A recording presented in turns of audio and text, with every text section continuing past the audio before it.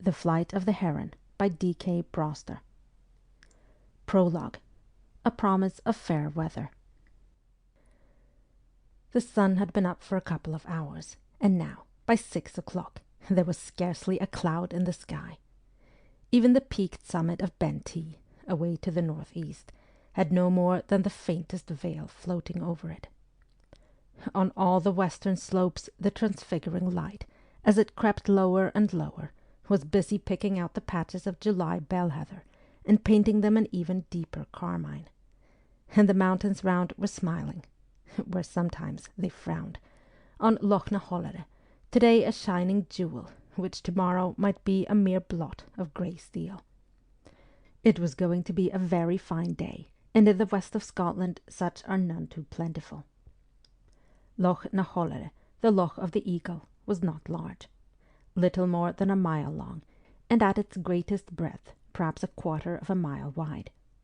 It lay among the encircling hills like a fairy pool come upon in dreams, yet it had not the desolate quality of the high mountain tarns, whose black waters lie shoreless at the foot of precipices. Loch na Hollere was set in a level space as wide as itself. At one end was a multitude of silver-stemmed birches, of whom some loved the loch, or their own reflection, so dearly that they leaned over it until the veil of their hair almost brushed its surface. And with these court ladies stood a guard of very old pines, severe and beautiful, and here and there the feathered bravery of a rowan tree. Everywhere underfoot lay a carpet of bog myrtle and cranberry, pressing up to the feet of the pungent-berried junipers and the bushes of the flaming broom, now but dying fires. And where the shore was widest, it unexpectedly sent out into the lake a jutting crag of red granite, grown upon in every cranny with heather, and crowned with 2 immense Scots pines. The loch's beauty, on this early summer morning of 1745, seemed at first to be a lonely and unappreciated loveliness, yet it was neither.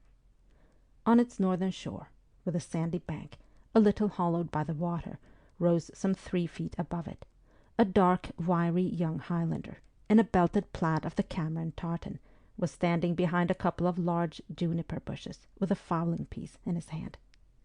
He, however, was plainly not lost in admiration of the scene, for his keen eyes were fixed intently on the tree-grown islet which swam at anchor in the middle of the loch, and he had all the appearance of a hunter waiting for his quarry. Suddenly he gave an exclamation of dismay. Round the point of the island had just appeared the head, shoulder, and flashing arm of a man swimming, and this man was driving fast through the barely rippled water, and was evidently making for the shore in his direction. The Highlander dropped out of sight behind the junipers, but the swimmer had already seen him. "Who's there?" he called out, and his voice came ringing imperiously over the water. "Stand up and show yourself." The discovered watcher obeyed, leaving the fowling-piece on the ground, and the swimmer, at some 10 yards' distance, promptly trod water, the better to see. "Oh, Lachlan," he exclaimed, "what are you doing there?" And, as the Highlander did not answer, but suddenly stooped and pushed the fowling-piece deeper into the heather at his feet, the occupant of the loch, with a few vigorous strokes, brought himself in until he was able to stand breast-high in the water. "Oh, come nearer," he commanded in Gaelic, "and tell me what you're doing, skulking there." The other advanced to the edge of the bank. "I was watching yourself, Machi Kellein," he replied in the same tongue, and in the sulky tone of one who knows that he will be blamed. "And why, in the name of the good being? Have you never seen me swim before?" "I had it in my mind that someone might steal your clothes," answered Lachlan McMartin, looking aside. "Amadane," exclaimed the swimmer, "there's no one between the Garry and the water of Arcig who would do such a thing, and you know it as well as I. Moreover, my clothes are on the other side, and you cannot even see them. No, the truth, or I will come out and throw you into the loch." And, balancing his arms, he advanced until he was only waist-deep, young and broad-shouldered, and glistening against the bright water and the trees of the island behind him. "Confess now, and tell me the reason in your heart."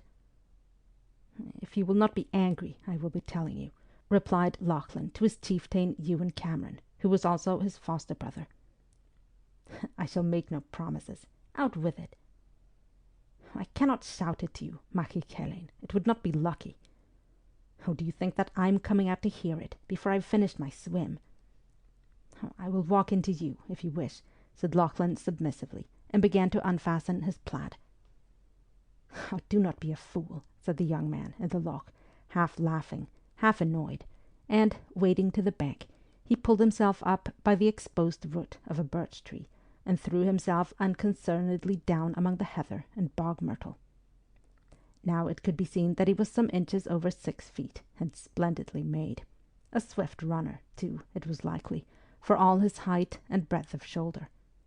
His thick auburn hair, darkened by the water to brown, was plaited for the nonce into a short pigtail like a soldier's.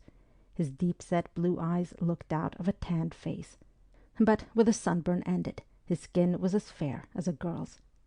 He had a smiling and determined mouth. "Now, tell me truly why you are lurking here like a grouse on bent tea," he repeated. The half-detected culprit glanced from the naked young man at his feet to the only partially concealed fowling-piece. "You will not be pleased, I'm thinking." "Oh, all the more reason for knowing, then," responded his chieftain promptly, hugging his bent knees. "I shall stay here until you tell me. Oh, gah, how these vegetables prick! And no, I do not want your plaid. I want the truth." "I'm here," began Lachlan Macmartin with great unwillingness, "because there's something in the loch which may bring you ill fortune, and—" "Oh, in the loch? What, an uske, a water-horse?" He was smiling. "No, not a water-horse, but my father says—" "It's a matter of the two sides. Angus has been seeing again. What was the vision?" But at that moment the speaker himself saw something, though not by the supernatural gift to which he was referring. He stretched out a wet, accusing arm and pointed towards the juniper bush. "What is that gun doing here?" And at the very plain discomposure on its owner's face, a look of amusement came into his own. "You cannot shoot a water-horse, Lachlan, not with a charge of small shot." "It is not a water-horse," repeated his foster-brother. He suddenly crouched down in the heather close to the swimmer. "Now listen, Machi Kelain," he said, in a low, tense voice. "My father is much troubled, for he had a seeing last night across the fire, and it concerned you. But whether for good or ill he could not tell, neither would he tell me what it was, save that it had to do with the heron." "What is a pity Angus cannot be more particular in his predictions," observed the young man flippantly, breaking off a sprig of bog myrtle and smelling it. "Well?" "Oh, you know that I would put the hair of my head under your feet," went on Lachlan Macmartin passionately. "Now, on the island yonder there lives a heron. Not a pair, but one only." The young chieftain laid a damp but forcible hand on his arm. "I will not have it, Lachlan, do you hear?" he said, in English. "I'll not allow that bird to be shot." But Lachlan continued to pour out Gaelic. "Oh, Ewan, marrow of my heart, ask me for the blood out of my veins, but do not ask me to let the heron live, now that my father has seen this thing. It is a bird of ill omen. One to be living there alone, and to be spying when you are swimming, and if it is not a bochcan, as I've sometimes thought, it may be a witch. Indeed, if I had one, I would do better to put a silver bullet." "Oh, stop," said the marrow of his heart peremptorily. "If my father Angus has any warning to give me, he can tell it into my own ear, but I will not have that heron shot, whatever he saw. Oh, what do you suppose the poor bird can do to me? Bring your piece here and unload it." Out of the juniper bush and the heather, Lachlan, rising, pulled the fowling-piece, and very slowly and reluctantly removed the priming and the charge. "Oh, yet it is an evil bird," he muttered between his teeth. "You must know that it is unlucky to meet a heron when one sets out on a journey." "Oh, yes," broke in Ewen Cameron impatiently, "in the same way that it is unlucky to meet a sheep or a pig, or a snake or a rat or a mouse, unless you kill them, or a hare, or a fox or a woman or a flat-footed man. and I know not what besides. Give me the gun." He examined it and laid it down. "Now, Lachlan, as you have not yet promised to respect my wishes in this matter, and a gun is easily reloaded, you shall swear on the iron to obey me, and that quickly, for I'm getting cold." Startled, the Highlander looked at his young chieftain to see whether he were serious when he suggested the taking of so great and inviolable an oath. But, unable from his expression to be sure, and being blindly, fanatically devoted to him, he obediently drew his dirk from its sheath, and was about to raise it to his lips to kiss it, when his foster-brother caught his arm. "No, I was jesting, Lachlan, and you do not keep your bedog very clean." "Not clean?" exclaimed its owner, lowering the formidable hiltless blade. Then he bit his lip. "Yegleshin, you're right. How came that rust there?" "A rust? It is blood." Ewen took it from him by its black handle of interlaced design, and ran a finger down it. "No, I'm wrong. It was only the early sun on the steel." For the weapon lay across his palm, spotless and shining, the whole foot and a half of it. The dark Lachlan had turned very pale. "Oh, give it to me, Machikellen, and let me throw it into the loch. Oh, it is not well to keep it, if we both saw what we saw." "No," said his master with more composure. "It is a good dirk, and too old a friend for that. What I imagined can only have been the memory of the times when it has grallocked a deer for us two." He gave it back. "We are neither of us Taisher, like your father. I forbid you to throw it away. Nor are you to shoot that heron. Do you hear?"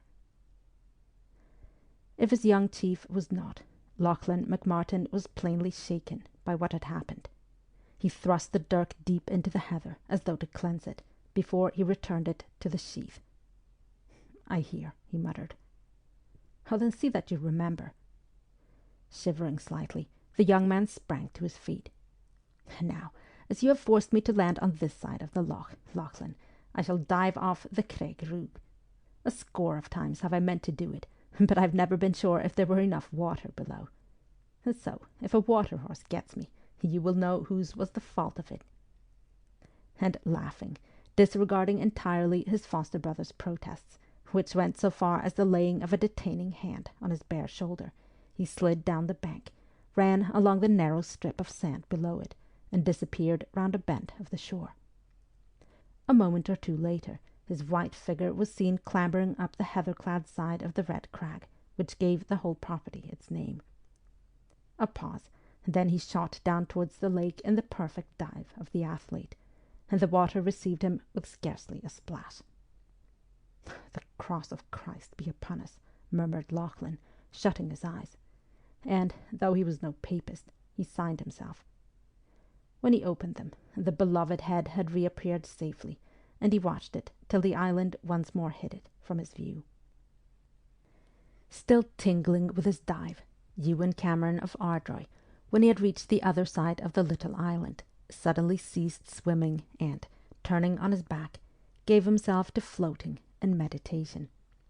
He was just 26 and very happy, for the sun was shining, and he felt full of vigour, and the water was like cold silk about him. And when he went into breakfast, there would be Alison, fresh as the morning, to greet him. A foretaste of the mornings to come, when they would greet each other earlier than that.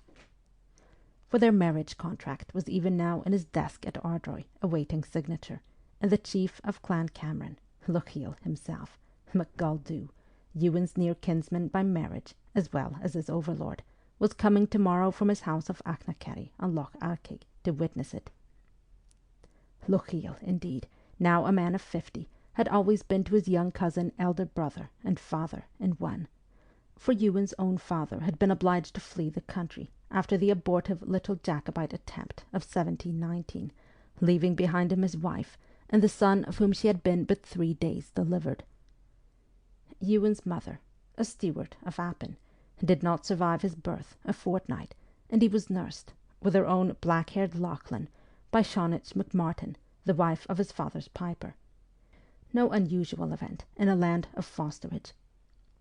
But after a while arrived Miss Cameron, the laird's sister, to take charge of the deserted house of Ardroy and to look after the motherless boy, who before the year ended was fatherless too, for John Cameron died of fever in Amsterdam, and the child of 6 months old became Machichelin, the head of the cadet branch of Cameron of Ardroy. Hence Ewen, with Miss Cameron's assistance and Lochiel's supervision, had ruled his little domain for as long as he could remember, save only for the 2 years when he was abroad for his education. It was there, in the Jacobite Society of Paris, that he had met Alison Grant, the daughter of a poor, learned, and almost permanently exiled Highland gentleman, a Grant of Glenmoriston, a plotter rather than a fighter.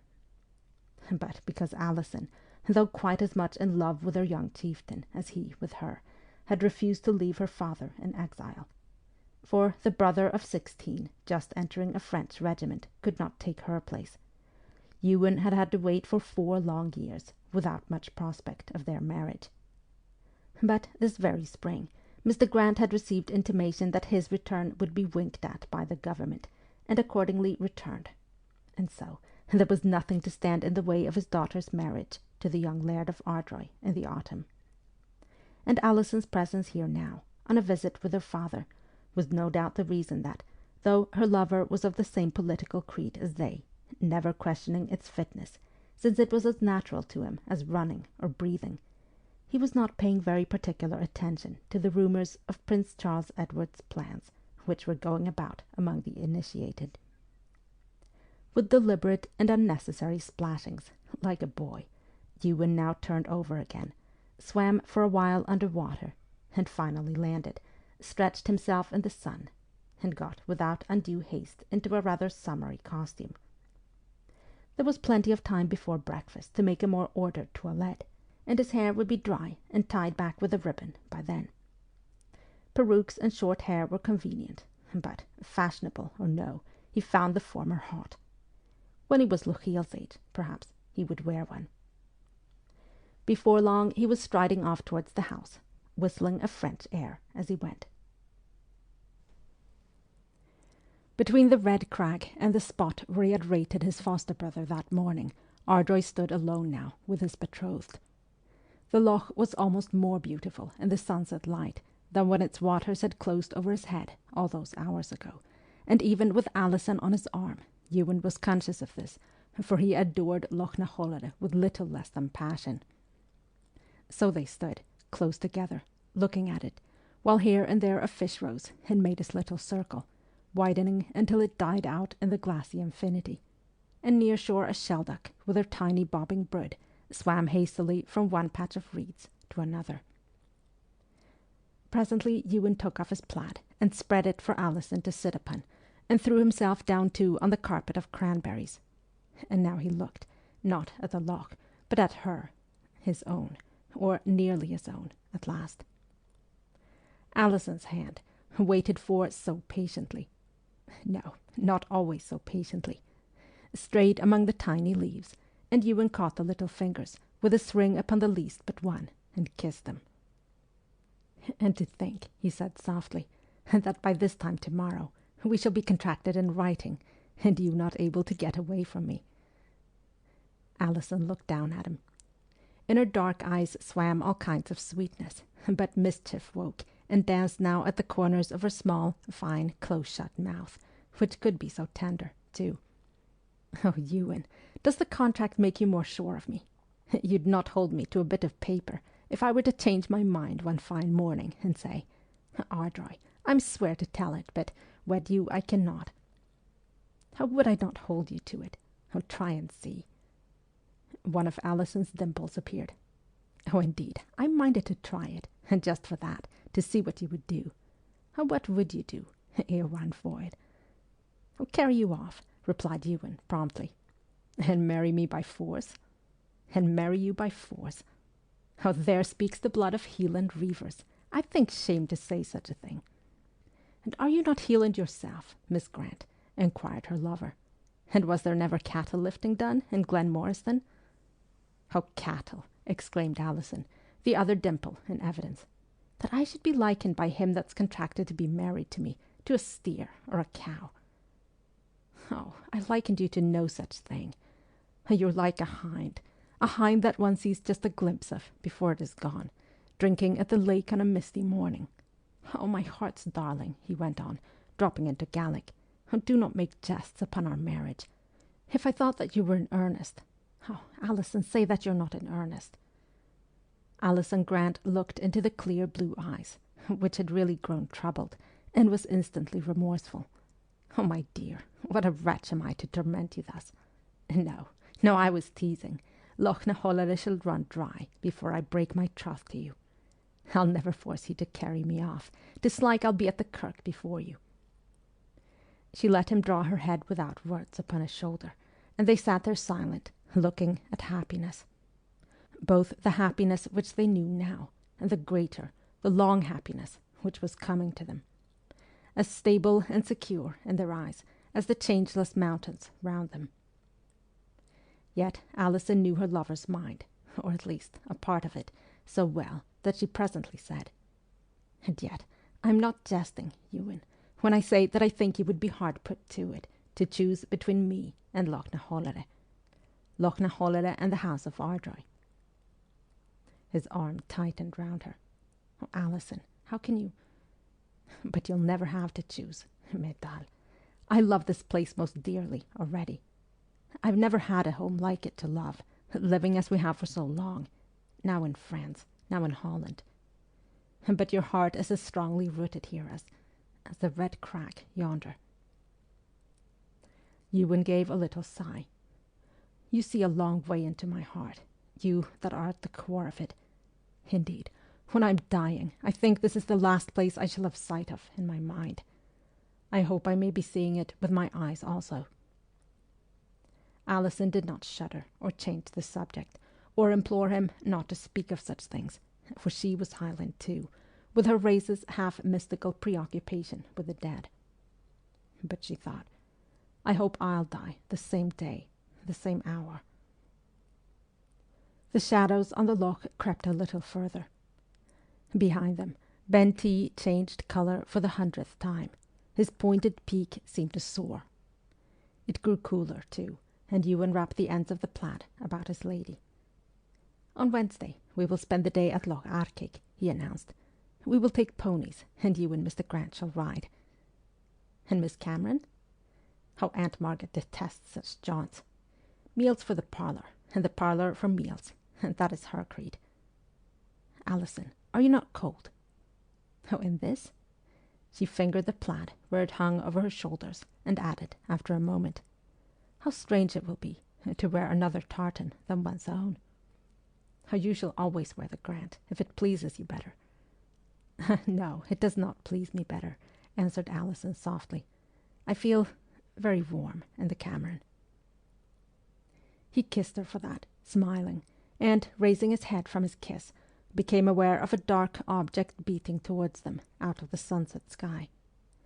It was the solitary Heron of the island, winging his strong way home with a deceptive slowness. The sight reminded Ewen of his morning's encounter with Lachlan, and he was about to tell Alison of it, when Fate's messenger, who for the last 5 minutes had been hurrying round the loch, came past the red crag of Ardroy, and Ewen's quick ear caught the snap of a breaking stick under the deerskin brogues. He looked quickly round. A bearded Highlander was trotting towards them, under the birches and pines. "Oh, it is Neil. What can he want? Oh, forgive me." He rose to his feet, and Neil McMartin, who was Lachlan's elder brother and Ewen's piper, broke into a run. "McGuldoo has just sent this by a man on horseback," he said, somewhat breathlessly, pulling a letter from his sporran. Ewen broke the seal. "Oh, perhaps it is to say that Lochiel cannot come tomorrow," he observed to his betrothed. But as he read, his face showed stupefaction. "Oh, great God!" Alison sprang to her feet. "Oh, Ewen, not bad news." "Oh, bad? No, no!" He waved Neil out of hearing and turned to her with sparkling eyes. "Oh, the prince has landed in Scotland."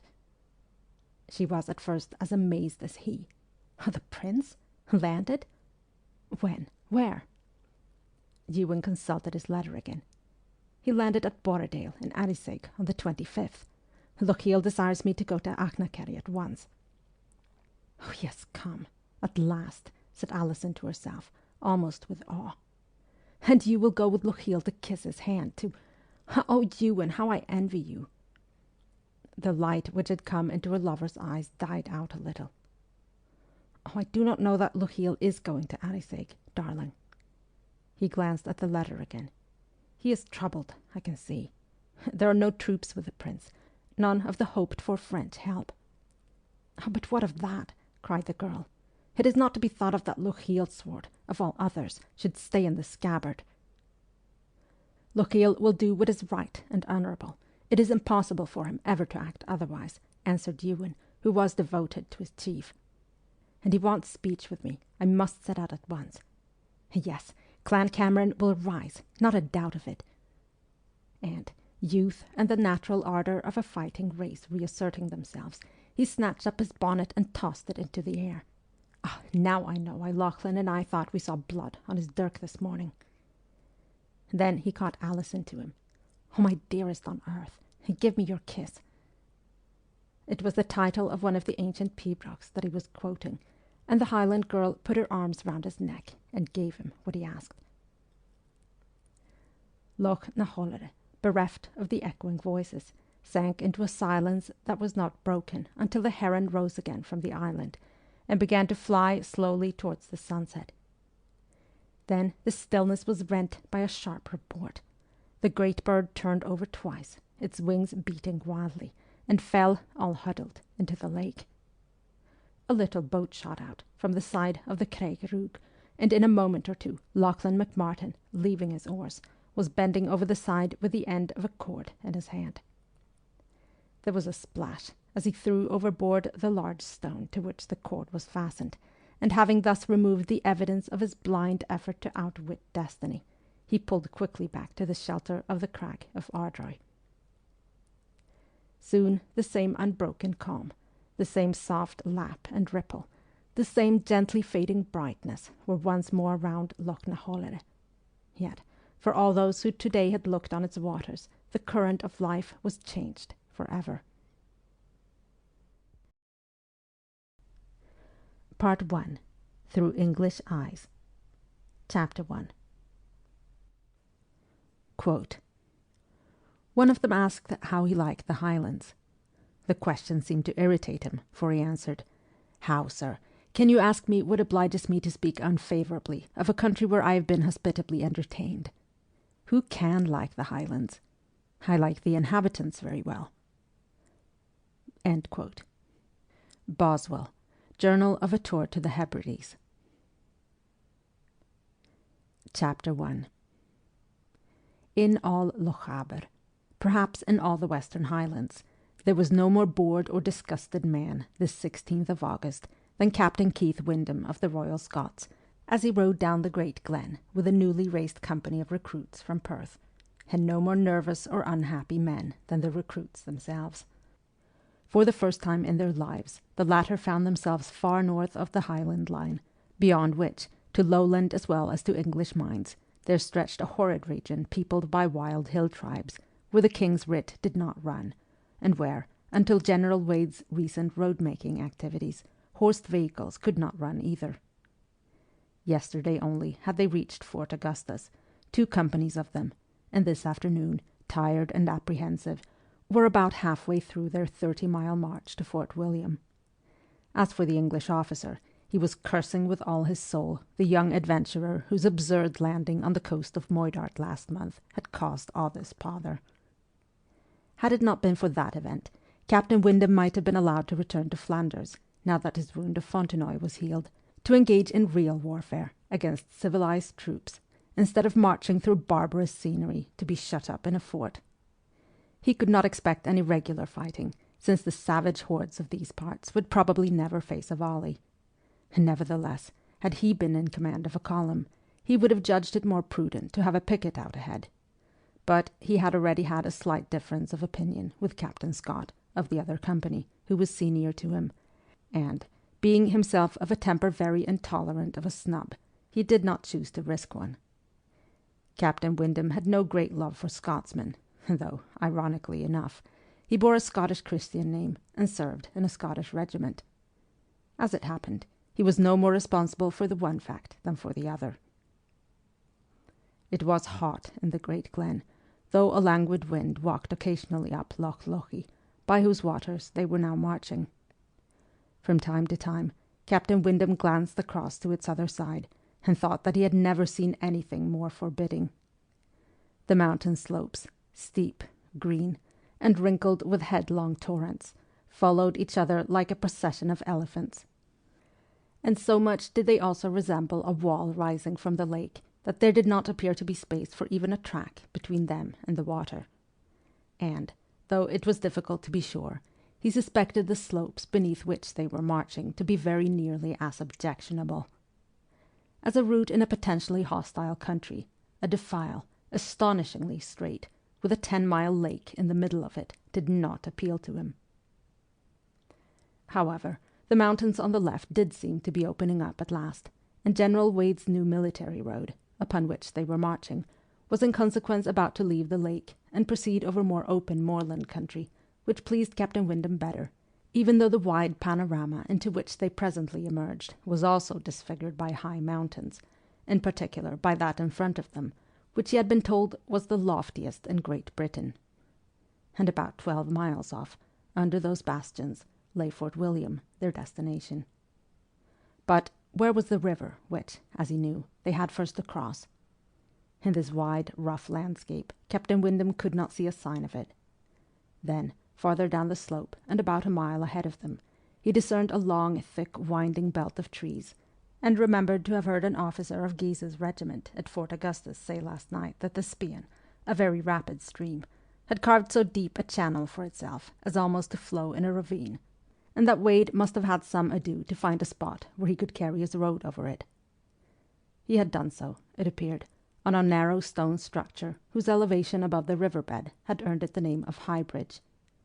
Indeed, the Englishmen now saw that the road which they were following was making for this deeply sunken river at an angle which suggested that General Wade had had little choice in the position of his bridge. Ahead of Captain Windham, on his mettlesome horse, the scarlet ranks tramped down the gently sloping road through the heather. Ahead of them again, at the rear of the foremost company, Captain Scott sat his white charger.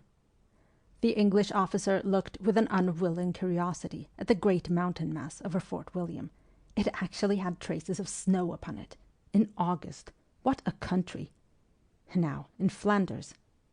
Oh, what the devil was that? It was, unmistakably, the skirl of a bagpipe, and came from the direction of the still invisible bridge. But if the bridge was not to be seen, something else was.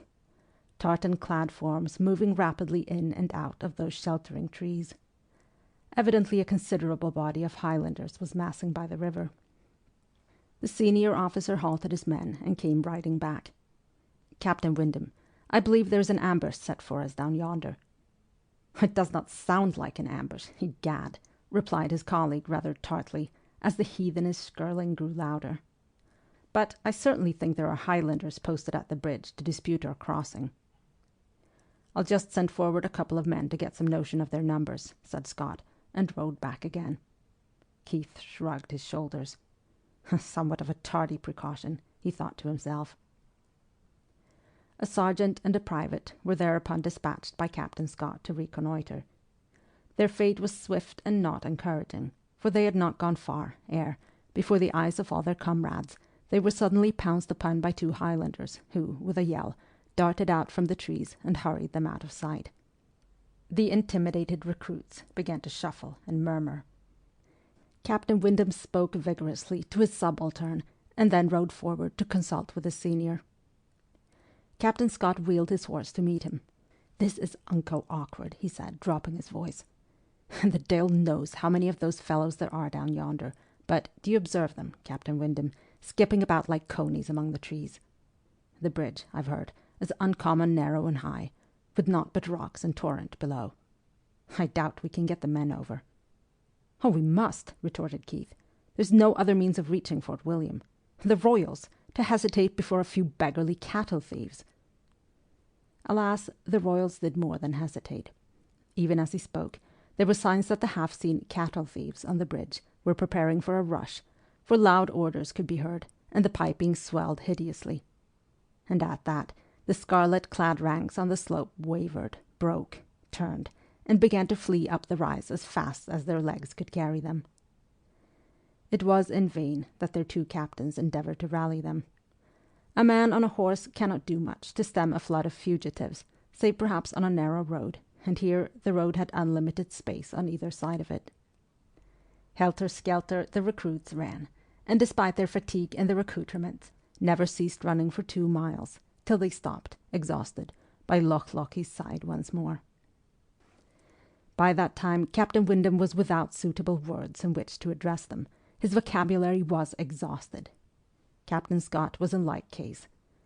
There was another hasty consultation beneath the unmoved stare of those steep green mountains. Scott was for sending back to Fort Augustus for a detachment of Guise's regiment to help them force the bridge, and Captain Windham, not seeing what else was to be done, concurred in this opinion. Meanwhile, the recruits should be marched at an easy pace in the direction of Fort Augustus to their junction with these reinforcements, which were, of course, to come up with all speed. There had been no sign of pursuit by the successful holders of the bridge, and it might be hoped that in a little the morale of the fugitives would be somewhat restored. Captain Scott thereupon suggested that Captain Windham should lend one of the lieutenants his horse, which was much faster than his own white charger, no other officers but they being mounted, but Keith objected with truth that a strange rider would never manage his steed, and offered to make over his company to his lieutenant, and himself ride back to Fort Augustus, if Captain Scott thought good. And Captain Scott hastily agreed to what both officers felt was a somewhat unusual course, justified by circumstances. To a man who, 3 months ago, had borne his part in the wonderful retreat at Fontenoy, that epic of steadiness under fire, and who had even been complimented by the Duke of Cumberland on his conduct, the last half-hour had been a nightmare of shame, and Keith Windham, glad to be able to extricate himself from it with the confidence that he was not abandoning his men on the eve of a fight, set spurs to his horse with great relief. He had gone about 5 miles along the loch, always with those abominable mountains on either side of him, when a report echoed soundingly among them, and a bullet struck the road a little ahead of him. His pulling, nervous horse reared and plunged, and Keith swore. He was not unobserved, then, and might very well be picked off by some unseen marksman up there. Bullets, however, did not discompose him like cowardice, and, cramming his hat farther down upon his head, he merely urged the animal to greater speed.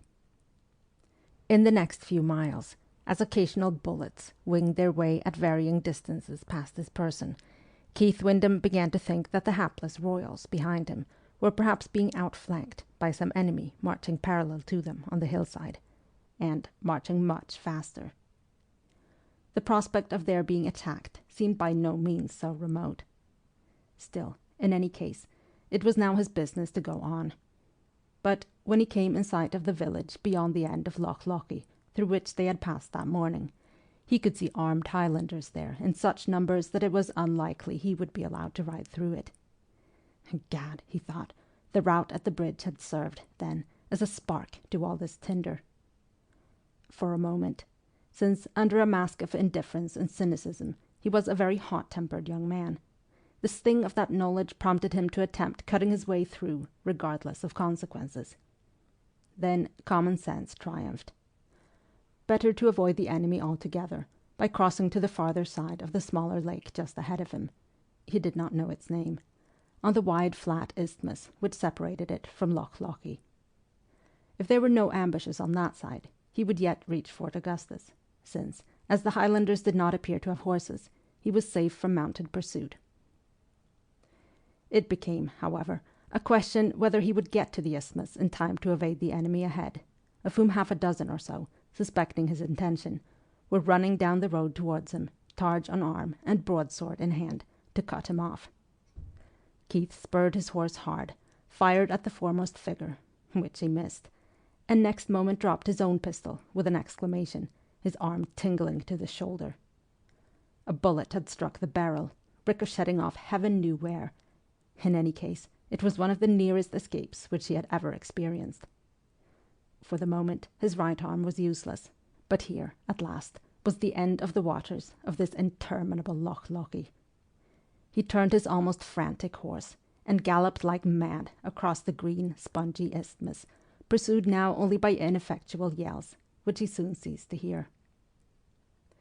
The neck of land, though narrow, was longer than he remembered. There were perhaps 2 miles of it before the next lake came to separate him from his enemies.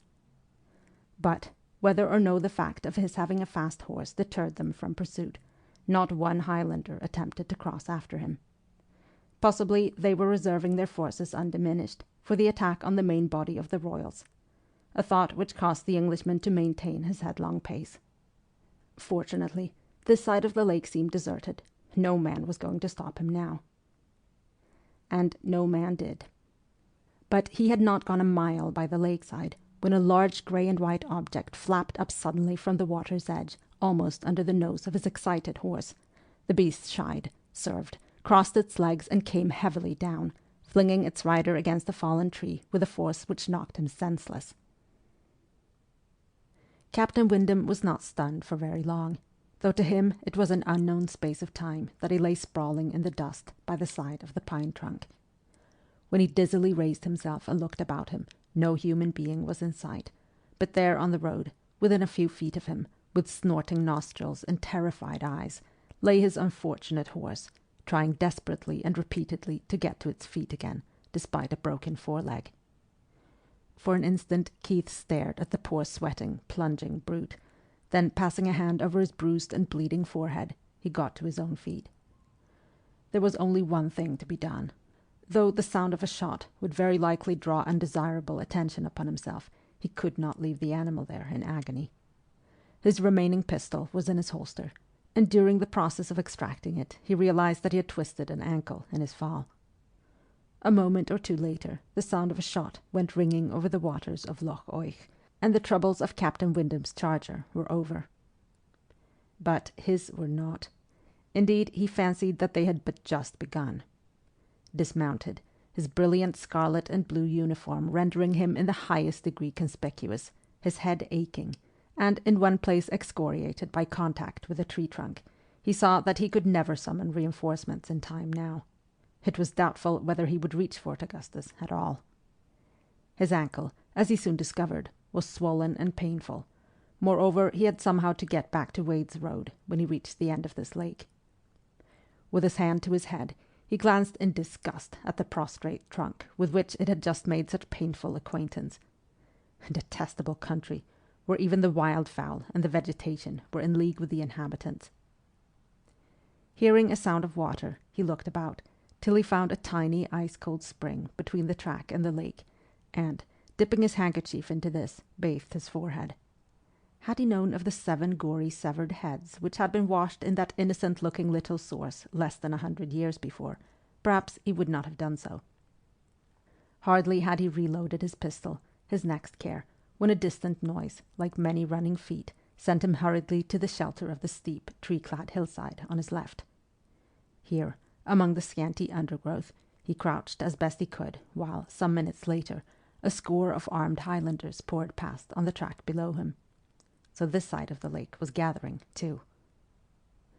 Captain Windham waited in his concealment until the way was clear and silent again, and then descended, since it was impossible for him to keep in cover, if he meant to reach Fort Augustus.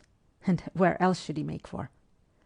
Leaning on the branch of oak which he had broken off to assist his steps, he began to trudge grimly forward. There soon came in sight, on its rock by the lakeside, the keep of Invergarry Castle. Captain Windham did not know that it belonged to the chief of Glengarry, but he was sure that it was the hold of some robber or other, and that he himself might not improbably see the inside of it. It looked ruinous, but that was no safeguard. On the contrary. And here were some dwellings, little roughly thatched buildings, but obviously inhabited. Yet all he saw of their occupants were a few white-haired children who ran screaming away, and one old woman at her door, who crossed herself devoutly at sight of him. So, to add to all their other vices, the people of these parts were papists.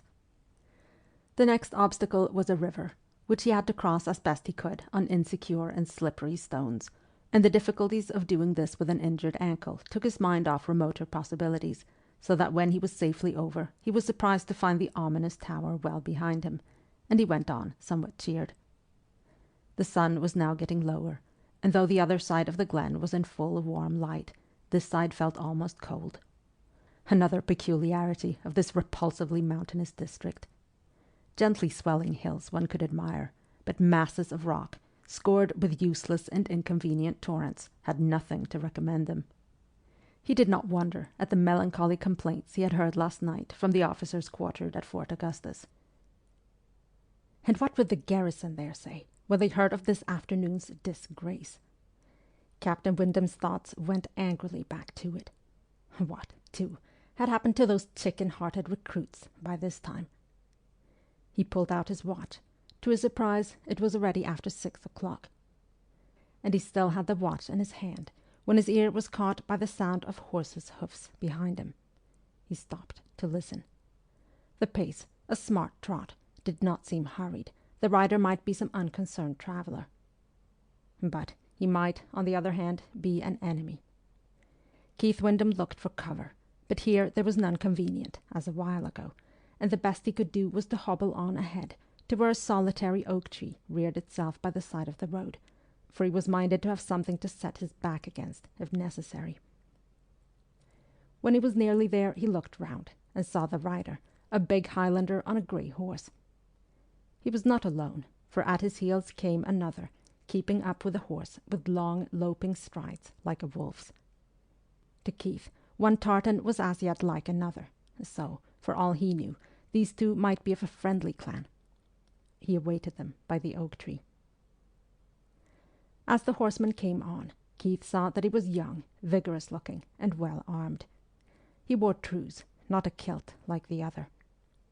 But as he came he rose in his stirrups and shouted something in which Keith clearly caught the word surrender. So, he was not friendly. Very well, then. Captain Windham raised the pistol which he had ready and fired, rather at the horse than the rider. The young Highlander, with a dexterity which he could not but admire, pulled aside the animal in the nick of time, and the shot missed. Keith's sword leapt out, as, with a yell, the man on foot flung himself past the horse towards him, dirk in hand. But the rider called out something in Gaelic, which had an immediate effect, for the gillie, or whatever he was, came to an abrupt stop, his eyes glowering and his lips drawn back, as like a wolf about to spring as possible. Meanwhile, to Keith's surprise, the horseman sprang to earth, flung the reins to his henchman, and came forward empty-handed. A magnificent specimen of young manhood, as the soldier could not help admitting. "I advise you to surrender, sir," he said courteously, lifting his bonnet, in which were fastened 2 eagle's feathers. "I'm sorry to take advantage of an injured man, but I have my chief's orders. You are completely cut off, and moreover, your men are all prisoners. Indeed, Captain Scott is at this moment in Lochiel's custody. If you will give up your sword, I shall be honoured to take you into mine." "How the deuce you will!" exclaimed Keith, secretly astonished at the polish of his manner. A man who wore a plaid. "And who are you, pray?" "Cameron of Ardroy," answered the young man. "Lochiel's second cousin," he added. "Oh, I don't care whose second cousin you are, Mr. Cameron of Ardroy," returned Captain Windham to this. "But if you think that you're going to have my sword for the asking, you and your cutthroat there, you are vastly mistaken." For, provided, but it was a big proviso, that the two did not rush upon him at once, he thought that he could deal with each separately. Splendidly built as this young Highlander was, lean, too, and doubtless muscular, he probably knew no more of swordplay than was required to wield that heavy basket-hilted weapon of his, and Captain Windham himself was a good swordsman. Yes, provided Lochiel's second cousin did not use the pistol that he wore, which, so far, he had made no motion to do, and provided that the wolf-like person remained holding the horse. "Oh, come on and take me," he said provocatively, flourishing his sword. "You're not afraid, surely, of a lame man." And he pointed with it to the rough staff at his feet. Under his tan, The large young Highlander seemed to flush slightly. "I know that you are lame, and your forehead is cut. You had a fall. I came upon your dead horse. That is why I do not wish to fight you. Give up your sword, sir. It is no disgrace. We are 2-1, and you are disabled. Do not, I pray you, constrain me to disable you further." "Oh, hang the fellow! Why did he behave so out of his cateran's role?" "Oh, you are considerate indeed," retorted Captain Windham mockingly. "Suppose you try first whether you can disable me further. Now, Mr. Cameron, as I don't intend to be stopped on my road by mere words, I must request you to stand out of my way." And, rashly, no doubt, since in so doing he no longer had one eye on that murderous-looking gilly, he advanced, sword in hand, upon his reluctant opponent. Frowning, and muttering something under his breath, the young man with the eagle's feathers at last drew his own weapon, and the blades rang together. 30 seconds of it, and Keith Windham knew that he had attacked a swordsman quite as good, if not better, than himself. Breathing hard, he was being forced back to the trunk of the oak again, and neither his aching head nor his damaged ankle was wholly to blame for this. Who said that broadsword play was not capable of finesse? This surprisingly scrupulous young barbarian could have cut him down just then, but he drew back when he had made the opening. The certitude of being spared irritated the soldier. He lost his judgment and began to fight wildly, and so the end came, for his sword was suddenly torn from his hand, sailed up into the oak tree above him, balanced a moment on a branch, and then fell a couple of yards away. And his adversary had his foot upon it in a second. As for Keith Windham, he leant back against the oak tree, his head all at once going round like a mill wheel, with the noise of a sluice, too, in his ears. For a flash, everything was blank. Then he felt that someone was supporting him by an arm, and a voice said in his ear, "Oh, drink this, sir, and accept my apologies. But indeed you forced me to it." Keith drank, and, though it was only water, sight was restored to him. It was his late opponent who had his arm under his, and who was looking at him with a pair of very blue eyes. "Yes, I forced you to it," confessed Captain Windham, drawing a long breath. "I surrender. I can do nothing else, Mr. Cameron." "Then I will take you home with me, and your hurts can be dressed," said the Highlander, showing no trace of elation. "We shall have to go back as far as the pass, but fortunately I have a horse." "Lachun, horvuntech." And the gilly, scowling, brought forward the grey. His captor loosed Keith's arm and held the stirrup. "Can you mount, sir?" "But I'm not going to ride your horse," said Keith, astonished. "It will not carry two of us. And what will you do, yourself?" "I? Oh, I will walk," answered the victor carelessly. "I assure you that I'm more accustomed to it. But you would never reach Ardroy on foot, lame as you are." And, as Keith hesitated, looking at this disturbing exponent of Highland chivalry, the exponent added, hesitating a little himself, "There's only one difficulty. If you are mounted, I fear I must ask you for your parole of honour." "Oh, I give it you, and that willingly," answered Keith, with a sudden spurt of good feeling. "Here's my hand on it, if you like, Mr. Cameron." Part 1, Chapter 2. If to ride along a road in these mountain solitudes was distasteful, to be following a mere track, and that a very steep one, in amongst their very folds, was worse. When first he had seen the path which they were to ascend, and the V-shaped depression, sharp against the sunset sky, up to which it led, Captain Windham had with difficulty repressed an exclamation of alarm. However, he could not really believe that Mr. Cameron of Ardroy was taking him up this terrifying route in order to slay him, since he could already have done this with so much less trouble on level ground. Therefore, though he had raised his eyebrows, he had said nothing. After all, it was the horse, and not he, who had to do the climbing. And now they were halfway up. The wolf-like attendant, carrying the surrendered sword, kept in the rear, but Captain Windham was almost physically conscious of his frown behind him. This unattractive person was, he felt, no willing party to his capture. He would much have preferred that the redcoats should have been left cold beneath the oak tree. Meanwhile his master, the young chieftain, or whatever he was, walked with a mountaineer's elastic step at the horse's head, occasionally taking hold of the bridle. Rather silent, but uncommonly well-made and good-looking, thought his captive again, glancing down at him. Captain Windham's own dark, rather harsh features were not unpleasing, save when he frowned, which he was somewhat given to doing, nor were they devoid of a certain distinction, and he had really fine hazel eyes.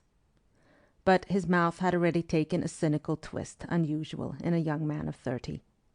If he had a passion left in life, it was military ambition. Earlier he had known others, and they had brought him nothing but unhappiness. As a boy he had had an extraordinary devotion to his lovely mother, whom he had not been alone in thinking fair. But she too was ambitious, and her second marriage, to the Earl of Stowe, with its attendant advantages, was more to her than the claims of her own son.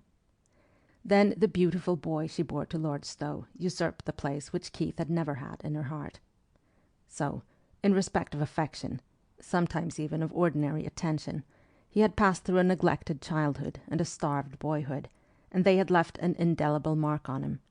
More indelible, though he did not guess it, than the scars of another woman's betrayal of him 4 years ago. The consequence was that at 30, with a nature at bottom passionate and impulsive, he had become as disillusioned, as little prone to enthusiasms, as a man of twice his age. His creed was that it was a mistake to desire anything very much, a fatal mistake to desire a place in any person's affections, or to admit anyone, man or woman, to a place in your own. By the end of life, no doubt, every human being had discovered this truth. He had done so early, and could count himself the more fortunate. At the same time, it needed a rather different kind of detachment to take his present situation philosophically, and yet, to his own surprise, Keith Windham knew that he was doing so, even though he had by now gleaned from his captor the later history of the day's disaster, and had learned its mortifying completeness. Matters had fallen out for the unfortunate recruits, almost exactly as Captain Windham had afterwards feared. For another body of Highlanders was following them unseen on the hillside, and near the head of Loch Lochy further progress had been barred by those who had attempted to stay Keith himself. Though Captain Scott too had tried to cross the isthmus, it was impossible, since more Highlanders were hastening to the spot from that direction also.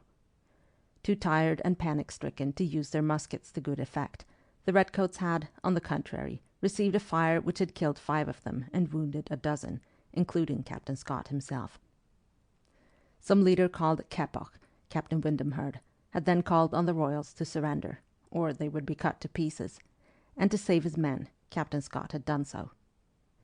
Immediately on this had come up Ewen Cameron's chief, Lochiel, who had been asked for assistance, with a number of his clan, including the present narrator, had taken charge of the prisoners and marched them off to his house of Achnacarry. But as the Highlanders from the far side of Loch Oich reported having seen a dead charger on the road, and one company of the redcoats was plainly captainless, Lochiel had sent his young kinsman, since he happened to be mounted, in pursuit of the missing officer. And at this point, the officer in question had remarked rather stiffly that he trusted Mr. Cameron knew that his absence from the scene of conflict was due only to his having gone for reinforcements, and Mr. Cameron had replied politely that no other explanation had even occurred to him. They were at the top of the pass at last, and had a fine view before them. But the captive did not find it so, the mountains being too high for his taste, and the downward path too steep. Stones rolled away from beneath the grey's hoofs. Now and then he slipped a trifle, for which his owner, leading him carefully by the bridle, apologized. He would not have come this way, he said, but that it was the shortest from the spot where he and Captain Windham had chanced to meet, as he put it. And then, all at once, the descent was less steep, and they were looking down on a glen among the mountains, with a little lake, some signs of cultivation, grazing sheep and cattle, and in the midst of trees the roof and chimneys of a house, whence a welcome smoke ascended. "There is Loch na Hollere," said the young Highlander at Captain Windham's bridle, pointing to the sheet of water, and he paused after he said it, because, though Captain Windham could not guess it, he never came upon the loch from any point of the compass, without a little fountain of joy bubbling up and singing to itself in his heart. "And there is the house of Ardroy, our destination. I am sure that you will be glad of a meal and a bed, sir." Keith admitted it, and the descent continued, in the face of the sunset afterglow. His captor did not live in a cave, then. But the Englishman had abandoned that idea some time ago. Indeed, Mr. Cameron was apparently a landed proprietor with tenants, for besides sheep, goats, and cows, there were a good many roughly constructed cottages scattered about. By and by, skirting the end of the little lake and its birch trees, they struck into another track, and Keith saw the house in front of him, a simple but not undignified 2-storied building, of which one end was slightly lower than the other, as if it had been added to. Over the porch was a coat of arms, which successive layers of whitewash had made difficult to decipher. "I expect that my aunt, who keeps house for me, and my guests are already supping," observed the young owner of this domain, assisting his prisoner to dismount. "We will join them with as little delay as possible. Excuse me if I precede you." He walked in and opened a door on his right. "Aunt Margaret, I've brought a visitor with me." From behind him, the visitor could see the large raftered room, with a long table spread for a meal and a generous hearth, by which were standing an elderly man and a girl. But in the foreground was a middle-aged lady, well dressed and comely, exclaiming, "My dear Ewen, what possesses you to be so late? And what's this we hear about a brush with the elector's troops near Loch Lochy? Oh, mercy on us, who is this?" "A guest whom I have brought home with me from the glen," replied the latecomer. "Yes, there has been a skirmish. Captain Windham, let me present you to my aunt, Miss Cameron, to Miss Grant, and to Mr. Grant, sometime of Inverwick." Keith bowed, and the two ladies curtsied. "You're just going to sit down to supper?" queried the master of the house. "We shall be glad of it. And afterwards, Aunt Margaret, pray find some bandages and medicaments for Captain Windham, who has met with a bad fall." "I had perhaps better tell you, madam," interpolated Keith at this point, holding himself rather erect, "that, though Mr. Cameron is kind enough to call me a guest, I am in reality his prisoner. But not one who will put you to any inconvenience of wardership," he added quickly, seeing the look which passed over the lady's expressive countenance. "I have given Mr. Cameron my parole of honour, and I assure you that even the elector's officers observe that." For he believed so, then. Miss Cameron surveyed him with humour at the corners of her mouth. "Every country has its own customs, Captain Windham. Now, I warrant you never speak but of the Pretender in London. You are English, sir?" "I have that disability, madam." "Well, well," said Miss Cameron, breaking into a smile. "Even at that, no doubt you can eat a Highland supper without choking. But take the captain, Ewen, and give him some water, for I'm sure he'll be wanting to wash off the traces of battle." "I should be grateful indeed," began Keith uncomfortably, wondering how much blood and dirt still decorated his face. But his captor broke in. "You must not think that I am responsible for Captain Windham's condition, Aunt Margaret. His horse came down as he was riding to fetch reinforcements from Kilcomane, and he was disabled before ever I overtook him." "An accident, sir? Or was the poor beast shot?" queried Miss Cameron. "An accident, madam," responded Keith. "A heron, I presume it was, rose suddenly from the lake and startled him.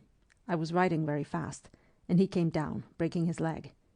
I twisted my ankle, besides being stunned for a while, so that I must apologize if my appearance—" And this time he put up his hand to his forehead. "A heron, did you say?" exclaimed Ewen Cameron's voice beside him, surprised and almost incredulous. "A heron brought your horse down?" "Yes," replied Keith, surprised in his turn. "Why not, Mr. Cameron? An unusual mischance, I dare say, and none of my seeking, I assure you, but it is true." "I don't doubt your word, sir," replied the young man, yet there was something puzzled in the gaze which he turned on his prisoner.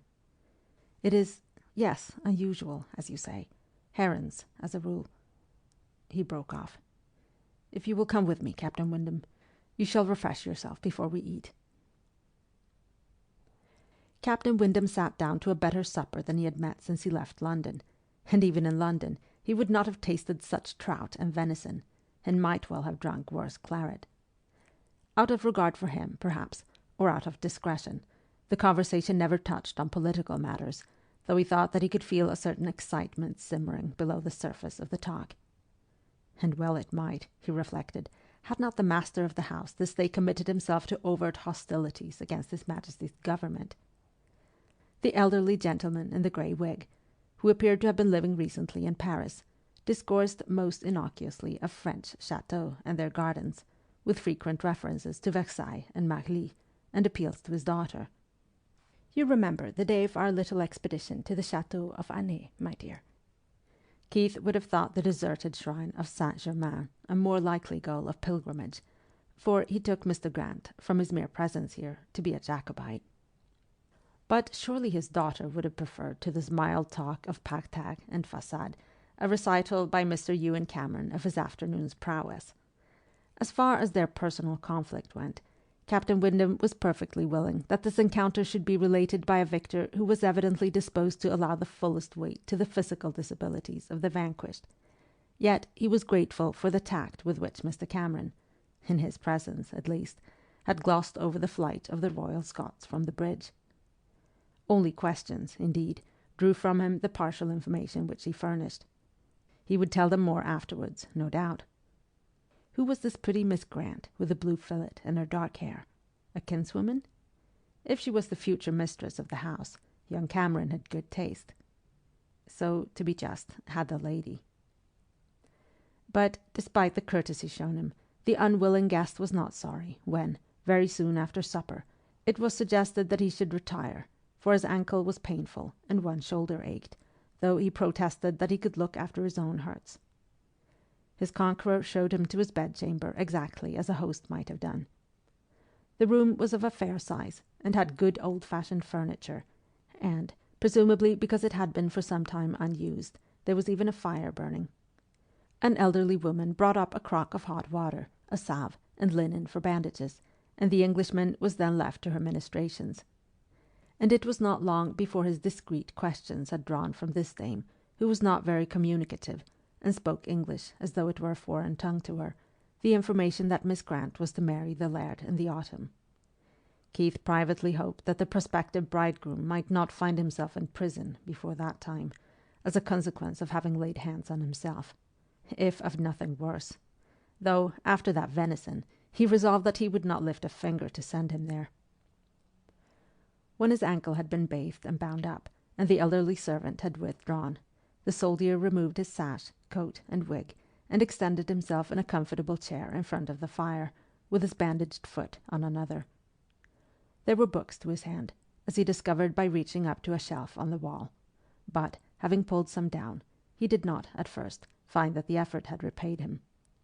He had captured a Terence, a Horace, Télémaque, and Montesquieu's Lettres persanes. They all had Ewen Cameron's name written in them. Keith whistled.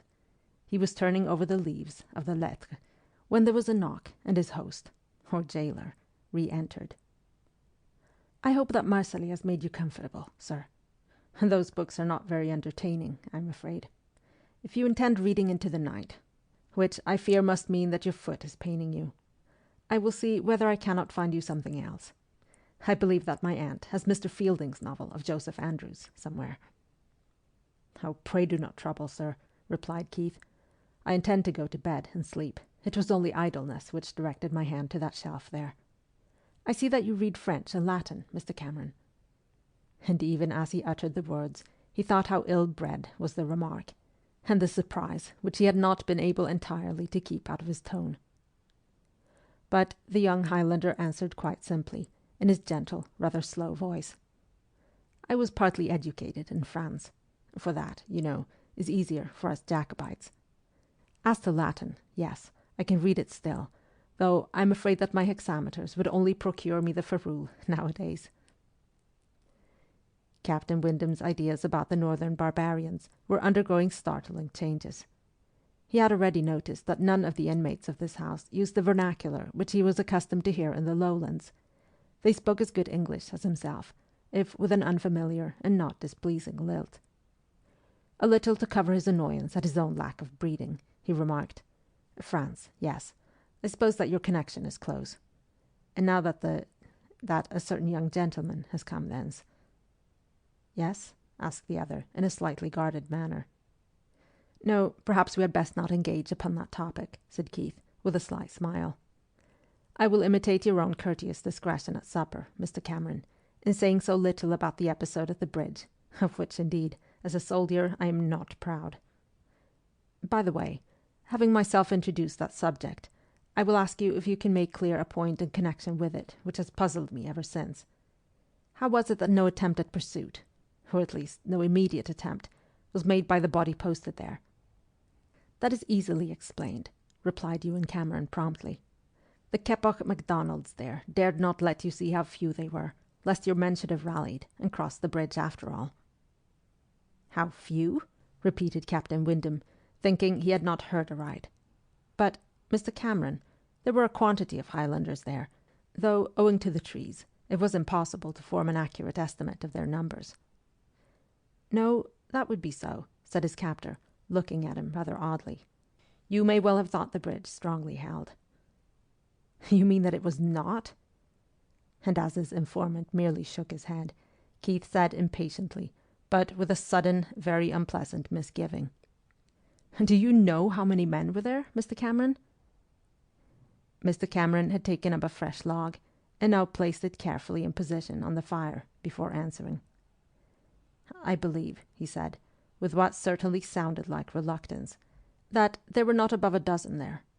To be precise, 11 men and a piper." Keith's fingers closed on the arms of his chair. "Are you jesting, sir?" "Not in the least," replied the young man, without any trace either of amusement or of elation. "I know it to be a fact, because I spoke afterwards with their leader, MacDonald of Tiendrich. They used an old trick, I understand, to pass themselves off as more than they really were." He continued to look at the fire. Captain Windham, with a suppressed exclamation, had lowered his injured foot to the ground, and then remained silent, most horribly mortified.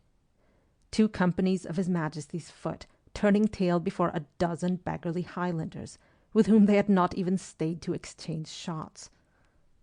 The solace, such as it had been, of reflecting that the recruits had in the end been surrounded and outnumbered, was swept clean away, for he knew now that they would never have come to this pass but for their initial poltroonery. Keith had lost all desire for further converse, and every instinct of patronage was dead within him. Why the devil had he ever asked that question? "I think, sir," observed his captor, turning round at last, "that it would be better, would it not, if you went to bed? I hope that you've been given everything that is necessary." "Everything, thank you," replied Keith shortly. "And also, just now, something that I could well have done without." He tried to speak lightly, yet nothing but vexation, he knew, sounded in his tone. "I am sorry," said the Highlander gravely. "I would not have told you the number, had you not pressed me for it. Forget it, sir." He went to the door. "I hope that your injured ankle will not keep you awake." That ill office was much more likely to be performed by the piece of news which he had presented to the sufferer. 11 men and a piper," repeated Captain Keith Windham of the Royal Scots when the door was shut, and with his sound leg he drove his heel viciously into the logs of Highland pine.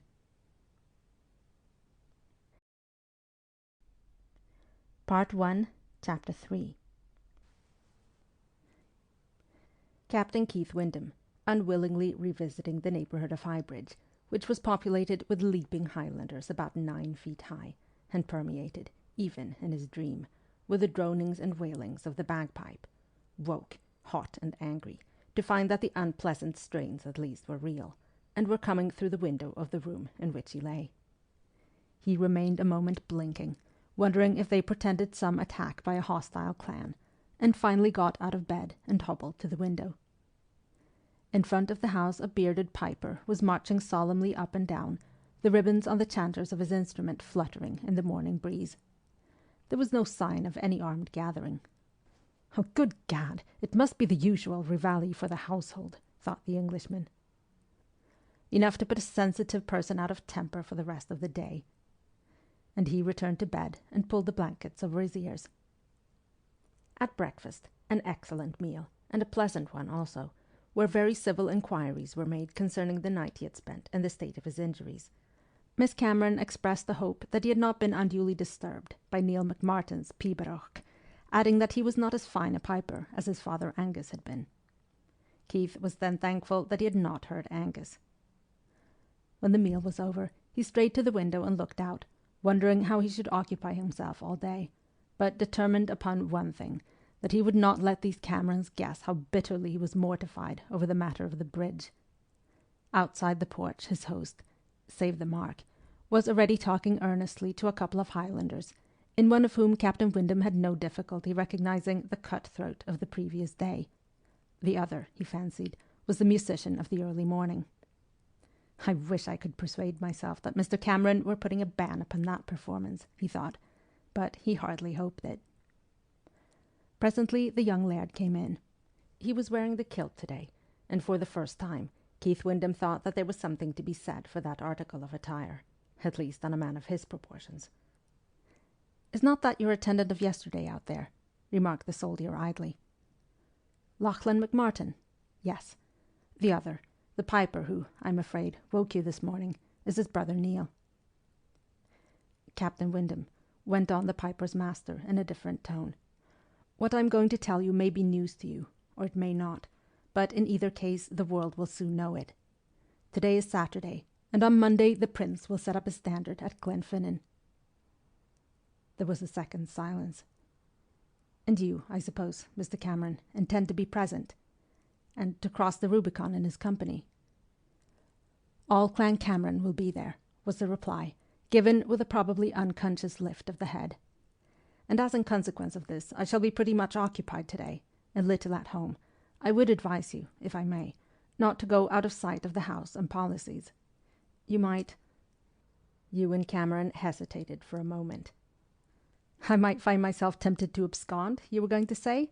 struck in his captive, and saw at once, from the bleak look which came into those blue eyes, that his pleasantry did not find favour. "I should not dream of so insulting you," replied Ardroy coldly. "I was merely going to say that it might not be over safe for you, in that uniform, if you did." And as he was evidently quite offended at the idea that he could be supposed to harbour such a suspicion of his prisoner, there was nothing for the latter to do but to beg his pardon, and to declare that he had spoken, as indeed he had, in the merest jest. But perhaps this young mountaineer cannot take a jest, he thought to himself when they had parted. I'll make no more, at least outwardly. But he was not to keep this resolution. And indeed he had little but occasional glimpses of young Ardroy, or of any of the family, that morning. The whole place was in a bustle of preparation and excitement. Tenants were, Keith surmised from various indications, being collected and armed, though only single Highlanders, wild and unintelligible persons, appeared from time to time in the neighbourhood of the house. Miss Cameron and Miss Grant seemed to be equally caught up in the swirl, and Mr. Grant was invisible. The only idle person in this turmoil, the captive Englishman, sat calmly on the grass plot at a little distance from the house, with the history of the adventures of Mr. Joseph Andrews in his hand, half amused to see the inhabitants of this ant-heap, and thus he thought of them, so busy over what would certainly come to nothing, like all the other Jacobite attempts. And yet he reflected that, for all the futility of such preparations, those who made them were like to pay very dearly for them. Ewen Cameron would get himself outlawed at the least, and somehow he, whom Ewen Cameron had defeated yesterday, would be sorry. The young Highlander had certainly displayed towards his captive foe the most perfect chivalry and courtesy, and to this latter quality Keith Windham, who could himself at will display the most perfect rudeness, was never blind. And yet, a sardonically comforting reflection, a rebel must find the presence of an English soldier not a little embarrassing at this juncture. It was partly a desire to show that he too possessed tact, and partly pure boredom, which caused Captain Windham, in the latter half of the afternoon, to disregard the warning given him earlier, and to leave the neighbourhood of the house. He helped himself to a stout stick on which to lean in case of necessity, though his ankle was remarkably better and hardly pained him at all, and started to stroll along the bank of the loch. Nobody had witnessed his departure. And in the mild, sometimes obscured sunshine, he followed the path round to the far side, thinking that could the little lake only be transported from these repellent mountains and this ugly purple heather into more civilized and less elevated surroundings, it would not be an ill piece of water. Arrived on the farther side, he began idly to follow a track which led away from the lake and presently started to wind upwards among the heather. He continued to follow it without much thinking of what he was doing, until suddenly it brought him round a fold of the mountainside to a space of almost level ground where, beside a group of pine trees, stood 3 low thatched cottages. And there Captain Windham remained staring, not exactly at the cottages, nor at the score or so of Highlanders, men, women, and children, in front of these dwellings, with their backs turned to him, but at the rather puzzling operations which were going forward on top of the largest croft. At first, Captain Windham thought that the man astride the roof, and the other, on the short ladder, must be repairing the thatch, until he saw that, on the contrary, portions of this were being relentlessly torn off. Then the man on the roof plunged in his arm to the shoulder, and drew forth something round and flat, which he handed to the man on the ladder, who passed it down. Next came something long that glittered, then another round object, then an unmistakable musket. And with that, Keith realized what he was witnessing: the bringing forth of arms which should have been given up at the Disarming Act of 1725, but which had been concealed and saved for just such an emergency as the present. Now there came bundling out several broadswords tied together, and another musket. But a man in a bright scarlet coat with blue facings and long white spatterdashes is altogether too conspicuous a figure in a mountain landscape, and Keith had not in fact been there more than a minute before a boy who had turned to pick up a targe saw him, gave a yell, and pointing, screamed out something in Gaelic. Every face was instantly turned in the intruder's direction, and moved by the same impulse, each man snatched up a weapon and came running towards him, even he on the roof sliding down with haste. Captain Windham was too proud to turn and flee, nor would it much have advantaged him. But there he was, unarmed save for a staff, not even knowing for certain whether these hornets upon whose nest he had stumbled were Mr. Cameron's tenants or no, but pretty sure that they would not understand English, and that he could not therefore convince them of his perfect innocence. Deeply did he curse his folly in that moment. He had at any rate the courage not to attempt to defend himself. On the contrary, he deliberately threw his stick upon the ground, and held out his hands to show that they were empty. The foremost Highlander, who was brandishing one of those unpleasant basket-hilted swords, hesitated, as Keith had hoped, and shouted something, on which the rest rushed round, and as many hands as possible laid hold of Captain Windham's person. He staggered under the impact, but made no resistance, for, to his great relief, he had already recognized in the foremost assailant with the broadsword the scowling visage of Lachlan McMartin, and beside him the milder one of his brother Neil, Mr. Cameron's piper. Even if they did not understand English, these two would at least know who he was. "I am your master's prisoner," he called out, wishing the others would not press so upon him as they clutched his arms. "You had better do me no harm." In Lachlan's face there was a sort of sullen and unwilling recognition. He spoke rapidly to his brother, who nodded and gave what was presumably an order.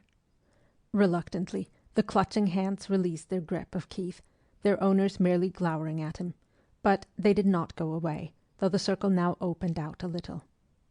A couple of women had joined the group, and a small child or two. All talked excitedly.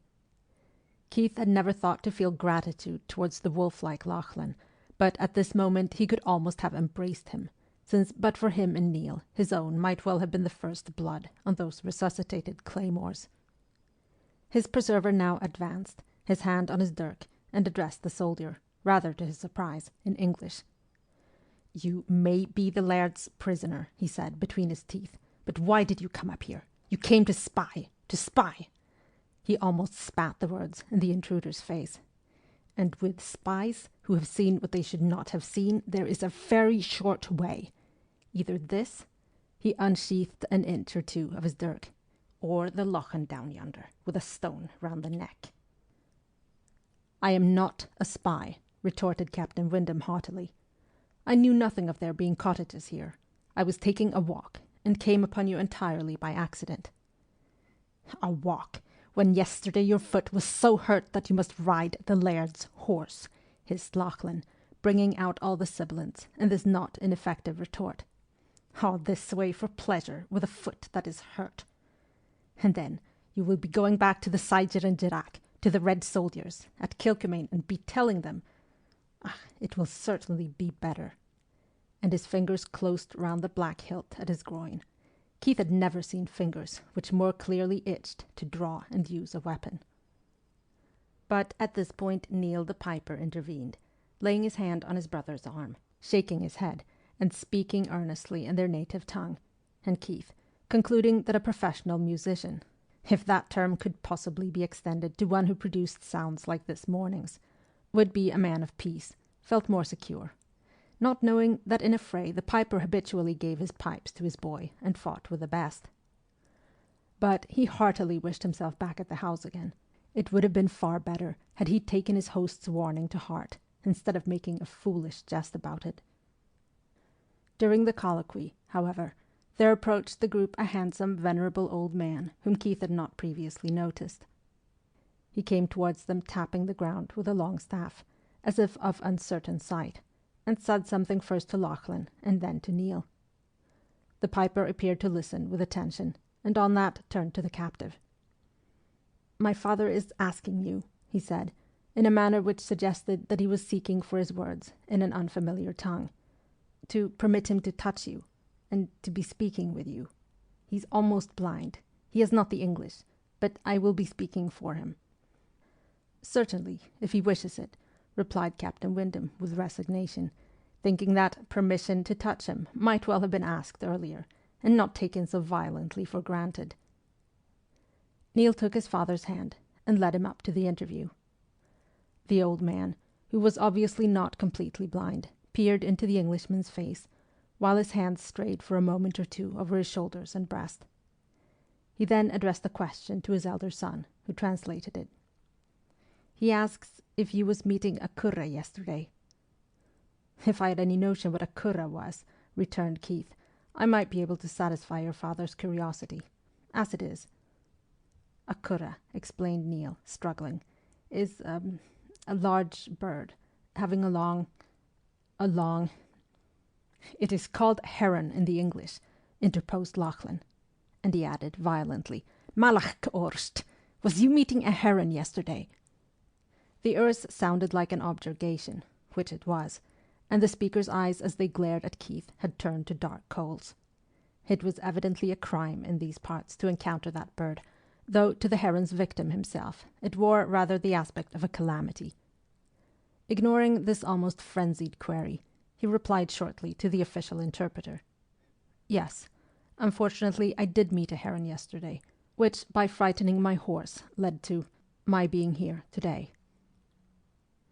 Lachlan McMartin smote his hands together with an exclamation which seemed to contain as much dismay as anger, but Neil contented himself with passing on this information to his parent, and after a short colloquy turned once more to the Englishman.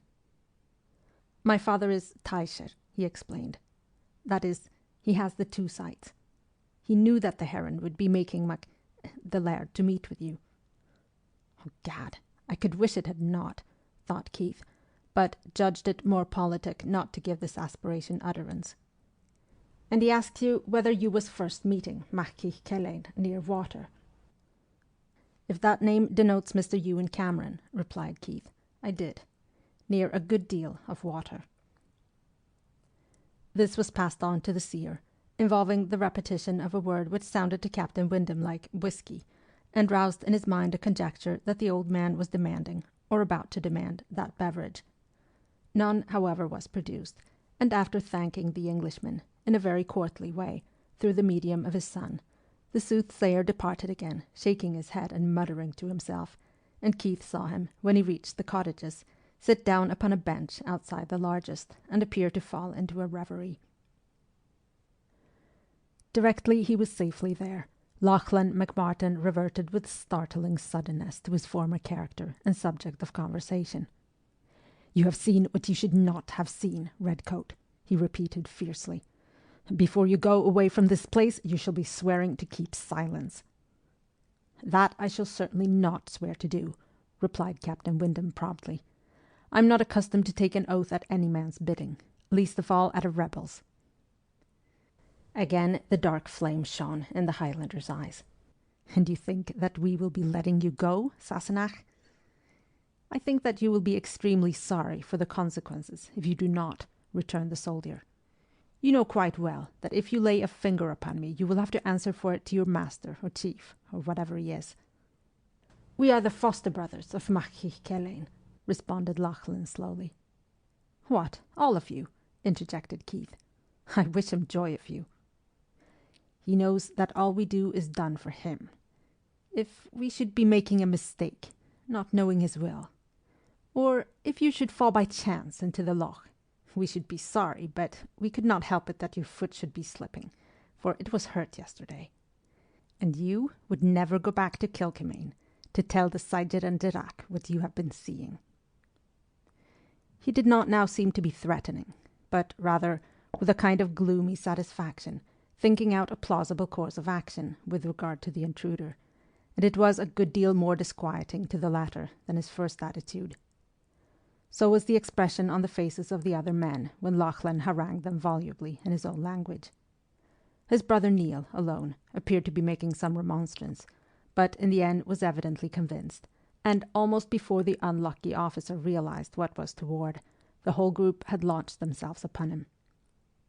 Keith Windham fought desperately, but he had no chance at all, having been surrounded and almost held from the outset, and in a moment he was borne down by sheer weight of numbers. Buttons came off his uniform. His wig was torn bodily from his head by some assailant who probably imagined that he had hold of the Sassenach's own hair. He was buffeted and nearly strangled, and lay at last with his face pressed into the heather, one man kneeling upon his shoulders, while another tied his hands behind his back, and a third, situated upon his legs, secured his ankles. Outraged and breathless, the soldier had time for only two sensations: surprise that no dirk had yet been planted in him, and wonder whether they really meant to take him down and throw him into the lake. The struggle had been conducted almost in silence, but conversation broke out again now that he was overpowered. Only for a moment, however, then, as suddenly, it ceased, and the heavy, bony knees on Captain Windham's shoulder-blades unexpectedly removed themselves. A sort of awestruck silence succeeded.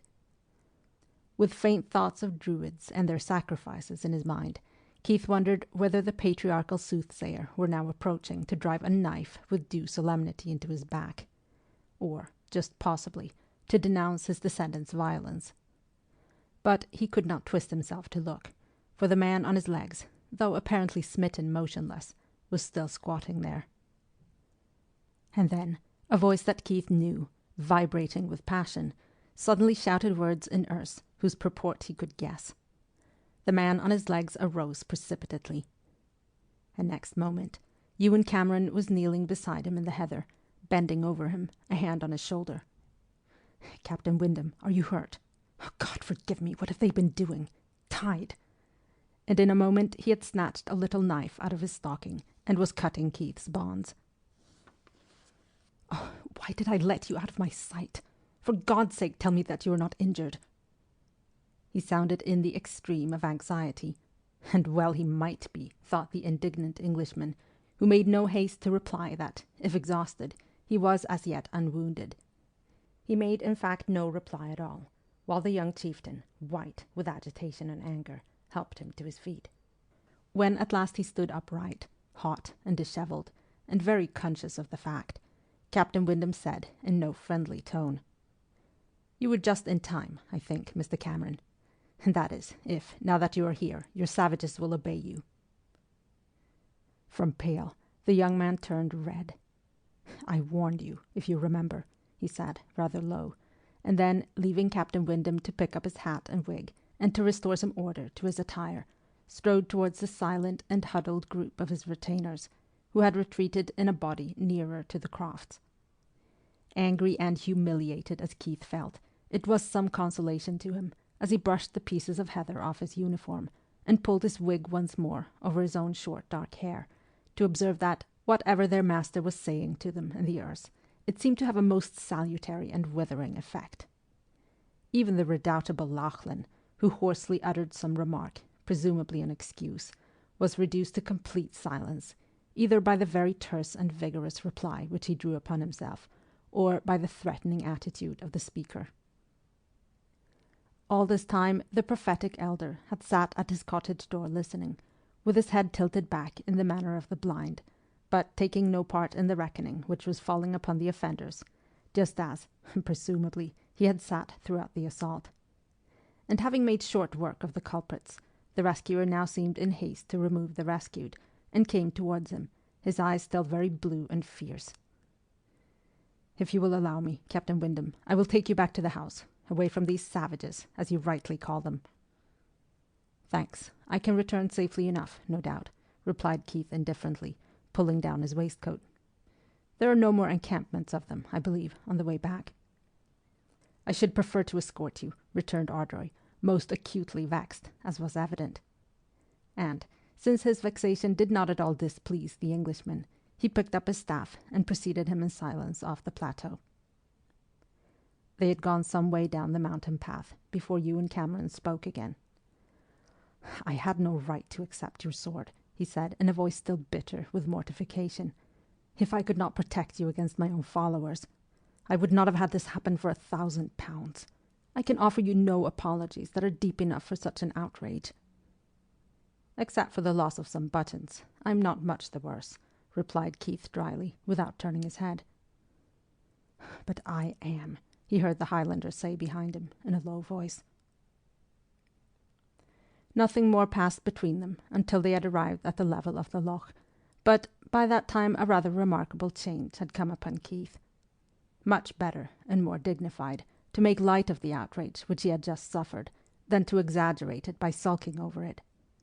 Besides, he was beginning to be sorry for the palpable distress of that punctilious young man, Mr. Cameron of Ardroy, who could not in very justice be blamed for what had happened. So he stopped and turned round. "Mr. Cameron," he said frankly, "I've no one but myself to thank for the rough handling I received up yonder. You warned me not to go far afield, and moreover, I acted like a fool in staying there to watch. Will you forgive my ill temper, and let me assure you that I shall think no more of the episode, except to obey your warnings more exactly in future?" Ardroy's face cleared wonderfully. "You really mean that, sir?" "Assuredly. I ran my head into the lion's mouth myself. I shall be obliged if you will not mention my folly to the ladies. A soldier's self-esteem, you know, is easily hurt." His smile went up a little at the corner. A sparkle came into Ewen Cameron's eyes. "You are generous, Captain Windham, and I am not deceived by your plea for silence. I am so ashamed, however, that I welcome it for the sake of my own self-esteem." "But I mean what I say," returned Keith. He was quick enough in the uptake, this young chief of barbarians. "It was the act of an utter fool for me, in this uniform, to stand gaping at what was going on up there. You know what it was, I presume?" he added, with a lift of the eyebrows. "Naturally," said Ewen, without embarrassment. "It was that which brought me up there, most fortunately. But now," he went on, with a frown, "now I am not sure that I shall allow those arms to be carried by men in my tail, who have so disgraced themselves and me. Let us go on, if you will, for, when I've escorted you to the house, I shall return to deal with that question." "You seemed," observed Keith, as they went on once more, "to be dealing with it pretty satisfactorily just now." So he proposed, as a punishment, to debar the offenders from the pleasures of armed rebellion. "At least, before I consent to their following me on Monday," said the dispenser of justice, striding on, "they shall all beg your pardon." "Oh, pray excuse them that," exclaimed Keith, not at all welcoming the prospect. "I should be horribly embarrassed, I assure you. Moreover, I can almost sympathize with their zeal, now that there's no prospect of my being thrown into the lake here with a stone round my neck." His captor stopped. Was that what they were going to do? He asked in a horrified tone. "They spoke of it, since I would not promise to keep silence on what I'd seen. They were quite logical, you know, Mr. Cameron, for what I saw was certainly not meant for the eyes of an English officer. You were my prisoner, my guest. They had no excuse whatever, declared the young man, wrath beginning to seize on him again. Neil and Lachlan knew that, if the others did not. And Angus, what was Angus about not to stop them? Is that the blind veteran who takes such an interest in the natural history of these parts? What do you mean? Asked his companion. Why, answered Keith, who was, after all, enjoying a kind of secret revenge by quizzing him, that he was particular to inquire, through his estimable son, your piper, whether I had encountered a heron before I made your acquaintance yesterday. The mention of that fowl appeared for the second time to startle his host, though until that moment Keith had forgotten its effect upon him last night. My foster-father asked you that, he murmured, and looked upon the Englishman with a rather troubled and speculative gaze. But Keith had found a new subject of interest. Is the old gentleman really your foster-father? He inquired. But of course he must be, if his sons are your foster-brothers. I think, said the foster-son somewhat hastily, that you can return safely from here. So, if you'll excuse me, Captain Windham, I will now go back to Slough on Ean.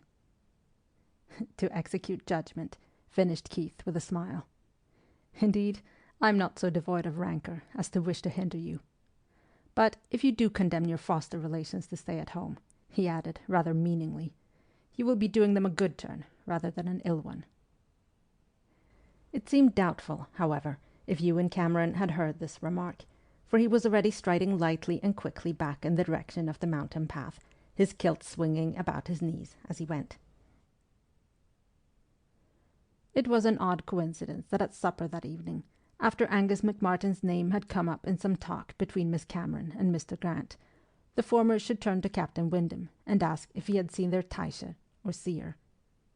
Seeing instantly from Ardroy's face that he was regretting the introduction of his foster-father's name into the conversation, Keith made malicious haste to reply that he had contrived to get as far as the soothsayer's dwelling, and that his reception there had been a memorable experience. Immediately, the ladies asked if Angus had seen anything while the visitor was there, to which Keith, with a glance at his host, replied with great suavity that such might well have been the case, since he appeared, towards the end of the visit, to be entirely withdrawn from outward events. He left the honours to his interesting sons, he explained with a smile, who entertained me so wholeheartedly that if Mr. Cameron had not appeared upon the scene, I might be there still. But at this point Ewen, with a heightened colour, forcibly changed the conversation. Part 1, Chapter 4. In spite of a certain amount of turmoil earlier in the day, almost the usual Sunday calm lay on the house of Ardroy between 5 and 6 that evening, and in it Alison Grant sat at one of the windows of the long living-room, her arms on the sill, her cheek on her joined hands. Her father had gone to Achnacarry. Ewen was she knew not where. Her aunt, she believed, in her bedchamber.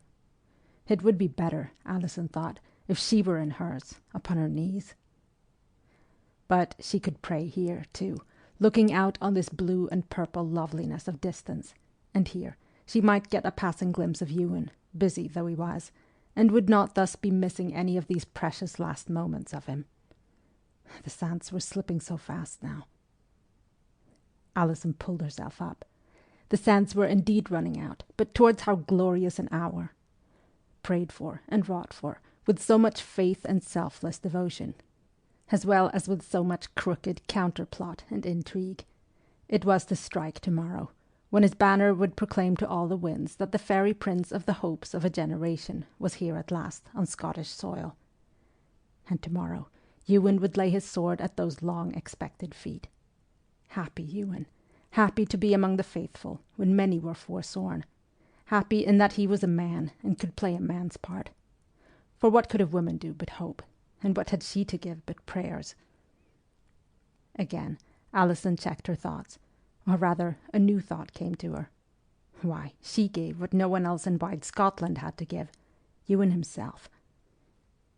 For a moment she saw herself, as it were, irradiated by the splendour of that priceless gift. Then, with a sudden terror, She knew that her will was not to a gift, but to a loan. She was only lending Ewen to the prince. A gift is gone from one's hands forever. A loan comes back.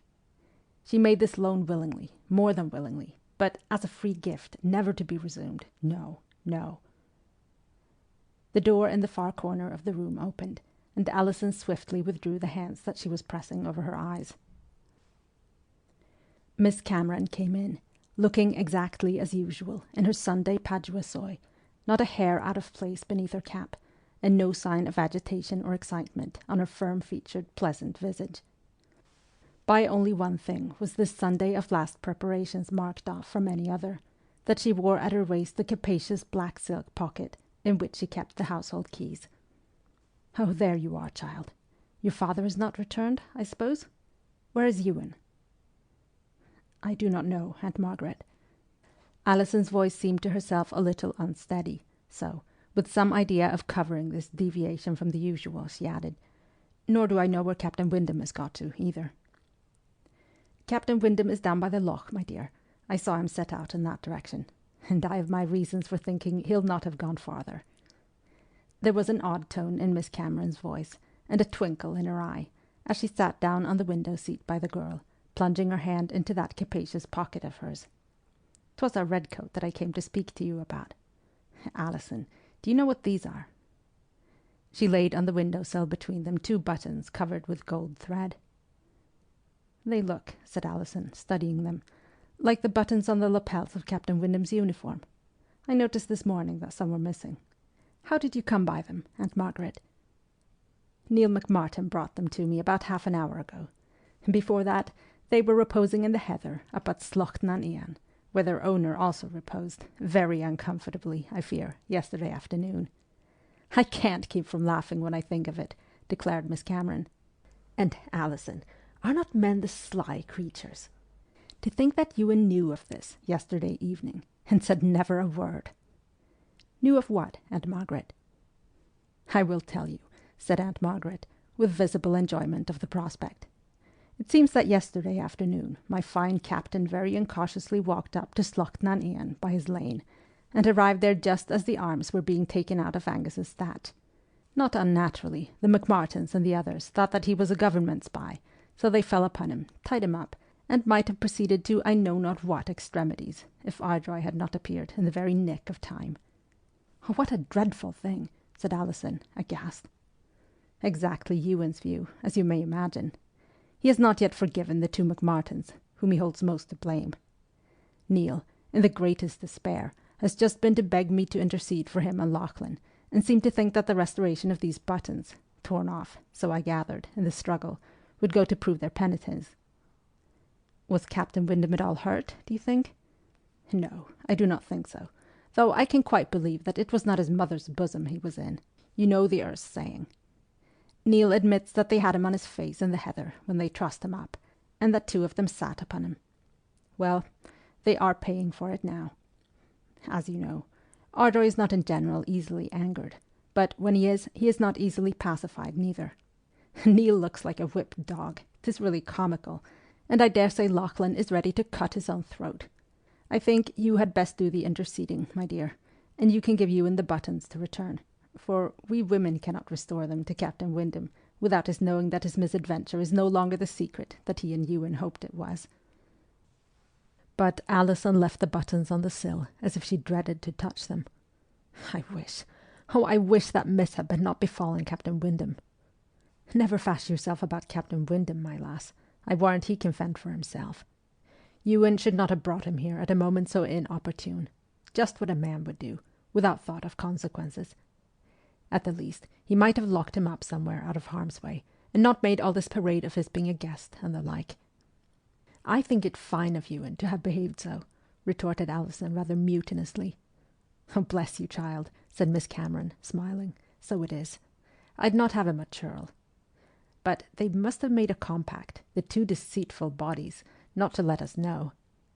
And to think that I asked the captain at supper last night, had he seen our Taisher. Do you mind of it? And he smiling, and saying he was well entertained up at Sloch nan Ian."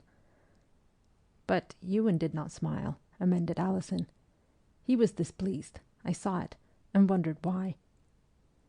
Now that you mention it, I remember I saw him glower a wee. He's not so deep as yon Englishman, I'm thinking. All the same, he can keep a secret. Alison, my bonny lass, do you think he'll have secrets from you when you're wed? No, said Alison, shaking her dark curls with a half-secret smile. Or, if he has, I'll know 'tis something I'd best be ignorant of. Oh, then you'll make a dutiful wife, my dear, pronounced Miss Cameron, smiling too. If ever I'm a wife at all, suddenly came from Alison, with a catch of the breath, and she turned her head away. Margaret Cameron, who was never known to show much emotion, who even now, at this last hour before what might prove so tremendous a dawn, seemed mainly occupied with amusement at Captain Windham's misfortune, gazed at that little dark head, so beautifully and proudly set on its long neck, and a profound change came over her cheerful and practical face. 30 years ago, in the 15, she too had stood where Alison stood now, and had seen her lover go from her down the dark defile. She had never seen him return. Alison did not know this, and even Ewen, though he had heard the story, thought that Aunt Margaret had long ago forgotten her tragedy. "Oh, my dear, do not say that." Struck by the unfamiliar note in the elder woman's voice, Alison turned her head quickly and met the look in those eyes, nearly as blue as Ewen's. It was a surprise to her, and yet, how could she have imagined that Aunt Margaret did not realize what she, Alison, risked, what they both risked? "I did not mean that," she exclaimed rather tremulously. "To be sure Ewen will come back, and we shall be wed some day, but I cannot help knowing, as he does, how even Lochiel himself has been torn in two by the prince's coming without the aid that was promised. But when Ewen goes tomorrow he shall never guess how cowardly my heart is." Miss Cameron bent forward and kissed her. "Oh, that's my brave lass. We shall both be as gay as the Lavrock, I dare say, till he's fairly away, and then we can be as hare-hearted as we please, with no one to see. Oh, hark, there's the boy's step. I'll leave you, my dear. Don't forget to put in a word for poor Neil." "Till he is fairly away." It echoed in the girl's ears as Miss Cameron slipped from the room. Why, one could not even imagine what the house of Ardroy would be like without Ewen. "Oh, Heart's darling, are you there?" He had come in by the door from the hall, and now threw himself down beside her on the window-seat. "Hardly a word have I had with you this livelong day. And now I must ride over to Achnacarry for MacGuldew's final orders, and shall not be back till late, I fear me. But all's ready here, I think." "I wish I were more ready," thought Alison, devouring him with her eyes. His bright hair grew down in such an enchanting square on his wide forehead, and a desire came upon her to pass her hand over some of its thick waves. Oh, to see the prince at last, Ewen, with one's own eyes. "You'll see him yourself before long, Alison, I hope, in Edinburgh, or maybe Perth, or even, before that, at Achnacarry, if he honours it. Who knows? Meanwhile, you can be practising your curtsy, Medal. You do not know what His Royal Highness will do after the standard is set up?" "I've not a notion, but I shall contrive to send you word of our movements, never fear. I suppose that somewhere or other we shall be obliged to try conclusions with Sir John Cope and the government troops." The words reminded Alison of the commission just laid upon her. She took up the buttons from the window-sill and held them out towards him. "Ewen, these have just been brought down from Slough-nan Ian." Her lover looked at them with a surprise not quite free from embarrassment. "They must have come off Captain Windham's uniform," he observed non-committally. "I will give them back to him." And he took them from her. "I must tell you that I've just heard how it was that he lost them," confessed the girl. Ewen's mouth tightened. He laid the buttons on the sill again. "How came that? I'd hoped—" "Yes, dearest, I know. But the matter came out by reason of Neil's bringing the buttons to Aunt Margaret this afternoon, as a kind of peace offering, it would seem. But, Ewen, what a shocking thing to have happened. I do not wonder that you were angry." By the Laird of Ardroy's looks, he was angry still. Alison trusted that he would never look at her, on her own account, in that stern way, and perhaps indeed Ewen realized that he was frowning on the innocent, for his brow relaxed, and he took her hand into his, as if in apology. "Indeed, Alison, my heart was in my mouth when I came upon the Macmartins and the rest up there yesterday, For all I knew, they had dirked Captain Windham. It seems they had thought of throwing him into the loch. He should not have gone so far from the house. I had warned him against it. But he behaved very well over the affair, and we agreed not to tell you or Aunt Margaret. So you must neither of you say a word to him about the matter this evening. But he must have been greatly offended and incensed. It is true that he was very agreeable at supper, even though Aunt Margaret asked him had he seen Angus. She paused, wrinkling her brows. Ewen, do you think that he was only feigning? No, I do not think so, although he was very angry at first, and naturally. Afterwards, he made to treat the affair almost as a joke, but I do not think that in his heart he can have considered it as a joke. And considering that his person should have been held sacred, it was a very black disgrace for me, and I did well to be angry. I am still angry, he added, somewhat unnecessarily, and I have not yet resolved whether I shall allow the two McMartins to accompany me tomorrow. Not take Neil and Lachlan to Glenfinnan, not take your piper and your right-hand man, exclaimed Alison, almost incredulous. But Ewen, dearest, you will break their hearts forever if you leave them behind. That punishment is too great. It was surely in ignorance that they sinned. You yourself said that Captain Windham should not have gone there, and in that uniform they must naturally have thought. Neil and Lachlan did not sin in ignorance, interrupted Ewen sternly. I had particularly told them that morning what was Captain Windham's position here. The others, if you like, had more excuse, though why Angus did not prevent their setting upon him, as he could have done, I cannot think. The reason he gave was so... He broke off, and pushed about the buttons on the sill for a moment or two, then, raising his head, said, "I've not yet told you, Alison, how Angus saw last month that this fellow Windham and I would meet." "Angus saw that you would meet?" repeated Alison, wide-eyed. "Oh, Ewen, why did you not tell me?" "Because I forgot all about it, till last Friday night. Yes, and what is more, it appears that we are to keep on meeting, confound him." "Do you then dislike Captain Windham so much?" asked Alison quickly. "I do not dislike him at all," Ewen assured her, "though I confess that I cannot quite make him out. But I've no desire for the continual rencontres with him which Angus promises me. And I'm sure that Captain Windham cannot possibly view me with anything but dislike for capturing him. And now comes yesterday's affair. Oh, don't look so troubled, my heart. Tell me what Angus said." Ewen looked at her a moment as if considering. "But you must not believe it too implicitly, darling. I do not. Though I admit," he added, as though wishing to be quite just, "that the old man's predictions have sometimes fulfilled themselves in an extraordinary way. This one began by something about a heron." "That, then, was why you were so much surprised on Friday evening," interpolated Alison in a flash. "I mean, when Captain Windham said that a heron had brought down his horse. I saw it, Ewen. But how—" "I will tell you from the beginning," said her betrothed. "He got up and put a knee on the window-seat. It was that day at the end of last month, when Lochiel's message came about the Princess Landing. You remember? Early that morning, Lachlan had been very troublesome, wanting to shoot the heron that lives on the island in the loch, because his father had been having a vision about one. I forbade him to do it. Oh, that reminds me. I've not seen the bird of late, but I do not think that Lachlan dare have disobeyed me. After I had taken leave of you that evening, darling, and was just about to set off to Achnacarry, I met Angus by the Altbuya burn. He had come down from Sloughtnan-Ian on purpose to see me, and he told me very solemnly that I should soon meet with a man whose destiny would in some unknown way be bound up with mine, and that I should meet him through the agency of a heron. Angus went on to say, "And as the threads are twisted at your first meeting, foster son, so will they always shape themselves at all the rest. A thread of one colour, a thread of another." I said on that, "At all the rest, Angus? How many more, then?" And he thought a while, and answered, "I saw you meeting 5 times. The first time and the last were by water, but always the place changed. Oh, my son, if only I could know what it means." I asked then whether I ought to avoid this man, and Angus said, "You will not be able to avoid him. The heron by the waterside will bring you to him."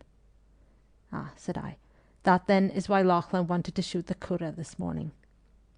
But Angus shook his head and muttered, A man cannot change the future in that way. What is to be, will be. I thought at the time, Alison, went on Ewen explanatorily, looking down at her intent face, that I should come on this man some day, if ever I did, when I was out with a fowling piece, or something of the sort. And then, to tell truth, I forgot all about the matter in the stir of the news from Moirart. And thus it never crossed my mind when I encountered Captain Windham that he could be the man, till he mentioned the Heron, which startled his horse, and so, indirectly, or directly, if you will, led to my overtaking him by Loch Oich, and our fight. And is that all Angus said? Asked Alison breathlessly. There was one thing more, I remember, for when, after he had assured me that I should not be able to avoid this man, I said, "He is an enemy, then?" Angus replied, "That I cannot see. He will do you a great service, yet he will cause you bitter grief. It is dark." Oh, you know how vexatious it is when one with the two sights cannot see any more. It is like beginning to read a book of which the last pages are lost. "I do not think that I should wish to read any more," said the girl, shivering a little, and she too got up from the window seat. "I've never before met anyone who had the gift so strongly as Angus, and indeed it is not canny. You are used to it, Ewen, since you have known him all your life, and I think you do not believe in it very much, either." "No, I do not," admitted her lover, "but it would not be kind to tell my foster father so." Alison looked out of the window for a moment, biting her lip hard. "Ewen, when a Taisher sees any person, it is nearly always a warning of that person's imminent death." Ewen put his arm round her. "No, you're wrong, my dear. A Taisher has been known to see a man's future wife, sometimes, indeed, his own. I wonder Angus never saw you, sitting by the hearth here, in the days when you were in Paris. Long days those were for me, Mukti. Moreover, in this matter of the Heron he saw two people, and neither Captain Windham nor I can be going to die very soon, can we, if we must meet each other 4 times more?" She looked up and met his expression, tender but half quizzical. "No, that is true." Angus said nothing about death, went on Ewen reassuringly, and he seemed completely puzzled by his vision, or visions. If it were not for that Heron by Loch Oich, I vow I should think that he had dreamed the whole business. "Have you told Captain Windham any of this?" asked Alison. "Not I. He would only laugh at it, and I am sure, too, that he has no desire to meet me again, so that I should not be telling him anything to pleasure him." "Do you think," suggested Alison slowly, "that Angus did not hinder his sons and the others from attacking Captain Windham, because he thought that he would be better out of the way, on your account?" Her lover looked down at her with a rather startled expression. "I never thought of that. But, no, I do not believe that was the reason. It could not have been, unless he was lying over the reason he gave me." "And what was that?" "It was outrageous enough. He said that there was no cause for interference, because he knew that the Saija Dirac and I had yet several times to meet, so he would take no harm. What do you think of that? Had he not been an old man, and nearly blind, and my foster-father to boot, I declare that I could have shaken him when I went back to Slochtnan Ian, and upbraided him, and was given that for justification. It might very well have been Captain Windham's wraith that I was to tryst with." He glanced at the clock. "I must go, darling." "What will become of Captain Windham tomorrow?" asked Alison with a tiny frown. "I do not know. It is a question I have to ask Lochiel." "One thing more, Ewen. Did not Angus, after he had seen Captain Windham in the flesh yesterday, as I suppose he did he not tell you any more about him and the future?" "Not a word. No, as I say, the last pages of the book are torn out. But then, it is so with every book in which our lives are written." He had both his arms round her now, and Alison hid her eyes against his breast, for he was so tall that even the top of her head was scarcely level with his chin. "Why do you say that, Ewen? Oh, Ewen, why do you say that?" "What ails you, heart's darling?" he asked, looking down at that dark head tenderly. "It is true. You're not thinking, surely, that at the end of the book I can care for you any less, little white love. That's impossible, and I think it's impossible that I should care for you more, either," he added, and put a kiss on the soft hair. Alison clung to him, saying nothing, mindful of her proud promise to Aunt Margaret, but shaken with the knowledge of the red close of many a life across whose pages the name of Stuart had been written.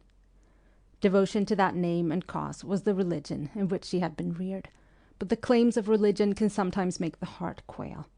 And Ewen was so splendid, so real and so dear. She forced a smile and raised her head. Her eyes were quite dry. "I must not keep you from Lochiel, but when you return, Ewen, will you not tell your foster brothers that you have remitted their punishment?" "For your sake, Alison?" "No, for his who is waiting for them. Is he not needing every sword that we can bring him?" Ewen smiled down at her appreciatively. "You find clever arguments, miss. I never said that they should not join me later." "As ghosts? You may find yourselves trysting with wraiths, as you spoke of doing a while ago. Are they not capable of drowning themselves in the loch, particularly Lachlan, if you put that shame upon them, Ewen?" "Yes," said Ewen, after a moment's silence. "I'll not deny that Lachlan, at least, might throw himself into Loch na Hollere. I suppose that I must allow them to come with me, and if you see them before my return, you can tell them so, Rose of my heart." The room was empty once more, almost as empty as it would be tomorrow. And, since there was no one to see, Alison put her head down upon her arms on the window-sill. When she raised it again, after some moments, a small object rolled off the sill and fell tinkling to the floor. One of Captain Windham's unfortunate buttons, which Ewen had forgotten after all to take with him. As Alison stooped to recover it, the thought of its owner came sharply and forbiddingly into her mind, accompanied by all that she had just heard about him. Ewen's destiny bound up with his, and he, yesterday, disgracefully handled by Ewen's followers. Surely, however he had passed it off, he must retain a grudge about that, and it might be that in the future he would seize an opportunity of repaying the outrage. Alison wished for a moment that she were not Highland, and that belief in second sight did not run so in her blood. She could not shake from her mind the conviction that for old Angus to have seen the doubles of Ewen and the English officer meant the death of one or both of them within the year. It was true that the prediction had not seemed to trouble Ewen much, but he was a man, and had his head full of Glenfinnan at present. Yet there was Captain Windham, with nothing to do but to brood over the injury. Already, as Ewen had felt, he might well have a dislike to his captor. And did it not seem as though he had a horrid gift for dissimulation, if, so soon afterwards, he could pretend to find amusement in the mortifying thing which had happened to him? What sort of man was he really, this stranger, who was to cause her Ewen bitter grief? Alison jumped to her feet and stood with clasped hands.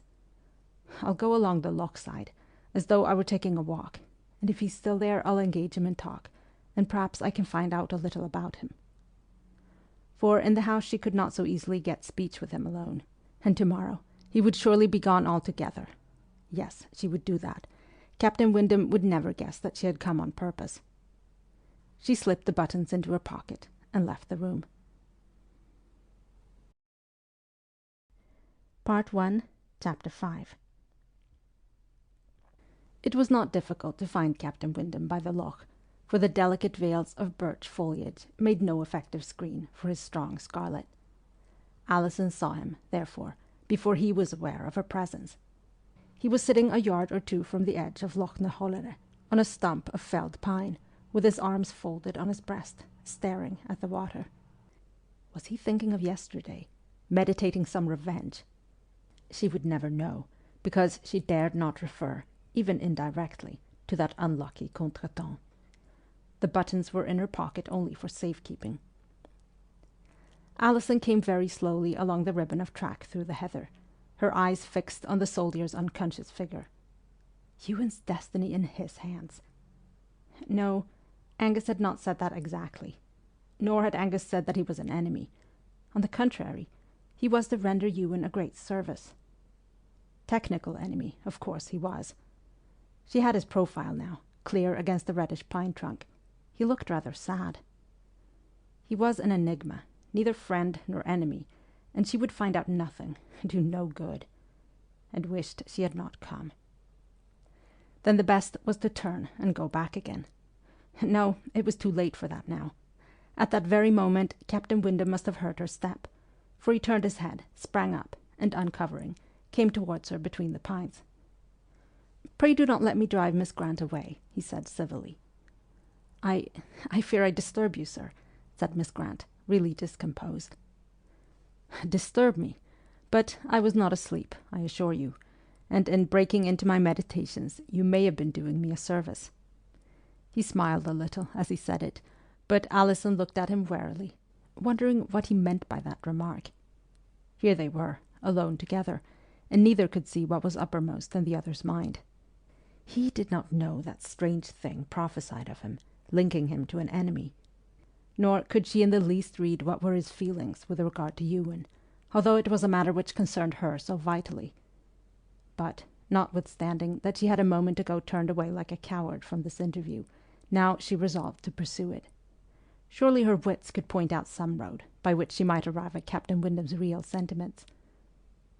Quite close to her was another convenient pine stump, so she sank down upon it, murmuring something about resting for a moment.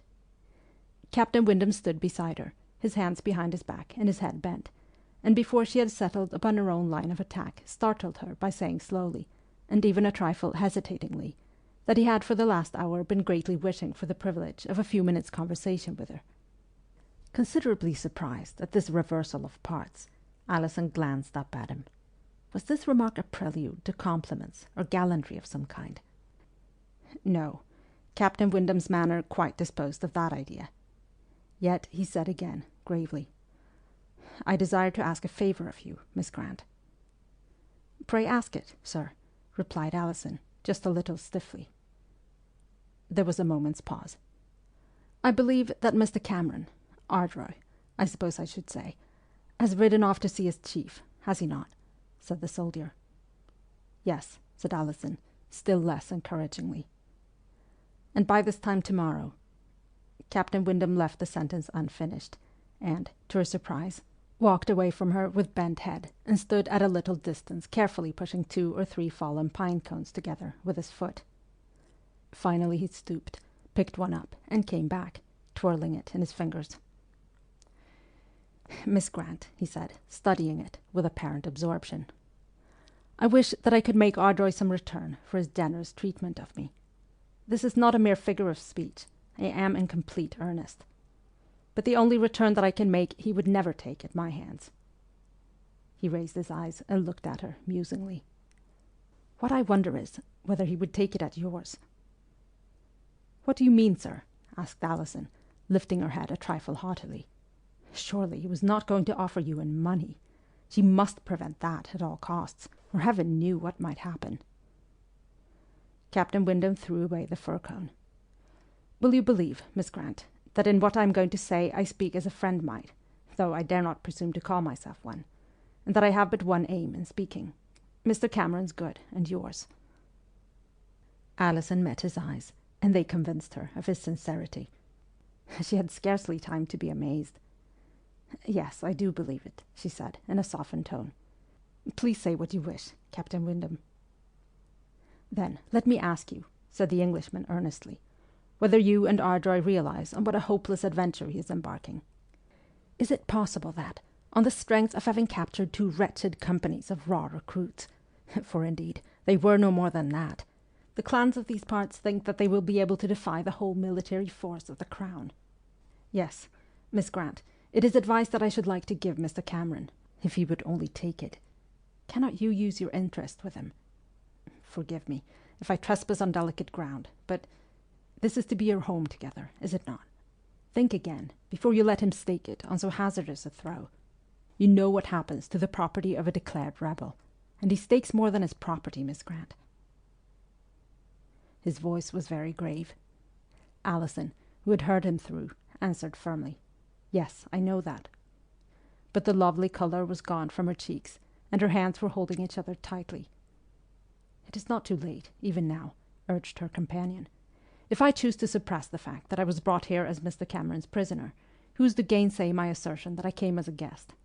Only keep him back from this crazy rendezvous tomorrow, which can but herald disaster, and he may be able—" "Keep him back!" exclaimed Alison. She had got up from a tree stump. "Do you suppose that I could?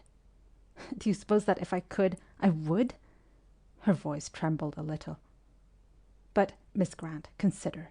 If this young man, this prince of yours, had come with an army—" "And then it would have been safe to declare for him," broke in Alison, and her dark eyes flashed. "Oh, if that is the English way of thinking, it is not the Highland. Because he comes alone, and trusts himself to us. Is not that the best of reasons why we should follow him who has the right, Captain Windham, and who may yet prove to have the might also?" There was a short silence between them. On the other side of the loch, a curlew uttered its plaintive, liquid cry. Captain Windham drew himself up a little. "If you feel thus about the matter, Miss Grant," he said rather dryly, "there is no more to be said. I see that you will not take my offering.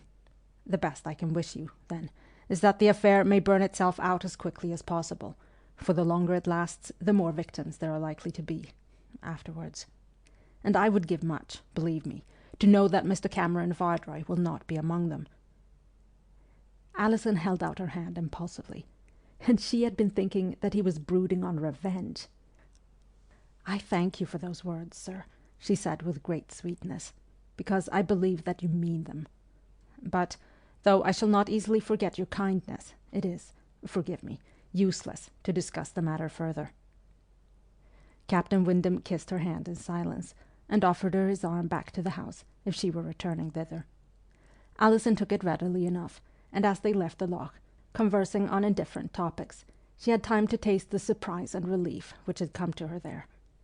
If fate's chosen instrument, supposing he were really that, were so well disposed towards Ewen, how could he in the future be used against him?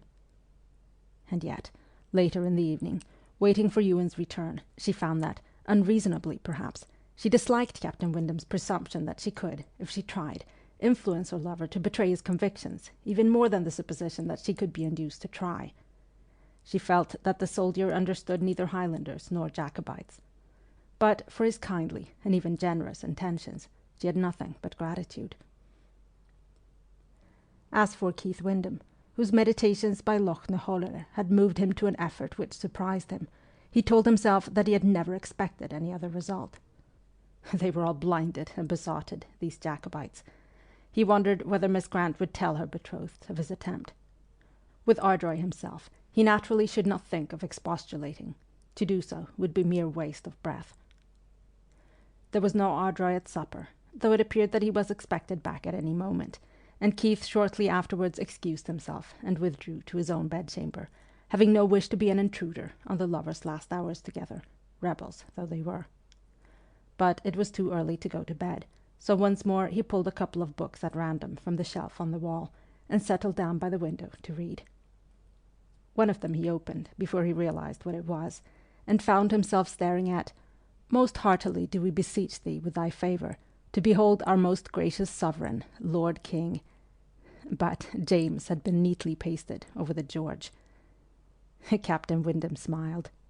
He held in his hand the Book of Common Prayer, as used and amended by the non-juring Episcopalian Jacobites, and saw with his own eyes the treason to which his ears might have listened earlier in the day. For though, on rising, he had forgotten that it was Sunday, this was a fact of which he had not long been suffered to remain ignorant, since after breakfast Miss Cameron had said to him in matter-of-fact tones— they were alone for the moment— "I doubt you will wish to attend morning prayer with us, Captain Windham, even if you be an Episcopalian, like most of the English, for I must not disguise from you that we pray, not for King George, but for King James." "Morning prayer," Keith had stammered, "do you... I thought that you were all Presbyterians hereabouts. Or Papists," he added, suddenly remembering the old woman on Friday. "Ah, not at all," replied Miss Cameron composedly. "The Macdonalds of the mainland, and the most of the Frasers, indeed, are Papists, but we Camerons are Episcopalians, and so are our neighbours, the Stuarts of Appin. But we can get to kirk but rarely, and today in especial, being, as you will understand, somewhat throng, we shall be obliged to worship at home." "And who—" "Why, my nephew, the laird, naturally," replied Miss Cameron. "Though, as Mr. Grant is with us, 'tis possible he may read the service today." "Leaving your nephew free to preach, no doubt," suggested Keith, trying to control a twitch of the lip. "Now you are laughing at us, sir," observed Miss Cameron shrewdly, but with perfect good humour. "No, Ardroy does not preach. But I've the habit of reading a sermon to myself of a Sunday afternoon, and if you scoff any more, 'tis likely the same exercise would benefit you, and I'll be happy to lend you a volume of some English divine. Bishop Jeremy Taylor, for instance." Keith bowed, and gravely assured her that if she saw fit to do this, he would duly read a homily. But he had gone out into the garden smiling to himself. That model young man! He could not be more than 5 or 6 and 20, reading the church service every Sunday to his household. He thought of the young men of his acquaintance in the army, or in the fashionable world of London, the careless, loose-living subalterns, the young beaux of White's. Ye gods, what ribald laughter would have gone up at the tale! Yes, but not one of those potential mockers could have beaten Ardroy in stature, or looks, or at sword-play. Keith would not forget Loch Oich's side in a hurry. But he had not attended morning prayer. Now he was rather wishing that he had done so, for he supposed that he would never again have the chance of seeing a young man who could fight in that style, acting as chaplain. But perhaps Mr. Grant had superseded him. Keith had not inquired.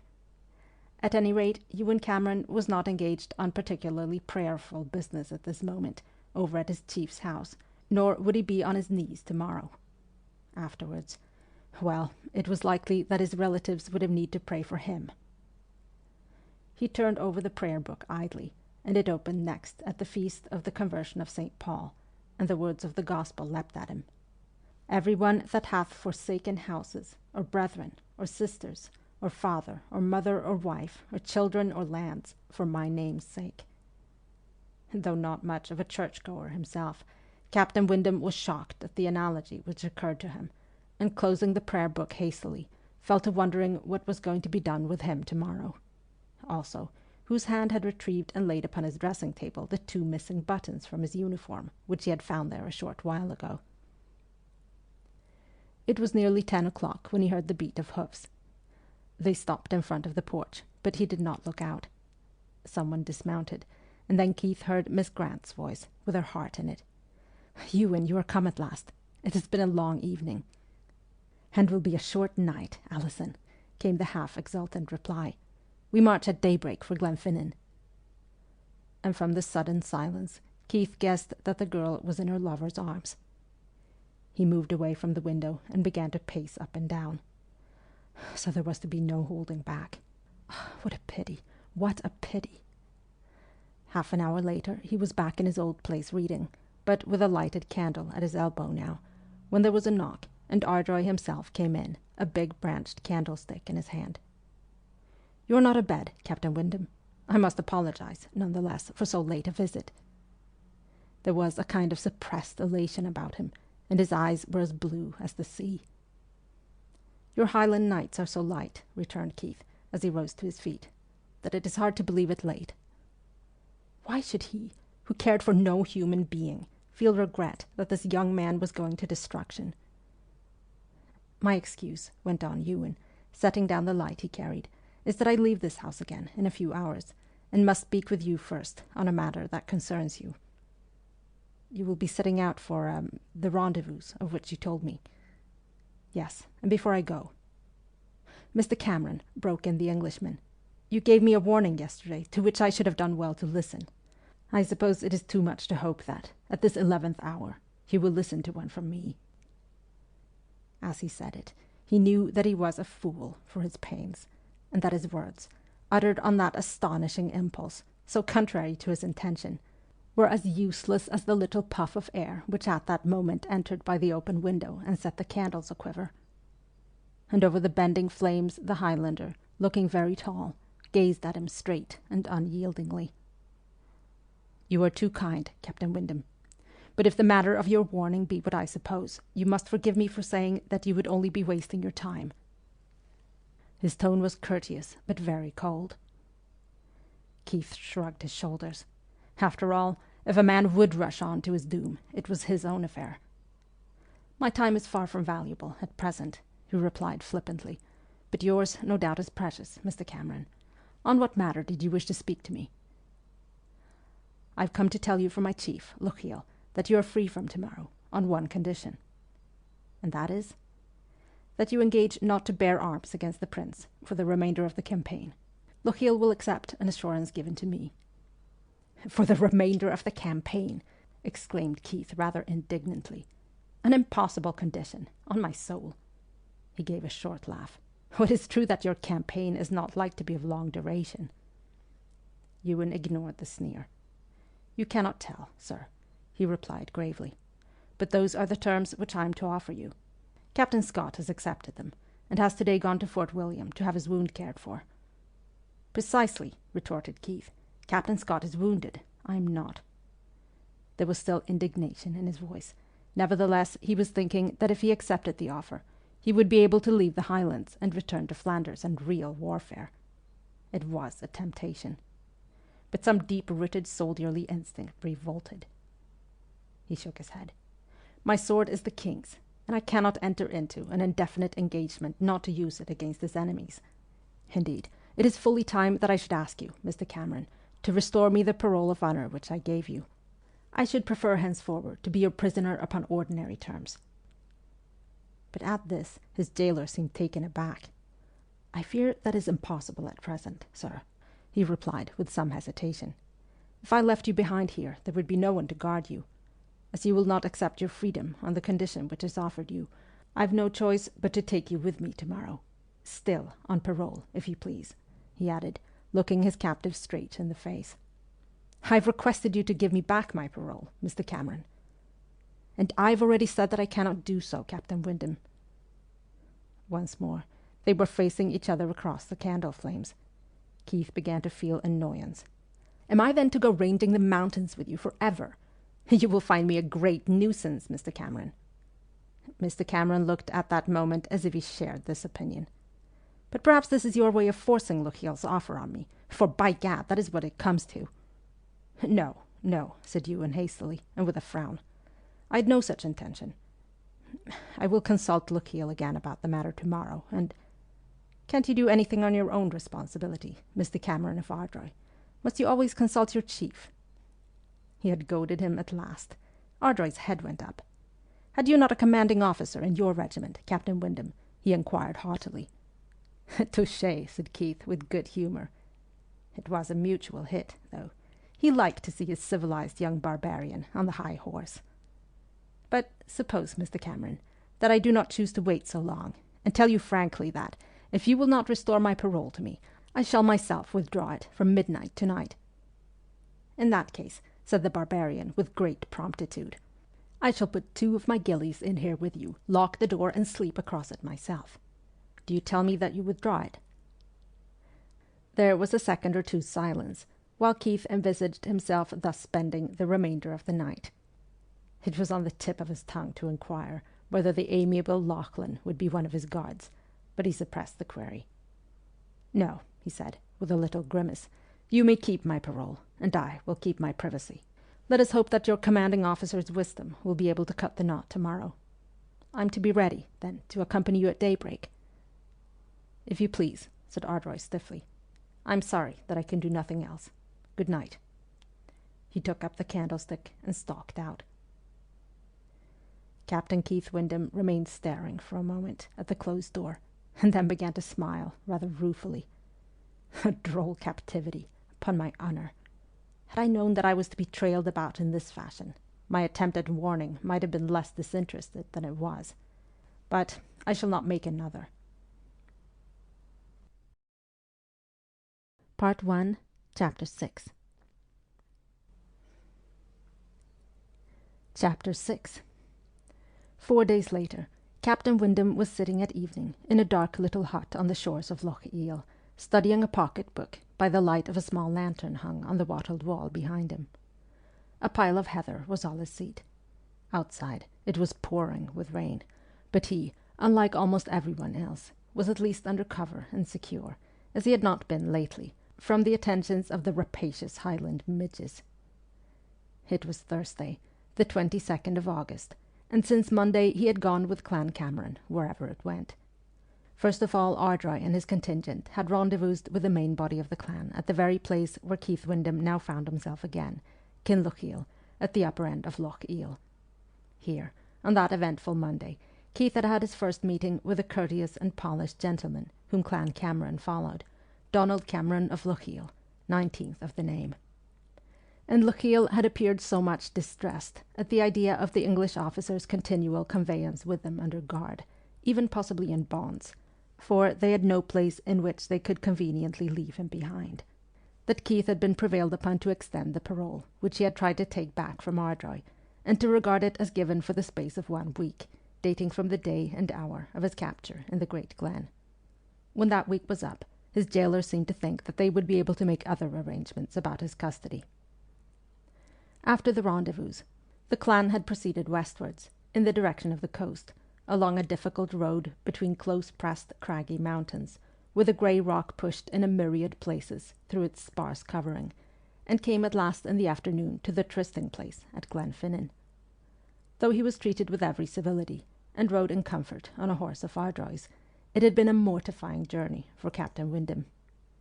Between the ranks of Camerons marched sulkily the captured recruits of the Royals, without their arms, like himself, and even Captain Scott's white charger formed part of the procession, to be offered to the prince.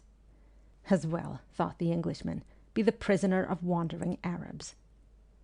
So, scornful, but half interested too, Keith Windham had been present at a scene which, a week ago, he could little have imagined himself witnessing, when, on the stretch of level ground at the head of Loch Shiel, among that wild and lonely scenery, 1,000 Highland throats acclaimed the fair-haired young man standing below the folds of his banner, and the very air seemed to flash with the glitter of their drawn blades. It was very romantical and absurd, of course, besides being rank rebellion. But there was no denying that these deluded and shaggy mountaineers were in earnest, and Lochiel, too, who was neither shaggy nor, so it seemed to the observer, deluded in quite the same sense, and certainly not absurd. None observing or hindering him during the following days, Captain Windham had taken the opportunity of keeping a fragmentary journal in his pocket-book, and it was these notes which, for want of anything better to do, he was now reading over in the little hut in the wet twilight. "What an army! 'Tis purely laughable," he had written on August 20th. "The men are fine tall fellows enough, particularly the Camerons, but their weapons! I've seen muskets with broken locks, muskets with broken stocks, muskets without ramrods, and men without muskets at all.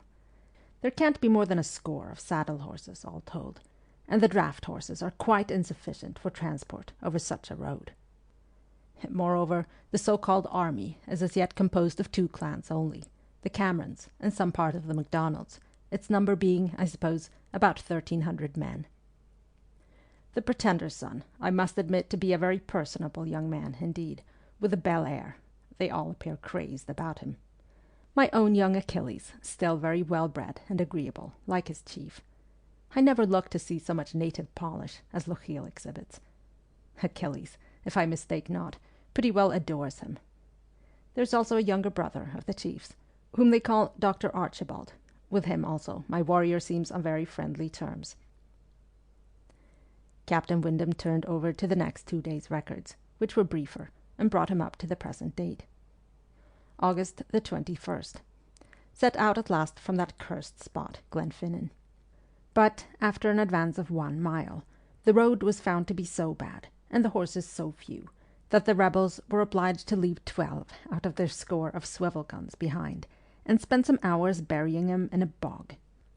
As their total march today to a place called Kinlochiel was no more than 4 miles, it looks as though it would be some weeks before the breechless reach civilization. August the 22nd. At Kinlochiel all day. Prodigious rain. Much-needed attempts seem to be going forward to organize the transport, wagons and carts of all sorts being collected. Have scarce seen E.C. all day. But he had hardly come to these last words, when a tall, wet figure appeared without warning in the low doorway, and the diarist restored his notebook somewhat hastily to his pocket. Ardroy stooped his head to enter, taking off his bonnet and swinging it to remove the raindrops. The dampness of the rest of his attire appeared to give him no concern. "Good evening, Mr. Cameron. Have you been burying any more cannon?" inquired the soldier pleasantly. Ardroy, reddening slightly, made no reply beyond returning the "good evening," but hung up his bonnet on a nail and began to unfasten the shoulder brooch of his plaid. There was not a very great deal of satisfaction for Captain Windham to be got out of baiting this young Achilles of his, because Achilles kept so tight a hold upon his temper and his tongue. Or was it that he was naturally impassive? Hardly, for Keith was sure that he felt the points of the darts, which he contrived from time to time to plant in him. Perhaps Ardroy thought that the best way to meet his captive's malice was to appear unaware of it, and indeed, the archer himself had to confess that this course rather baffled him. He followed up his first shaft by another. "You must admit that you should not have brought me here if you did not wish me to learn your military dispositions, if such I am to call that measure."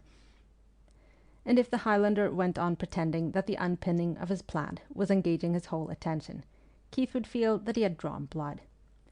He knew that his own conduct verged on the puerile, but the pleasure of pursuing it was too strong. The big brooch, however, was undone at last, and Ewen said rather dryly, "I'm glad that your spirits are not suffering from the weather, Captain Windham." "On the contrary," said his prisoner cheerfully, leaning back against the wall of the hut, his hands behind his head. "I am entertaining myself by trying to recall any other great commander who began his campaign by burying most of his artillery in a swamp, but I have failed. Yet, by gad, the plan might work a revolution in warfare. In fact, 'twould end it altogether if it were carried out to its logical conclusion. Armies would take to the field only to bury their muskets. And perhaps," he added maliciously, "that will be your next step. I protest that some of them would not take much harm by the interment." Ewen swung off his plaid. "Your mirth at our lack of equipment is very natural," he replied with complete equanimity. "But perhaps our ill provision may not be widely known to our enemies. And is it not a fact within your own military experience, Captain Windham," he went on, looking him in the face, "that it is what one supposes an enemy's forces to be, rather than what they actually are, which sometimes turns the scale?"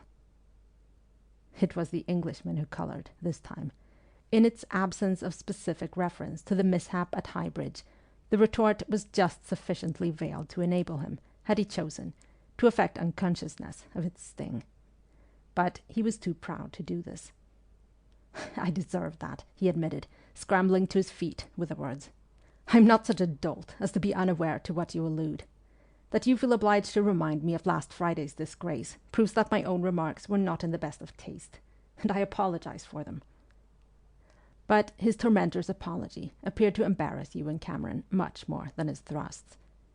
"Oh, I'm sorry I said that, Captain Windham," he exclaimed, with a vivacity which rather astonished the other. "I ought not to have taunted you with a calamity for which you were not to blame. That was in worse taste still." "Egad, Mr. Cameron, you are too punctilious," said Keith carelessly.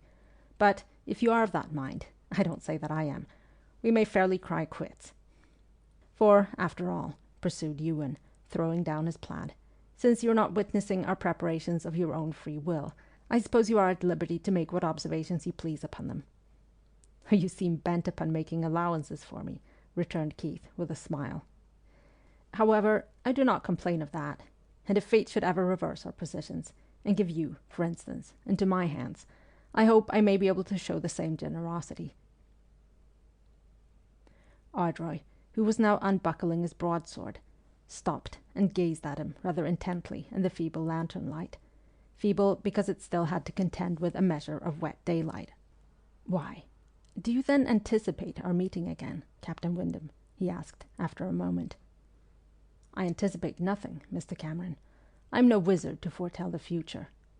Yet, but for the fact that we could not meet save as enemies, I vow it would give me pleasure to think that we might one day encounter each other again."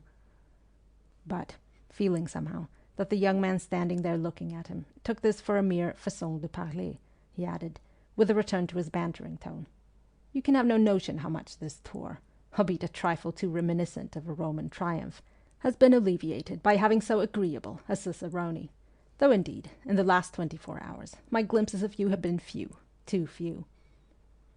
So expressed, his sentiments had of course small chance of being taken for sincere. The Highlander, indeed, for all reply gave a little shrug that was almost like a Frenchman's, spread his plaid upon the bare earth floor, and laid his broadsword beside it. "Surely you're not going to sleep in that plaid?" exclaimed Keith, stirred out of his levity. "Why, 'tis drenched. Take my cloak. I've no mind to sleep yet, and shall not need it." But Ewen, without stiffness, declined, saying that a wet plaid was of no consequence, and indeed but kept one the warmer. Some, he added, and the Englishman gasped at the information, wrung them out at night and water for that reason. All he would accept was some handfuls of heather for a pillow, and then, lying down, his sword convenient to his hand, he wrapped himself in the folds of damp tartan, and in 5 minutes was fast asleep. But Keith, as he had said, was not sleepy, and after a while, feeling restless, he strolled to the doorway. Door the hut had none. When he got there, he was aware of a rigid figure, muffled in a plaid, standing in the rain, just out of the direct line of vision. The inevitable Lachlan, watching over his master's slumbers. He turned his head, and Keith could see a contraction pass over his dark features. But the English officer was not to be intimidated by a scowl from studying, if he wished, the sodden, cloud-enfolded landscape, and the sheets of rain driving in the twilight over the waters of Loch Eel, though it was not a cheerful prospect. What was going to happen to him when his parole expired tomorrow? At the far end of Loch Eel, Loch Linne joined it, at right angles, and on Loch Linne was Fort William, with its loyal garrison. Tomorrow, the Highland force would proceed along Loch Eel, and every step would bring him nearer to his friends. He left the doorway after a few moments, and looked down at the sleeper on the floor, his head sunk in the bundle of heather, and his arm lying across his broadsword. The embraces of the goddess of ague seemed to be agreeable. "I shall be sorry to say farewell tomorrow, my friend. Deuce take me if I quite know why. But I hardly think you will." Then at last he went and lay down on his heap of heather, and listened to the sound of the rain, always, since he was a boy, connected with the worst memories of his life. There was the dismal day of his father's funeral. He had been but 5 then, yet he remembered it perfectly. Rain. Rain on the nodding plumes of the great black carriage which had taken his father away. The day some years later on which his childish mind first realized that his adored mother cared nothing for him. Rain, a soft mist of it. And the night in London, 4 years past now, the night that he had discovered what Lydia Shelmerdine really was. Against the closely curtained windows of her boudoir it could be heard to dash in fury, for there was a great wind that evening, every time that there came a pause in her high, frightened, lying speech, which ran on the more that he stood there saying so little. The rose had slipped loose from her close-gathered, powdered hair, her gauze and ivory fan lay snapped at her feet, and the rain sluiced pitilessly against the windows. Into that tempest Keith Windham had presently gone out, and once away from the scented room had known nothing of its fury, though it drenched him to the skin, and he had forced his way all dripping into the presence of the man who had seduced her. No, the man whom she had seduced, and had told him to his face that he was welcome to his conquest, that he did not propose to dispute it with him, nor even to demand satisfaction. The lady was not worth fighting about, not worth the risking of a man's life, even of yours. There had been witnesses, vastly surprised witnesses, of conduct so unusual. But he thought his way of dealing with the situation more effective than the ordinary, and perhaps it was. He never saw either of the two who had betrayed him again. Riding behind his young Achilles next afternoon, Keith Windham kept looking at Loch Eel, now shining and placid, the seaweed of its level shore orange in the sun, and the great mountain miles away over Fort William mirrored, upside down, as clear as the original. If only he could reach Fort William. But Ardroy, to whom his word of honour still bound him, would certainly see to it that at the expiry of his parole this evening he was secured in some other way. "I dare say he will make it as little irksome for me as he can," thought Keith, looking at the tall, easy figure sitting the horse just ahead of him, on whose gay tartan and ribbon-tied auburn hair the westering sun was shining full. "He's an uncommon good fellow. And we shall never see each other again, I suppose." And again he thought, "Not that he will care, and why the devil should I?" Then the stream of men and conveyances began to leave the lochside, making toward Mr. John Cameron's house of Fassifern, standing where Glen Sulag made a breach into the mountains, though Lochiel's burgess brother, who would not join the prince, had carried his prudence to the length of absenting himself from his property, lest he should be open to the charge of having entertained that compromising guest. It was not until they came to the gate in their turn that Ardroy slewed himself round in his saddle to speak to the captive, and said that he would do what he could for him in the way of accommodation, if he did not object to waiting a little. So Keith gave up his horse to one of Ewen's gillies, and working his way through the press, waited under a tree and revolved plans. But, in truth, he could make none, until he knew how he was to be secured. Sooner than he had expected, his warden reappeared, and, taking him in at a side entry, conducted him to the very top of the humming house. "I thought this little room might serve for us," he said, opening the door of a small, half-furnished garret, and Keith saw that their mails were already there. "I do not know how many others may be thrust in here, but there is at least one bed." And so there was, a sort of pallet. "You had best establish your claim to it at once, Captain Windham, or, better still, I will do it for you." And, mindful as ever of his prisoner's comfort, he unfastened his plaid and tossed it onto the mattress. "I will come and fetch you to supper. I suppose there will be some." Keith could not help looking after his departing figure, with a smile which held both amusement and liking. He could not, however, afford to let sensibility interfere with what was in his mind now. Whatever were the reason, Ardroy seemed to have completely forgotten that Keith consulted his watch, in another 20 minutes his captive's parole would expire, and he would be free to take himself off, if he could. Or was it that he had not mentioned the coming change of conditions from some feeling of delicacy, because it would involve setting a guard? The Englishman sat down upon the pallet and considered his chances. They depended almost entirely upon whether in 20 minutes' time there was a Highlander posted at the door of this room. But Ardroy had spoken of fetching him to supper. Oh, heaven send, then, that supper was delayed. Perhaps he could creep out of the garret and conceal himself elsewhere until he found an opportunity of getting clear away later in the evening. Yet there was no special advantage in waiting for nightfall, even if Ardroy's forgetfulness extended so far, because the nights were apt to be so disconcertingly light. No, the great difficulty at any hour was his uniform. And here he found himself looking at the roll from Ewen Cameron's saddle, lying on the solitary half-broken chair. But Keith Windham was much too proud a man not to have a strict regard for his pledged word. He could hardly prevent the entrance of a plan of escape into a brain which was, as yet, on parole, but he would not take the smallest step to put it into execution before the appointed hour should strike. To pass the time, he would scribble a note to explain his conduct, and, wondering the while whether he should not have to destroy it, even before he had finished it, he tore out a leaf from his pocket-book and began. "Dear Mr. Cameron, to justify my unadvertised departure, I am fain to put you in mind that I gave my parole of honour for the space of a se'nnight from the day and hour of my capture by you in the evening of last Friday.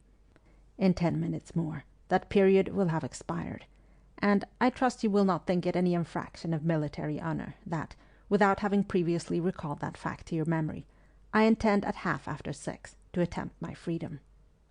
I shall always retain the most cordial remembrance of your hospitality, and though the pilgrimage of the last few days has been somewhat prolonged, it has enabled me to be present upon a most interesting occasion. Adieu, and forgive me for supposing that when you are more accustomed to a military life, he will not repeat the oversight by which I am hoping to profit. Your most obedient, humble servant, Keith Windham, Captain." When he had finished this effusion, of which the last paragraph, it cannot be denied, afforded him a special pleasure, he still waited, watch in hand. At 6:30 exactly he rose from the pallet, and, feeling remarkably like a footpad, opened Ardroy's modest baggage with hasty fingers. It proved to contain a clean shirt, a pair of stockings, a few odds and ends, and a kilt. The plunderer held this up in some dismay, for he would very greatly have preferred trews, such as Ardroy was wearing at present, but it was this nether garment or his own, and in a remarkably short space of time he was surveying his bare knees with equal disgust and misgiving. No knees that he had seen this week under tartan were as white as that. Happily, the garret was dusty, and therefore his legs, if not respectably tanned, could at least look dirty. He thought at first of retaining his uniform coat, which he fancied could be fairly well hidden by Ardroy's plaid. How he blessed him for leaving it behind! But the skirts were a little too long, and the blue cuffs with their gallons too conspicuous, and so he decided to go coatless. Thereupon he began experiments with a plaid. What a devil of a lot of it there was! He wished he had a bonnet to pull forward on his brows, but one could not expect everything to be provided. The want, however, reminded him of his incongruous wig, and he took this off and placed it, with his discarded uniform, under the mattress. And so there he was, clad in a costume he would as soon have assumed as the trappings of a Red Indian, and clad very insecurely too, he feared, for Ardroy's kilt was too big for him, and he could not fasten it any tighter. Still, no sign of any person coming. Keith looked doubtfully at his host's rifled baggage. It was his duty to regain his liberty by any lawful means, but he had certainly acted the part of a pickpocket. The only compensation in his power was to pay for the clothes he had taken, since those he had left behind were no adequate exchange. He pulled out his purse, having small idea of the worth of the purloined garments, and still less of how Ardroy would view the payment. He suspected that the Highlander might not relish it, but for his own peace of mind he felt constrained to make it. And so he wrapped 3 guineas in his farewell letter and laid the letter on the chair. Then he softly opened the garret door, went to the head of the stairs, and listened. The immediate neighbourhood of the little room was deserted, and the sounds from below suggested that the bustle which existed in Fassifern House that evening was more likely to help than to hinder a pretended Cameron who desired to slip out unnoticed. Captain Windham settled the plaid more to his satisfaction, and began with an unconcerned air to descend the stairs. But he was clutching nervously at the top of the philibeg, and his legs felt abominably cold. Some 3/4 of an hour later, Donald Cameron of Lochiel and Alexander MacDonald of Keppoch, he whose clansmen had held Highbridge, were talking together outside the front of Fassifern House. About an hour previously it had been arranged that the heavy baggage was to go forward that night along Loch Eel's side with a strong convoy of Camerons. A large escort was required, because at Korpach they would have to run the gauntlet of the neighbourhood of Fort William on the other side of the water, a danger which the prince and the rest of the little force would avoid next day by taking a route through Glen Sullag, impossible to the baggage train. "And I'm sending my young cousin Ardroy in command of it," concluded Lochiel, though the news was something of the suddenest to him. "But he will be ready. He's a very punctual person, is Ewen." And they went on to speak of other matters, of MacLeod of MacLeod's refusal to observe his solemn engagement to join the prince, even if he came alone, which was still more resented than the withdrawal of Sir Alexander MacDonald of the Isles, and of what Sir John Cope would do, and where he would elect to give them battle. For that the English general would take his alarmed way up to Inverness without daring to face them had not occurred to the most sanguine. Lochiel, indeed, was looking very grave. Keith Windham's flash of insight had been correct. He was not deluded. His was the case of a man who was risking everything: life, fortune, lands, the future of his young family, against his better judgment, because, more scrupulous of his plighted word than the chief of MacLeod or MacDonald of Sleat, he felt himself too deeply engaged to draw back without loss of honour. Yet, unlike MacLeod's, his engagement only pledged his support in the case that the prince came with French assistance, and he had come without it. The fate of his whole clan lay on Lochiel's shoulders. More, the fate of every man in the rising, for if he had held back, the spark would have been quenched at the outset for lack of fuel.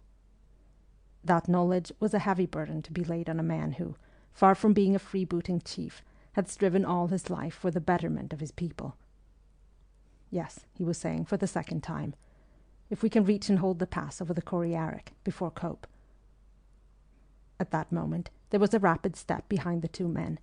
Lochiel heard his own name uttered in sharp accents, and, turning quickly, beheld the young commander of the baggage convoy in a state of high discomposure. "My dear Ewen, what is wrong?" "He's gone!" And so agitated was Ardroy's tone, so black his brow, that Lochiel's own colour changed. "Who? Not the prince?" "The English officer, my prisoner. He's escaped.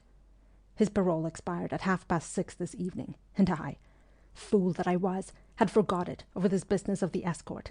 He'll go straight to Fort William with information of our numbers and our arms. Oh, I deserve you should dismiss me, Lochiel. He's been away near an hour, I suppose. Shall I ride after him?" "No, I cannot, unless you give the convoy to someone else. And truly I think I'm not fit." Lochiel broke in, laying a hand on his arm. "'Tis not worthwhile pursuing him, my dear Ewen, nor any very great loss to be rid of him. I doubt not, too, that they have already at Fort William all the information that Captain Windham can give. But how, with that uniform, did he get away?" The enraged young man ground his teeth. "He was not wearing his uniform. He stole some clothes from me, a philibeg and my plaid, and he left me a damned impertinent letter. And these." He unclosed the hand and held out 3 gold coins. "Isn't that the final insult, that he must leave so much more than the things were worth, as though to—" He appeared unable to finish the sentence. "If I ever meet him again—" Back went his arm, and Captain Windham's guineas hurtled violently into the shrubbery of Fassifern House. Part 2. Flood Tide. To wanton me,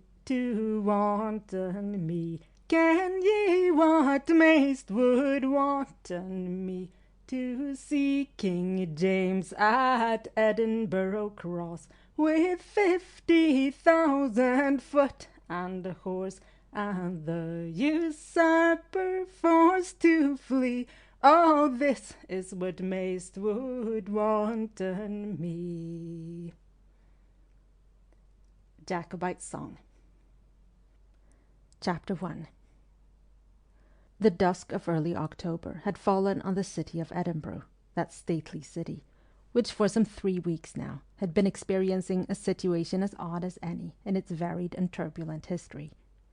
For Prince Charles and his Highlanders held the town, but not the castle, secure on its lofty and impregnable rock.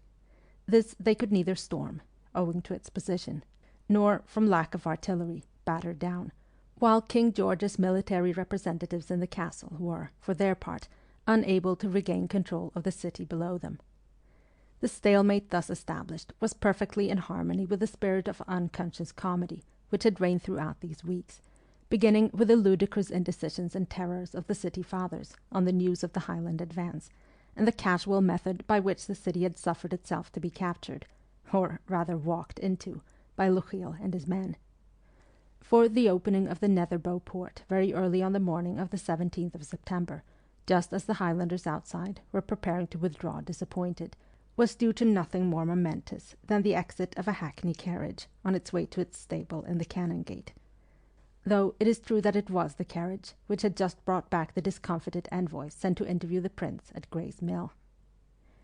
Yesterday only had come to an end the latest, and not entirely humorous, episode of some days' duration, when, the prince having blockaded the castle, in other words, having cut off daily supplies, the garrison had retaliated by firing on the town, killing some innocent inhabitants, striking terror into them all, and making it very undesirable to be seen in the neighbourhood of the castle in the company of a Highlander. Violent representations on the part of the city to the prince, embodying the most hideous complaints against the garrison, had brought this uncomfortable state of affairs to an end by the raising of the blockade. Itself originated, so the story went, by the discovery of smuggled information in a pat of butter destined for the valetudinarian general guest, for whom milk and eggs were permitted to pass daily into the castle. Yet the old gentleman's treacherous butter was only one of the many whimsical touches of the goddess Thalia, who had devised, during these weeks of occupation, such ingenious surprises as the descent of a soldier from the castle by means of a rope into Livingston's yard, where he set a house on fire, and returned in triumph, by the same method, with a couple of captured Jacobite muskets. The discomfiture, by a sudden illumination from above, of 3 Camerons sent experimentally to scale the castle rock under cover of darkness, and, perhaps the most genuinely comic of all, the solemn paying out to the cashier and directors of the Royal Bank of Scotland, within the very walls of the castle, and in exchange for Prince Charles's notes, of the ready money which had been taken there for safety, but the lack of which inconvenienced the Edinburgh shopkeepers as much as anybody. This transaction had taken place, under the white flag, during the blockade itself. But tonight, the guns being silent, and General Joshua Guest once more in possession of his invalid diet, the lately terrified citizens and the high, crammed houses, with their unsavoury approaches, were preparing to sleep without fear of bombardment next day by their own defenders. Those outposts of the invading foe, which always kept a wary eye upon the castle and its approaches, and which had not passed through a very enviable time the last few days, the Highland Guard at the Way House, the West Bow, and elsewhere, had received their night relief, and Mr. Patrick Crichton, saddler and ironmonger, was writing in his diary further caustic and originally spelt remarks anent these scoundrels, skirlywheelers, and hill-skippers. Inside the walls, all was quiet. But at the other end of the town, Holyrood House was lit up, for there was dancing tonight in the long gallery under the eyes of that unprepossessing series of early Scottish kings, due to the brush of an ill-inspired Dutchman, and under a pair of much more sparkling ones. For the prince was gay tonight, as he was not always, and though, following his usual custom, he himself did not dance, it was plain that the growing accessions to his cause during the last few days had raised his spirits.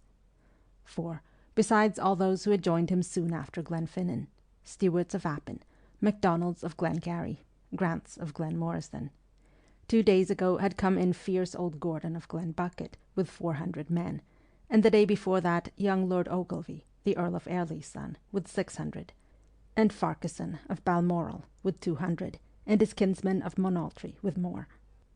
And others were coming. Whatever the future might hold, he was here as by a miracle in the palace of his ancestors, having defeated in a quarter of an hour the general who had slipped out of his path in August, and returned by sea to the drubbing which awaited him among the morasses and the corn stubble of Prestonpans. So there, at the end of the gallery nearest to his own apartments, in a costume half satin, half tartan, stood the living embodiment of Scotland's ancient dynasty, and drew to himself from time to time the gaze of every lady in the room. But it was to those of his own sex that he chiefly talked. At the other end of the gallery, which looked out onto the garden and the chapel, Alison Grant, very fine in her hoop and powder, her flowered brocade of blue and silver, with a scarf of silk and tartan, and a white autumn rose on her breast, was talking with animation to 3 young men, one of whom, in a French uniform, bore a strong resemblance to her, and was in fact her young brother Hector, just come over from France.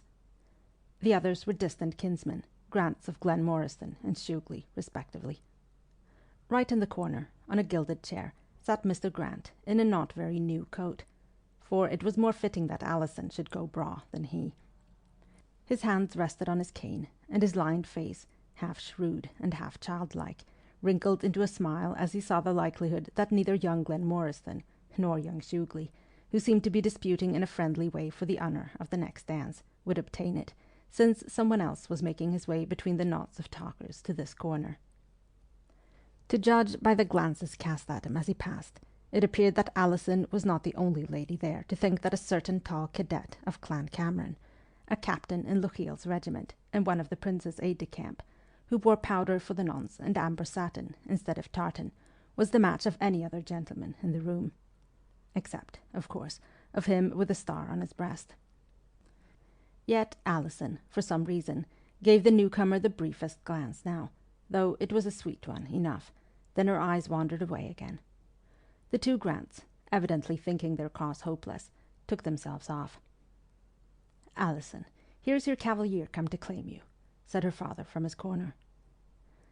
"Alison has not a look or a thought to give to me nowadays," observed Ewen, looking at his love from behind, at the back of her white neck, where the sack fell in imposing folds from the square of the bodice, and where 2 little unruly tendrils of hair, having shaken off their powder, were beginning to show their true colour. "Like the rest of the ladies, she has eyes only for the prince. Oh, 'tis pity I'm not a Whig, for then she might pay me some attention, if only in order to convert me. At that, Alison looked round, laughing. Well, sir, she said, looking him up and down, your costume, I vow, is almost Whiggish. In those clothes, and without a scrap of tartan upon you, you might be an Englishman. Or a Frenchman, suggested her father from his corner. But this accusation Alison repudiated somewhat indignantly. No, Frenchmen are all little men. Yet, having lived so much in France, she must have known better. No one could call Ardroy little, I admit, agreed Mr. Grant. And he has not the French physiognomy. But in that dress he has quite the French air. Thank you, sir, said Ewen, bowing, since I suppose I am to take that as a compliment. There are some tall fellows enough in my regiment, declared Hector Grant, drawing up his slim and active figure. For my part, I've no ambition to attain the height of a pine tree. Alison, is it customary in Scotland, think you, for a brother to lead out his sister? Not unless they are so unlike that the company cannot guess the kinship, responded Ewen for his betrothed. Not, therefore, in this case, Echen. Proprietary airs already, I see, retorted the young soldier, a smile in the dark eyes, which were Alison's too. Eh bien, if I may not have Alison, I vow I'll dance with the oldest dame present. I like not your young missus. And away he went, while Ewen, offering his hand, carried off his lady for the minuet, which was just about to begin. And, intoxicated by the violins, the lights, the shimmer of satin and silk, with just enough tartan to show the gathering's heart, thinking of Cope's soundly beaten, Edinburgh in their hands, Ewen distinguished by the prince for Lochiel's sake, Alison felt that she was stepping on rosy clouds instead of on a mortal floor. Her feet ached to dance a reel rather than this stately measure. And Ewen, the darling, how handsome, though how different he looked in powder. Did he too know this pulsing exhilaration? He always kept his feelings under control. Yet, when his eyes met hers, she could see in them, far down, an exaltation profounder, perhaps, than her own. The music ceased. Her betrothed bowed low, and Alison sank smiling in a deep curtsy that spread her azure petticoat about her like a great blue blossom. Then she took his hand, and they went aside. Now you must fan yourself, must you not, whether you be hot or no? What are these little figures on your fan? Cupids or humans? Asked Ewen. Oh, mercy on us! Exclaimed Miss Grant suddenly, looking towards the end of the apartment. The prince is no longer here. Is he not? Responded Ewen calmly. I had not observed. And you one of his aides-de-camp? Fie on you! Cried Alison, and took her fan out of his hand. I was looking at you, Mokri, said her lover in his deep, gentle voice, and offered no other excuse. But where can His Royal Highness have got to? My dear, His Royal Highness is under no vow that I know of to watch us dance any longer than he pleases. However, there's another of his aide-de-camp, Dr. Cameron. Perhaps he can assuage your anxiety. Archie? Dr. Archibald Cameron, Lochiel's brother, turned round at his kinsman's summons. He was a man only a dozen years or so older than Ewen himself, with much of Lochiel's own wisdom and serenity, and Ewen had for him a respect and affection second only to that which he bore his chief. Archie, come and protect me from Miss Grant. She declares that I'm a Whig, because I'm wearing neither trews nor philibeg, and unworthy of the position I occupy towards the prince, because I had not observed his withdrawal, nor can tell her the reason for it. But already the fiddles had struck up for another dance, and one of the young Grants had returned, and was proffering his request anew. So Ewen relinquished his lady, and watched her carried off, sailing away like a fair ship. Oh, taken to task so soon, said Dr. Cameron, with a twinkle. He was a married man himself, with several children. No doubt if my Jean were here, I should be in like case, for though I knew the prince had withdrawn, I have not fashed myself about it. Neither did Ewen now. Is it true, he asked, that Donald will not be here tonight at all? Yes, I left him by his own fireside in the Canongate. He's not ill, Archie? No, he's older and wiser than we, that's all. And giving his young cousin a nod and a little smile, Dr. Cameron went off. Ewen abode where he was, for it was too late to secure a partner. Suddenly, hearing his name uttered in a low tone behind him, he turned to see Mr. Francis Strickland, one of the 7 men of Moidart, the gentleman who had landed with the prince in the west. "Captain Cameron," said he, coming closer and speaking still lower, though at the moment there was no one within a couple of yards or so. "Captain Cameron, the prince desires that in a quarter of an hour you will station yourself at the door of the ante-room leading to his bedchamber, and see to it that no one approaches his room. His Royal Highness finds himself indisposed, and obliged to withdraw from the ball, but he particularly wishes that no attention shall be called to his absence. Do you understand?" Ewen stared at him, a good deal astonished at this commission. There was something furtive, too, about Mr. Strickland's manner which he did not relish, and, in common with many of the Highland chiefs, he was coming to dislike and mistrust the Irish followers of the prince, though Strickland, to be accurate, was an Englishman. "This indisposition is very sudden, Mr. Strickland," he observed. "A short while ago, the prince was in the best of health and spirits." "I suppose, sir," retorted Strickland tartly, "that you scarcely consider yourself to be a better judge of the prince's state of health than he is himself." "No," returned Ewen, his Highland pride all at once up in arms, "but I do concede that, as his personal aide-de-camp, I take my orders from His Royal Highness himself, and not from any intermediary." Mr. Strickland's eye kindled. "You're not very polite, Captain Cameron," he observed, with truth. Indeed, he seemed to be repressing a warmer retort. "I am to tell the prince, then, that you refuse the honour of his commands, and that he must find another aide-de-camp to execute them." "No, since I have not refused," said Ewen, with brevity, and he turned upon his heel. But Strickland clutched at his arm. "Not yet. You're not to go yet. In a quarter of an hour's time." And Ewen stopped. "The prince intends to be indisposed in a quarter of an hour's time," he exclaimed. "Then indeed 'tis a very strange seizure. I doubt Dr. Cameron would be better for the post." "Oh, for God's sake, Captain Cameron," said Strickland in an agitated whisper, pulling Ewen by the sleeve. "Oh, for God's sake, show some discretion. Moderate your voice." And he murmured something about a delicate task and a wrong choice, which only inflamed Ewen's suspicions the more. What intrigue was afoot that the prince's door should be guarded, under plea of illness, in a quarter of an hour's time? He was expecting a visit, perhaps. From whom? Ewen liked the sound of it very little, the less so that Strickland was plainly now in a fever of nervousness. "Pray let go of my arm, sir," he said, and the Englishman, not at once complying, added meaningly, "if you do not wish me to be still more indiscreet."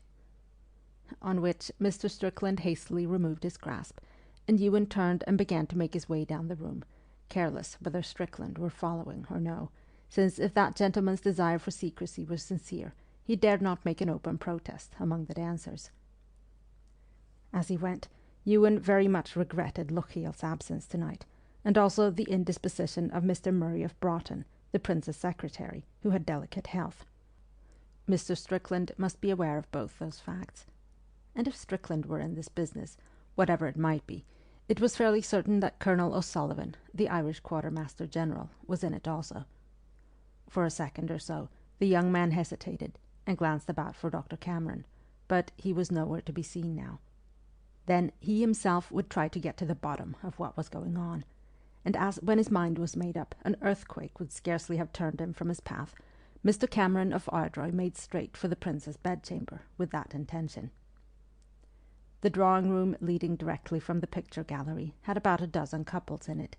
The ante-room which gave at right angles from this was fortunately empty, although the door between was open. The investigator went quietly through, closing this, marched across the ante-room, and knocked at the prince's door. "Avanti!" cried a voice, and Ewen went into the bedchamber, which had once been the ill-fated Darnley's. The prince was sitting on the other side of the gilded and embroidery-hung bed, with his back to the door, engaged, it seemed, in the absence of Morrison, his valet, in pulling on his own boots. A black cloak and plain three-cornered hat lay upon the gold and silver coverlet. "Is that you, O'Sullivan?" he asked, without turning his head. "I shall be ready in a moment." Ewen thought, "I was right. O'Sullivan is in it." "Your Royal Highness," he said aloud. At that, the prince looked quickly behind him, then, still seated on the bed, turned half round, leaning on one hand. "My orders, Captain Cameron, were for you to post yourself at the outer door. There has evidently been some mistake, either on your part or on Mrs. Strickland's." "On mine, then, may it please your Royal Highness," admitted Ewen coolly. "As the order puzzled me somewhat, I have ventured to ask that I may receive it from your Royal Highness's own mouth." The mouth in question betrayed annoyance, and the prince arose from his position on the bed and faced his aide-de-camp across it. "Mon Dieu, I thought it was plain enough. You will have the goodness to station yourself outside the farther door, and to let no one attempt to see me. I am indisposed." "And the quarter of an hour's interval, of which Mr. Strickland spoke, sir?" "That is of no moment now. You can take up your place at once, Captain Cameron." And with a gesture of dismissal, the prince turned his back and walked across the room, towards the curtained window. It was thus plainly to be seen that he had his boots on.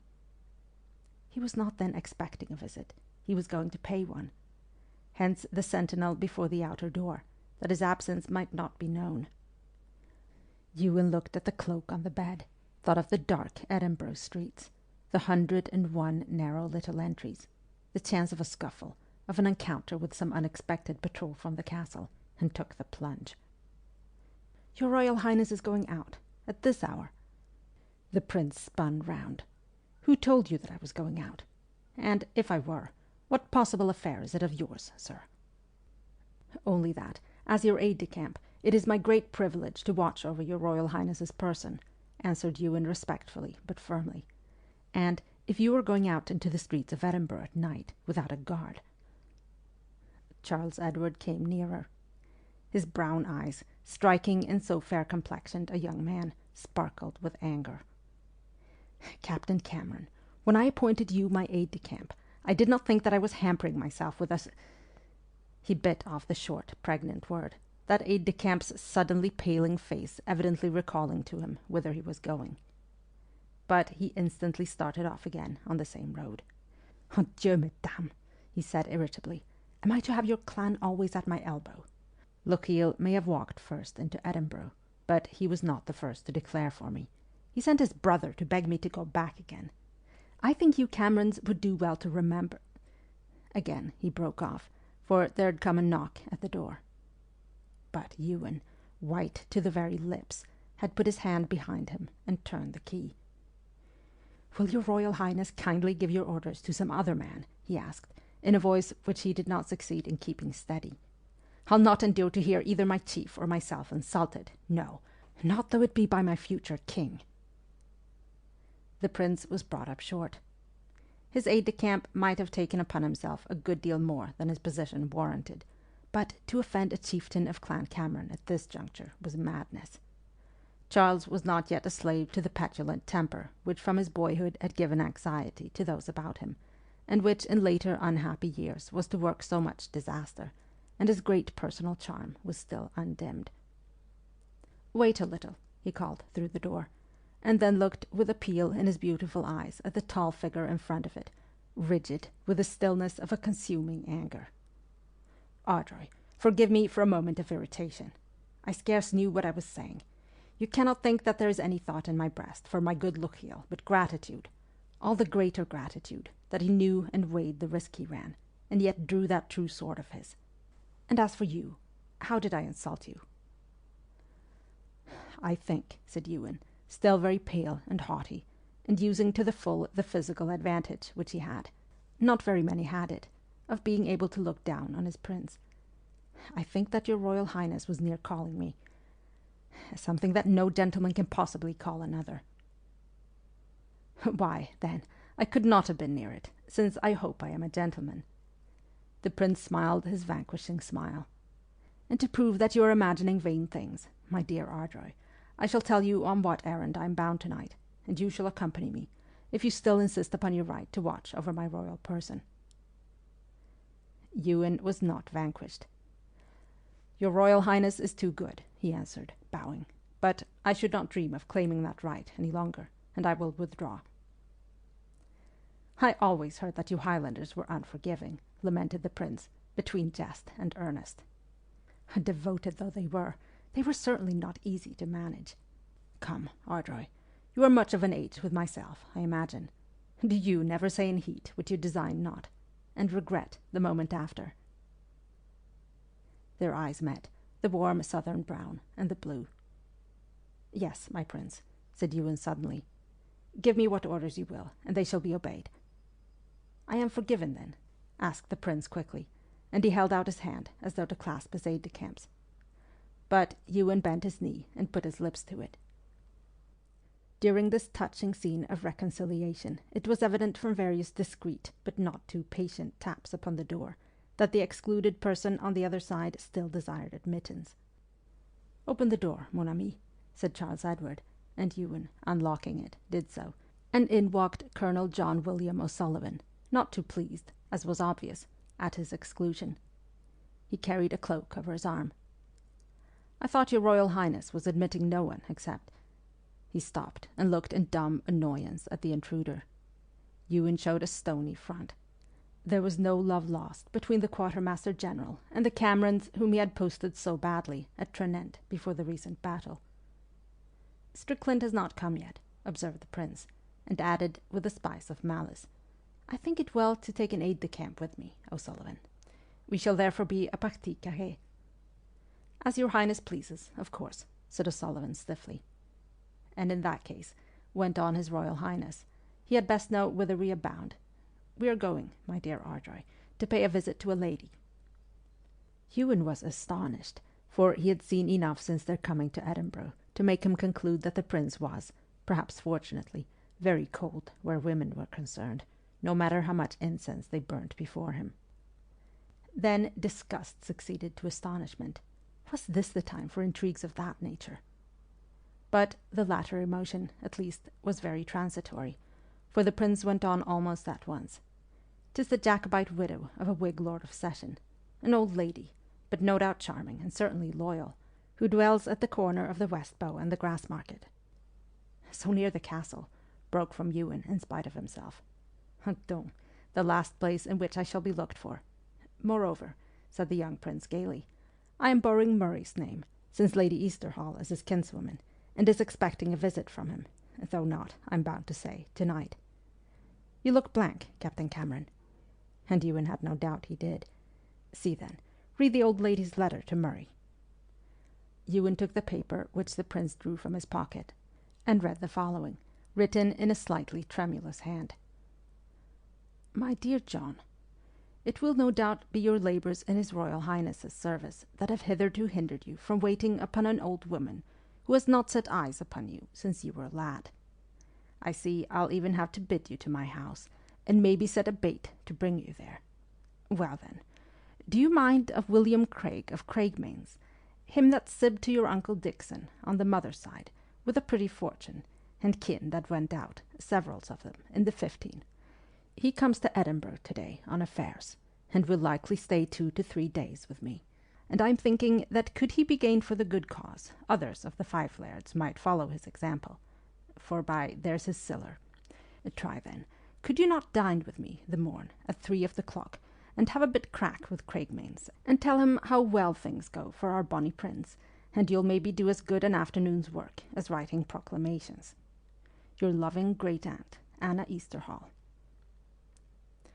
This letter was superscribed to Mr. John Murray of Broughton at Holyrood House, and was of the same day's date. Ewen gave it back to the royal hand in silence. "Mr. Murray is indisposed and keeps his room, and I am going to pay his great-aunt a visit in his stead," said the prince, going to the bed and taking up his cloak. "And our bonny prince himself will have the necessary bit crack with his Five Laird of the money-bags. You can see from the letter that Lady Easterhall thinks a little persuasion might induce him to open them, and I flatter myself that he'll yield to me sooner than to Murray."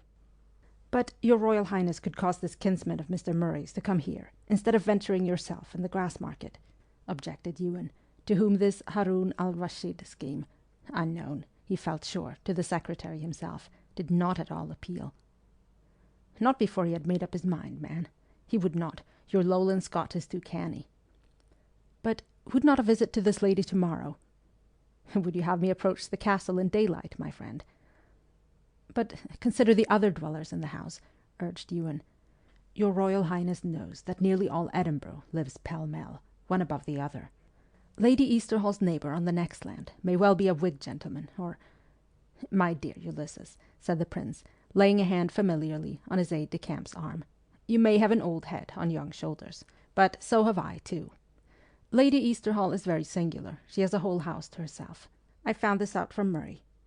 And if report says true, the house itself is singular also." At that moment there was another discreet tap at the door, and O'Sullivan, who had been listening to this conversation in a sardonic silence, opened it to admit Mr. Francis Strickland in a cloak. In response to the displeased query on the last comer's face, the Quartermaster General observed that Captain Cameron was going with him, though one gathers that he disapproves. "He has my leave to disapprove," said the prince lightly, "provided he comes too." He was evidently in great spirits at the prospect of this escapade, as pleased as a boy at stealing a march on his bedridden secretary, relieved, too, perhaps, at having laid the storm which he had himself raised, and when Ewen asked him whether he should not procure him a chair, scouted the idea. He would go on his own feet, as less likely to attract attention. "And when I have my cloak so," he threw it round his face up to the very eyes, "who will know me? I learnt the trick in Rome," he added. But his gaze then fell upon his aide-de-camp's attire. "Oh, faith, Ardroy, you must have a cloak too, to cover up that finery. Nay, you cannot go to fetch one now. I know where Morrison keeps another of mine." "And the sentinel at your Royal Highness's antechamber door?"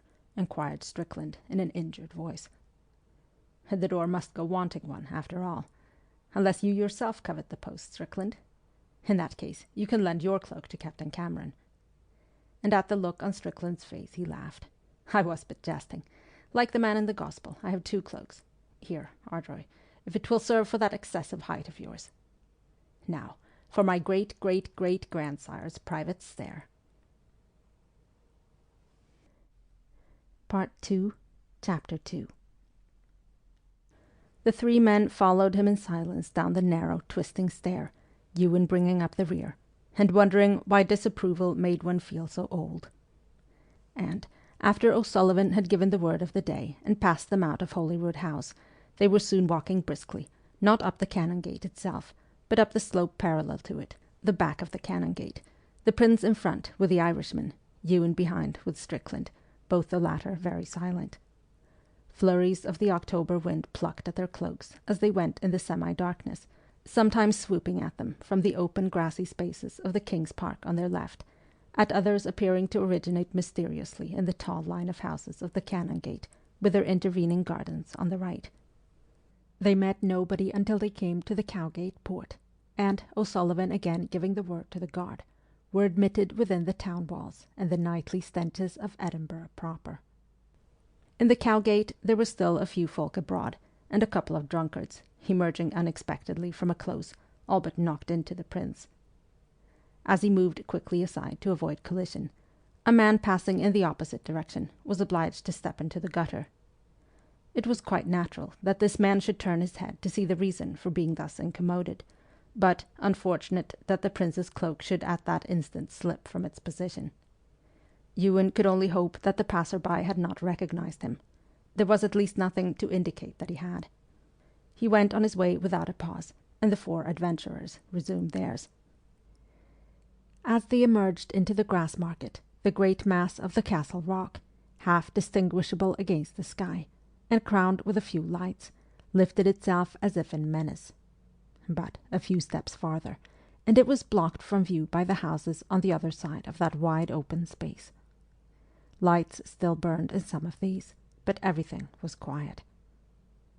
"That is the house," said the prince in a low voice, but it was not easy to know at which he was pointing across the grass market, since they all adjoined each other.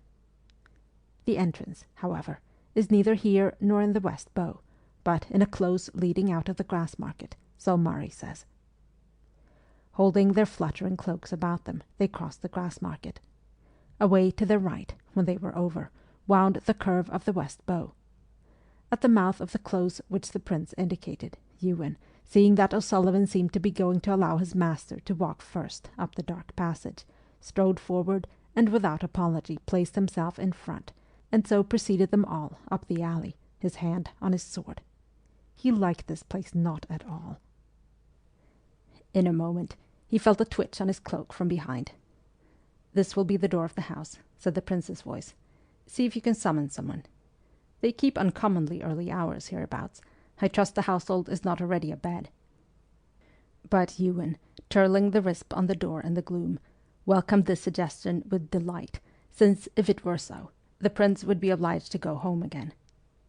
And for some little time it did appear as if his hope were to be fulfilled, for no one came in answer to his summons. He peered up the close. It seemed to him possible that its upper end debouched on the castle hill itself. It was madness to have come here. The prince himself then seized the ring and rasped it impatiently up and down, and very soon Ewen's heart sank again as he heard bolts being withdrawn inside. An old serving man opened the door a little way and put his head out. "Will Lady Easterhall receive her kinsman, Mr. Murray of Broughton, and his friends?" asked Mr. Murray's impersonator. The ancient servitor opened the door a little wider. "Oh, aye, Mr. Murray of Broughton," he said, stifling a yawn.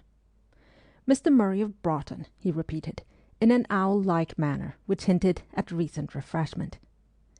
"And Mr. Murray's friends," he added, with another yawn but no motion to admit the visitors. "How many of you will there be then? Is yon another?"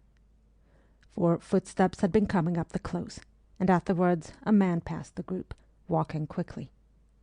He did not glance at them, and it was too dark in the alley to see faces, but Ewen felt an uncomfortable suspicion that it was the same man who had passed them in the Cowgate and had looked at the prince. But no, surely this man was shorter. Moreover, he had betrayed no interest in them. "Oh, come, man, conduct us to Lady Easterhall," said O'Sullivan sharply. "Or is she abed?" "Nay, her ladyship is taking a hand at the cards, or playing at the dambrod with Miss Isabel. Come ben then, sirs. Which of you will be Mr. Murray?" But nobody answered him. They followed him towards the staircase, up which he began laboriously to toil. "Forby, her ladyship's not expecting Mr. Murray till the morn," they heard him mutter to himself. But soon he did little save cough as he panted and stumbled upwards, pausing once to announce that whiles he had a sore host. "Take heart, my Nestor," said the prince in Ewen's ear, as they arrived at the first floor. "It may be difficult to get into this house, but I've heard that it is easy to get out of it." Before he could explain himself, the old man had opened the door of a large room, economically and most insufficiently lit by the flickering firelight and a couple of candles on a small table near the hearth, at which sat an old lady and a young, playing draughts. There was no one else in the room. "My lady, here's your ladyship's kinsman, Mr. Murray of Broughton, and a ween friends to visit you. Will I bring some refreshment?" From the island of light the old lady looked up, surprised. "You visit over late, nephew," she said, in a little, cracked, but authoritative voice, in the Scots common even to persons of breeding. "None the less, you are welcome. But did you not get my letter the day? Saunders, light the sconces and bring wine." And as one or two candles on the walls sprang to life, and the prince took a few steps forward, she leant from her easy-chair. "Hey, John, you've made a finer figure of a man than once I thought you liked to do. But have you the toothache, that you're so happed up? Come and present your friends, and I'll make you acquainted with Miss Isabel Cochrane, your Aunt Margaret's niece. Bestir yourself now with the candles, Saunder. Dinna donor, man." The prince removed his cloak from the lower part of his face. "Madam," he said, bowing, "I must crave your pardon for having used your great-nephew's name as a passport. I am not Mr. Murray, and, though I hope indeed that you will not be so cruel, I await only your word to have your good Saunders show us the door again." The old lady peered still farther into the only half-dispelled dimness. "Preserve us! Who's gotten into the house?" she exclaimed. "Who is it? I canna see." But the girl was on her feet, the colour rushing into her face. "Great-aunt, 'tis the prince himself." even Ewen's disapproval was hardly proof against the scene that followed. Old Lady Easterhall rose tremulously on her ebony stick, her face working almost painfully, and attempted to kneel, which the prince, of course, would not allow, while Miss Cochrane, from pale that she was become, had the colour restored to her cheeks by the salute which he set on her hand as she rose from the deepest curtsy of her life. In a short time Saunders, babbling joyfully, had lit every sconce in the room, till the candlelight swam and glittered on the well-polished furniture and the half-seen satins of the visitors' coats, seeming to concentrate itself upon the winking star of St. Andrew, which, most ill-advisedly, thought the aide-de-camp, still adorned the royal breast. And when chairs had been set, and wine brought, then, at last, in a warm atmosphere of loyalty and emotion, the prince tactfully explained his errand. Lady Easterhall shook her becapped head. "Ah, I jaloused it was not to see an old woman that your Royal Highness came here. But Craigmains is not come yet. He was not to reach the town till noon the morn. I thought I'd writ that in my letter to my nephew. So your Royal Highness has come here for nothing." The prince's face had indeed fallen, but he recovered himself quickly. "Oh, do not say that, madam. Have I not gained the pleasure of your acquaintance, and of Miss Cochrane's, not to speak of drinking the best claret I have tasted since I came to Edinburgh?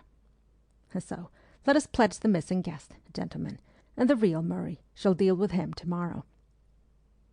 On which, lifting his glass, he drank again, and Colonel O'Sullivan and Mrs. Strickland followed his example. But Ewen did not. He had risen, and now remained standing behind the prince's chair, as one awaiting the signal to depart. Now that he had learnt the uselessness of his escapade, His Highness would no doubt speedily withdraw. But that young gentleman showed no sign of such an intention.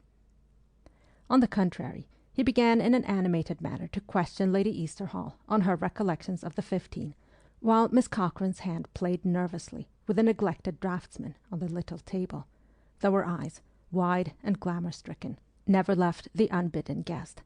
She, at least, even if she knew it not, was uneasy. And after a few minutes the prince became aware of his aide-de-camp's attitude. He turned his head. "What a plague ails you, Captain Cameron, standing there like a grenadier? Oh, sit down, man, and do not so insult our hostess's excellent vintage." "I'd rather, with your Highness's and Lady Easterhall's leave," replied Captain Cameron, "post myself in some part of the house whence I can get a view of the approach to it.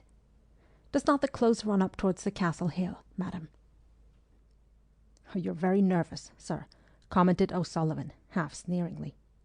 "Why should the nearness of the castle trouble Lady Easterhall, since His Royal Highness's presence cannot possibly be known there? And of what use is the guard at the Way House? Your own clansmen, too, if they cannot prevent the garrison from coming out." But Lady Easterhall herself seemed of Ewen's opinion. "The young gentleman is very richt," she declared. "He shall keep watch, if he's minded to, though, as you say, sir, the castle's little likely to trouble my house. Isabel, gang you with Captain Cameron, and show him the best windy for the purpose. Though, even if they should send a picket here," she added, smiling, "His Royal Highness and all could be out of the house before they could win entrance. There's a secret stair, gentlemen, leads from this very room down under the house to a bit door in the west bow, and the entry to it lies a hint yon scrutwar at the side of the chimney, so you may be easy." All eyes turned towards the spot indicated, where, not far from the hearth, an ebony writing table with inlay of metal and tortoise shell, evidently of French importation, stood against the panelling.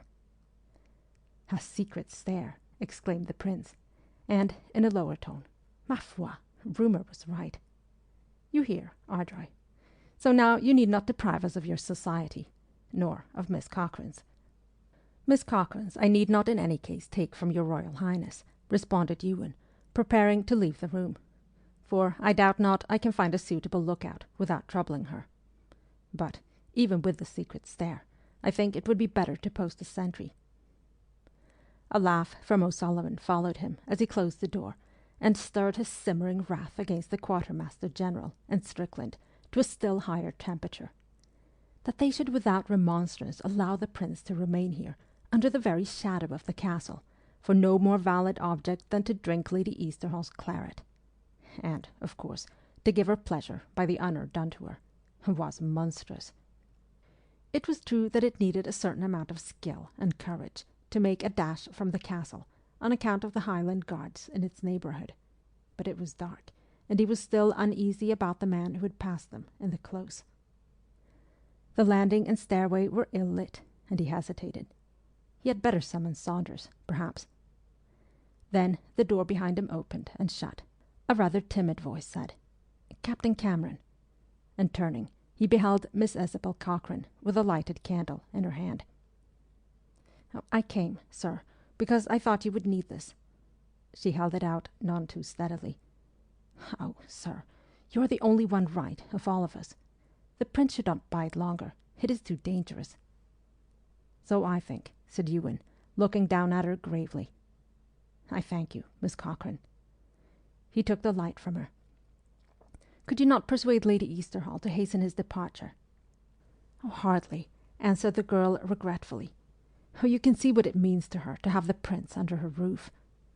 If you will go along that passage, sir, you will find a window out of which you can see some way up the close. Oh, stay, I will show you, since I'm here." She slipped along the passage in front of him, and he followed with a candlestick.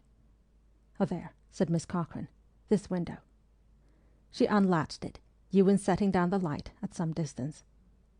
He saw the girl put her head out, and then draw back, her hand over her mouth as though to stifle a scream. Too late already. Look, look. Ewen leaned out.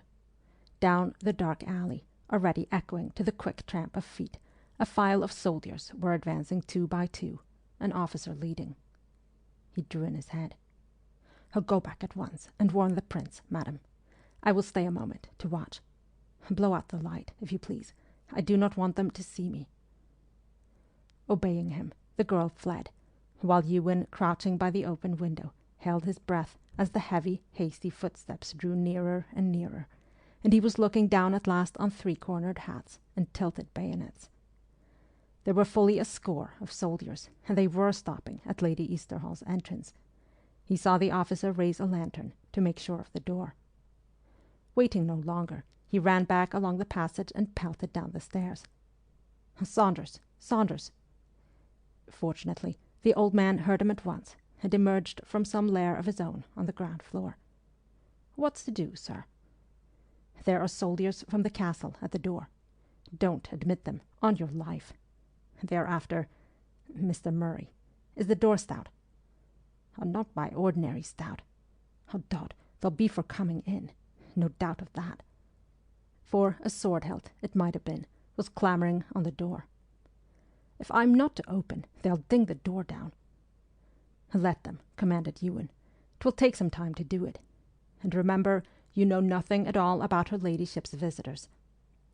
He ran up again, thanking heaven with all his heart for the secret passage and its exit in a spot where the redcoats would never dare to show their faces, since there was a Highland post in the West Bow also. 3 minutes, perhaps, had elapsed since the first discovery and Miss Cochrane's return to the drawing-room. Ewen hoped, therefore, as he burst into that apartment, to find no one but the ladies remaining. To his dismay, however, they were all there, in a group against the wall on the right of the hearth. The writing-table had been pushed aside. Strickland was holding a candle close to a panel, and O'Sullivan seemed to be struggling with something in the carving of this. Lady Easterhall, looking incredibly old, was clinging to her great knees, and the eyes of both were fixed agonizedly on the Irishman and his efforts. The prince, though he too was watching O'Sullivan narrowly, appeared the most unconcerned of the 5. Ardroy, it seems you were justified of your nervousness, then," he observed coolly. "And the spring of the panel is unfortunately stiff. It is long, evidently," he added, in a lower tone, "since a lover left this house by that road." "The soldiers are at the door," said Ewen, in a stifled voice. His heart felt like hot lead within him. Was all to end thus, so foolishly and so soon? The dull sound of battering came up from below. "Let Miss Cochrane try," suggested the prince. "I think it is rather skill than strength which is needed." And O'Sullivan relinquished his place to the girl. He was very pale, and Strickland had obvious difficulty in keeping the candle upright. "Oh, Isabel, Isabel, can you not stir it?" exclaimed Lady Easterhall, wringing her old hands. The girl's slender fingers were striving with the boss of carved woodwork which concealed the spring. "Oh, God," she whispered, and shut her eyes. "Is there no other possible hiding place?" Ewen was beginning in desperation when, with a loud grinding noise, the panel ran back, revealing a dark wall and the first few steps of a winding stair which plunged steeply downwards. "Oh, quick," said O'Sullivan, seizing Strickland by the arm. "You first, to light the stair. Now, Your Highness." The prince stepped through the aperture, and O'Sullivan himself followed. But Ewen lingered a moment on the threshold of safety. "Madam," he said earnestly to the shaken old lady, "if I may advise, do not you or Miss Cochrane stay a moment longer in this room. To be in your bedchambers retiring for the night, when the soldiers succeed in forcing an entrance, as I fear they will, is the best answer you can make to the charge of entertaining the prince. Do not, I beg of you, be found here, for he has still to get clear of the house." "You're recht," said Lady Easterhall. The frozen terror had left her face now. "It is you have had the wits all along, young sir. In with you. Now, Isabel, pit to the door, and then let's run for it." Behind Ewen came grinding and a snap, and he was left in almost complete darkness to find his way as best he could down the stair. Somewhere below he heard echoing steps and cautious voices, so the prince and his companions were still in the house. There must, indeed, be a passage as well as a stair, if one was to emerge into the west bow right on the other side of it. For him there was no hurry. It was just as well to play rearguard. He started leisurely to descend, feeling his way by the newel, and hoping that he would never again go through another 5 minutes like the last. He had certainly not accomplished more than a dozen steps of the descent when he stopped and stiffened, his heart jumping into his throat. There had suddenly floated down from above an ominous dragging, rasping sound, which he had heard too recently not to recognize. It was the panel sliding open again. Had the soldiers found it already? It seemed almost impossible. Tugging at his sword, Ewen half leapt, half stumbled up the dark twisting stair again, and was met by an oblong of light, barred across its lower half by the replaced writing table. But, as he was instantly aware, the room, though still brilliantly lit, for there had been no time to extinguish the sconces, was empty, and silent save for the sounds of furious battering which came up from below through its closed door. It was clear what had happened. The spring of the secret entrance, damaged perhaps, had failed to catch, and after the hurried departure of the two ladies, it had released the panel again. And so the first thing to attract the notice of anyone entering the room would be that yawning gap in the wall. Ewen sprang at the sliding door and tried to push it to again, but on its smooth inner surface there was nothing by which to get sufficient purchase. Closed it must be, at whatever cost, and on whichever side of it he was left. He thrust aside the escritoire, stepped out into the room, and pressed the boss which concealed the spring. The panel obediently returned, to within half an inch of its place. By getting hold of a projecting line of carving with his nails, Ewen feverishly contrived to push it completely home, but was instantly aware that it would no longer engage itself securely in whatever mechanism usually kept it fast there. In short, that, having first refused to open, it now refused to shut. And if the prince were not yet clear of the passage down below, if the fastenings of the door into the west bow, for instance, were rusty from disuse, as well they might be, he would yet be taken. There was a final crash from below. The door was undoubtedly down, and the invaders in the house. If only the existence of the sliding panel could be concealed for a few moments longer. To stand before it sword in hand, as was Ewen's impulse, were only to advertise its presence. He looked round in desperation. Perhaps the corner of the escritoire, pressed well against the line of carving, would eliminate that betraying crack in the woodwork. Yes, the escritoire was sufficiently heavy to keep the panel in place, and, provided that it was not itself moved away from its position, all might yet be well. Though not for him, who must now throw himself to the wolves to keep the secret inviolate. To ensure that the writing table stayed as he had put it, he must be near it, and have a reasonable excuse, too, for his position. The most natural was the best, so, throwing off his hat and cloak, he pulled up a chair, sat down. Unfortunately, this necessitated his having his back to the door, and, seizing a sheet of paper and a quill, began hastily to write a letter. His heart might be beating faster than usual, but his hand, as he saw with pleasure, was quite steady. My dear Aunt Margaret, I told you in my last letter of the victory gained. They were coming up the stairs now, and at the noise of their approach, he realized how unnatural it would look to be found writing a letter in the midst of such a disturbance as had been going on below. He let his head sink forward on his arm, as if he were overcome by sleep, and so was sitting when a second or two later the door was flung violently open, heavy feet came tumbling in, and there was a triumphant shout of, "Here's one of them, sir!" Ewen judged it time to wake. He lifted his head and turned in his chair with a start, and then sprang to his feet in simulated astonishment. "Soldiers! What are you doing here?" There were a sergeant and 3 men of Lascelles' regiment in Lady Easterhall's drawing-room, and the sergeant advanced resolutely towards the tall gentleman in amber satin. "'Tis for us to ask that of you, sir." And then he stopped, his face lighting up with a sort of incredulous joy. "Lord, it's him himself!" he exclaimed.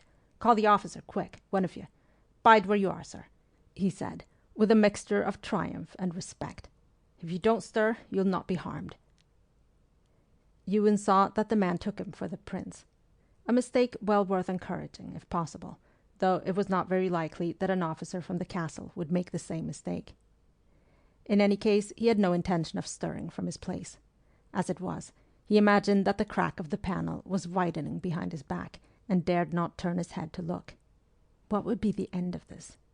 Edinburgh Castle and captivity at the best, perhaps a fate even less agreeable. Here was the officer pushing eagerly through the soldiers round the doorway. One glance at the figure in front of the escritoire, and that eagerness was wiped away. "That is not the prince, you fool," he said to the sergeant. "What was he doing when you came in? Did he offer any resistance?" Through the sergeant's reply that the gentleman was sitting at the table and seemed to be asleep, Ewen was striving not to manifest a surprise which, this time, was perfectly genuine. For, however he had become part of the marooned garrison of Edinburgh Castle, his captor was no officer of Lascelles' regiment from that fortress. He was Captain Keith Windham of the Royal Scots. Part 2, Chapter 3. But Ewen's own powder, satin, and lace were, apparently, as good as a disguise to him, for it was quite clear that Captain Windham had not recognized in this fine gentleman the tartan-clad victor of Loch Oigside, nor even his 7 days' host. No, even though he was now looking at his capture more directly, and saying, with military abruptness, "You are my prisoner, sir." Ewen drew himself up. "By what right, if you please?" he demanded. "By what right, indeed, do you break it all into a private house? The Lord Provost shall know of this tomorrow," he went on, with a sudden idea of passing himself off as an ordinary peaceful burgess. "The Lord Provost shall know of it, and will require an explanation from General Guest." Alas, his voice, at any rate, was not unfamiliar, like his hair and costume. Captain Windham suddenly strode forward, gave an exclamation, and recoiled a little. "What? It is you, Ardroy? Then I know that the Pretender's son is in this house, for you are one of his aide-de-camp. Sergeant, leave a couple of men here, and search the next floor with the others. I will follow in a moment." "Is that your pretext for breaking into an old lady's house at this hour of night?" asked Ewen, with a fine show of indignation, as the sergeant withdrew. "Surely you know the way to Holyrood House, Captain Windham. though in truth it may not be so easy to force an entrance there." In spite of his anxiety, he was able to view with pleasure Captain Windham's visible annoyance at this speech. "Mr. Cameron," said the soldier, with a steely light in his eyes, "I am not to be played with like this. The pretender's son, with 3 companions, was seen to enter this house a short while—" "I am sorry to disappoint you, sir," broke in Ewen, "but it was I who entered with 3 companions. As you see, I've just been mistaken anew for the prince. My 3 friends have left. Yes, those are their wine-glasses on the table. Lady Easterhall has retired, and I was beginning to write a letter when I fell into the dose which your noisy and illegal entry has cut short." "I don't believe you," said Keith starkly, though at the mention of the letter his eyes had strayed for a second to the escritoire, and Ewen immediately wished he had not called attention to it. "Nor do I believe that our informant mistook you for the pretender's son. Tall though he is, you are much taller. He is somewhere hidden in this house." Taller, observed Ewen meditatively. "Ah, yes, I was forgetting your opportunities of observation at Glenfinnan. I suppose you were able to tell them his exact height at Fort William, after you had so craftily given me the slip." This effort at provoking an argument about the ethics of that action was unsuccessful, though he could see that his late prisoner did not relish the expression which he had applied to it. But Captain Windham merely repeated, with more emphasis, "He is somewhere hidden in this house." "If so, then perhaps you will have the good fortune to find and recognize him," said Ewen, with an air of levity. "Or, if not His Royal Highness, one of the other 2, perhaps." "I have no doubt I shall," replied Keith shortly. "Meanwhile, your sword, if you please, Mr. Cameron."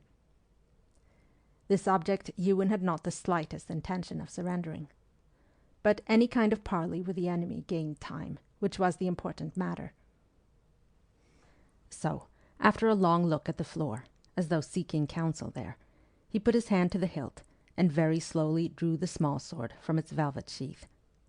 But, once the blade was out, his fingers retained their grip. "After all, I find that I dislike making you an unconditional gift of it," he announced coolly, while the candlelight played menacingly up and down the steel. "But I cannot prevent your taking it, Captain Windham, if you think it worth the trouble." And with his free hand he tucked his lace ruffle out of the way. But, as he had expected, half hoped yet half feared, for at bottom he was pining for a fight, the prince's pursuer did not wish to engage either himself or his men in personal conflict while part of the house still remained unexplored. "I'll deal with you later, Mr. Cameron," he replied curtly, and turned to the soldiers. "See that the prisoner does not move from that spot, men. I am going to fasten the door." He went out, and, sure enough, could be heard to bolt the door on the outside. Ewen smiled to himself to think how little he desired to quit his self-chosen position.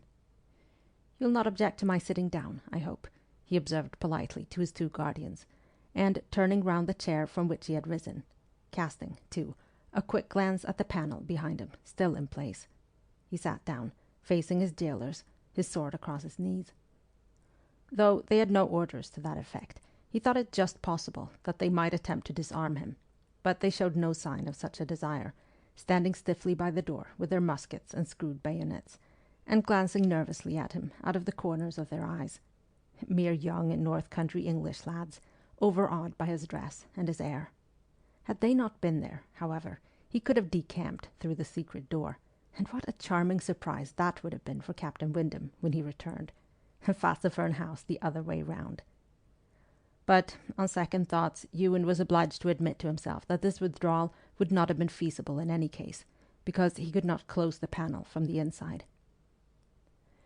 Meanwhile, Captain Windham, in pursuit of a prey already, please God, out of the snare, was presumably searching Lady Easterhall's bedchamber, and, a still more delicate matter, Miss Cochrane's. Ewen could not suppose that the task would be to his liking, and the thought of his opponent's embarrassment afforded him much pleasure, as he sat there with one silk-stockinged leg crossed over the other. His ill temper had gone. Too young a man to have at all enjoyed the role of disapproving critic forced upon him this evening, with his 2 elders covertly sneering at his prudence, and even the prince amused at him, he was more than relieved to be free of his ungrateful part. Events had most amply justified his attitude, and now, with rising spirits, he was free to try what his wits, and perhaps in the end his arm, could accomplish against Captain Windham and his myrmidons. It was true that, short of getting himself killed outright, he did not see much prospect of escaping imprisonment in the castle, but at any rate he might first have the satisfaction of a good fight, though it was to be regretted that he had not his broadsword instead of this slender court weapon. Still, to get the chance of using it against what he knew to be overwhelming odds was better than having to submit to being told that he had an old head on young shoulders. Sooner than he had expected, he heard returning feet, and now Captain Windham and he would really come to grips. It was by this time, he guessed, some 20 minutes since the prince had slipped down the stair, and, provided that there had been no difficulty about exit, he must be almost back at Holyrood House by this time. But one could not be sure of that. And in any case, Ewen had no mind to have the way he took discovered. Here, at last, was an opportunity of repaying to Captain Windham the discomfiture which he had cost him last August over his expired parole, perhaps even of wiping out, somehow, the insult of the money which he had left behind. The young man waited, with rather pleasurable anticipations. And Captain Windham came in this time, as Ewen knew he would, with an overcast brow and a set mouth. He was followed in silence by the sergeant and 5 men, so that the room now contained 9 soldiers in all. "Ah, I was afraid that you would have no luck," observed Ewen sympathetically. He was still sitting very much at his ease, despite his drawn sword. "A pity that you would not believe me. However, you have wasted time." Keith Windham shot a quick, annoyed, questioning glance at him, but made no reply. His gaze ran rapidly round Lady Easterhall's drawing-room, but there was in it no article of furniture large enough to afford a hiding-place to a man, and no other visible door. He turned to the 2 soldiers whom he had left there. "Has the prisoner made any suspicious movement?" "He has not moved from yonder chair," he was assured, in a strong Lancashire accent. "And yet, this is the room they were in," muttered the Englishman to himself, looking at the disordered chairs and the used wine-glasses. After frowning for a moment, he started to tap the panelling on his side of the room, a proceeding which made Ewen uneasy. Had they heard up at the castle of the existence of a secret passage somewhere in this house? It was unpleasantly possible. But when Captain Windham came to the 3 windows giving on to the Grassmarket, he naturally desisted. And the farther side of the room, that where Ewen and his writing-table were situated, faced obviously down the close by which the soldiers had entered, so, if the Highlander followed his reasoning correctly, Captain Windham concluded that there was no room there for a hiding-place, and did not trouble to sound the wall. Ewen, however, judged it time to rise from his chair. "I told you, Captain Windham, that my friends had gone," he remarked, brushing some fallen powder off his coat. "Will you not now take your own departure, and allow an old lady to resume the rest which I suppose you have just further disturbed?" He saw with satisfaction that the invader, who was, after all, a gentleman, did not like that thrust. However, the latter returned it by responding dryly. "You can render that departure both speedier and quieter, Mr. Cameron, by surrendering yourself without resistance." "And why, pray, should I be more accommodating than you were last August?" inquired Ewen, with some pertinence. Keith Windham coloured. "To bring back the memory of that day, sir, is to remind me that you then put me under a deep obligation, and to make my present task the more odious. But I must carry it out. Your sword, if you please." Ewen shrugged his shoulders in the way Miss Cameron condemned as outlandish. "I had no intention, sir, of reminding you of an obligation which I assure you I had never regarded as one. But why should I render your task, as you call it, more pleasant? And why make a task of it at all? The prince, as you see, is not here, and Generals Guest and Preston will find me a very disappointing substitute." Keith Windham came nearer and dropped his voice. His face looked genuinely troubled. "I wish, Ardroy, for your own sake, that you would let me take you unharmed. Take you I must. You are a chieftain, and the prince's aide-de-camp, as I happen to know. It is the fortune of war, as it was last August, when our positions were reversed. So, for the sake of the courtesy and hospitality which I then received from you..." "Oh, my sorrow," burst out Ewen. "Must my past good conduct, as you are pleased to consider it, lead to my undoing now? And I very much doubt whether our positions are reversed, and whether any further disturbance, and you have made not a little already, do not bring the guard from the West Bow about your ears. If I might give advice in my turn, it would be to get back to the castle while yet you can." "Thank you," said Keith, with extreme dryness. "We will. Sergeant, have your men secure the prisoner." He stood back a little. Ewen had already decided, in the event of a fight, to abandon his post by the writing table, where, on one side at least, he could be taken in flank, and where any shifting of the table itself, highly probable in a struggle, would cause the panel to reveal its secret. Not that that would greatly matter now. Immediately the Englishman stepped back, therefore, he darted across the room, and ensconced himself in the corner by the nearest window, hastily wrapping his cloak, which he had snatched up for the purpose, round his left arm. His eyes sparkled. He was going to have his fight. "I'm ready," he remarked cheerfully, seeing the much slower preparations of his assailants. "Is it to be a charge with the bayonet, or are you going to use the butt, my friends?" "Oh, you'll not use either," said Keith sharply to his men. "I do not wish this gentleman injured." "Then make him put up his sword, sir," retorted the sergeant in justifiable indignation. "Else it's ourselves will be injured, I'm thinking." Ewen was about to endorse this opinion, when a familiar and most welcome sound came to him through the closed window behind him. No mistaking that strain, and that the soldiers should hear it too, he turned a little and dashed his elbow, protected by the curtain, through the nearest pane of glass. In it flowed, wailing and menacing, the Cameron rant. "Sons of the dogs, come hither, and you shall have flesh." "I think you had best call off your men altogether, Captain Windham, if they are to save their own skins." And in the uneasy silence which he had procured, Ewen added with some exultation, "It is my own clan, the Camerons. They are coming down the West Bow into the grass market. There will not be much left of you, my good fellows, if you so much as scratch me." And, seeing the effect of his words, he tugged aside the curtain, flung open the partly shattered casement, and called out in Gaelic to the line of kilted figures just emerging from the West Bow. The long yell of the slogan answered him as he swung quickly back on guard. But there was no need of his sword. Prestonpans had taught the castle garrison exaggerated terror of those who uttered such cries. The soldiers, the sergeant included, were already huddling towards the door, and Keith Windham was not in time to get between them and the exit. He stamped his foot in fury. "Do your duty, you dirty cowards!" he shouted, pointing at the figure by the window. But a second heart-shaking yell came up from the grass market. "Clananan con! He give ansho! He give ansho!" Perfectly deaf to their officers' objurgations, the English soldiers were occupied only with the question of which should be first from the room. Keith seized the last fugitive by the collar, but the only result of this appeal to force was that the man, who was very powerful, shook him off, thrust him back with small regard for his rank, and banged the door behind himself.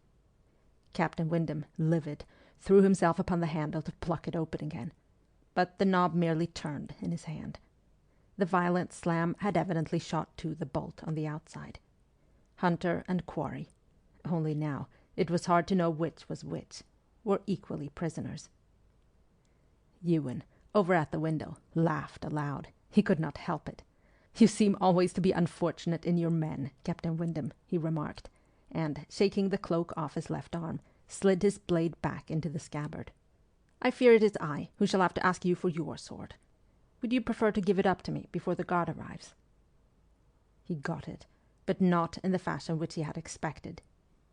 Keith, quite beside himself with mortification and rage, had already whipped out his weapon, while Ewen, with bent head, was sheathing his own.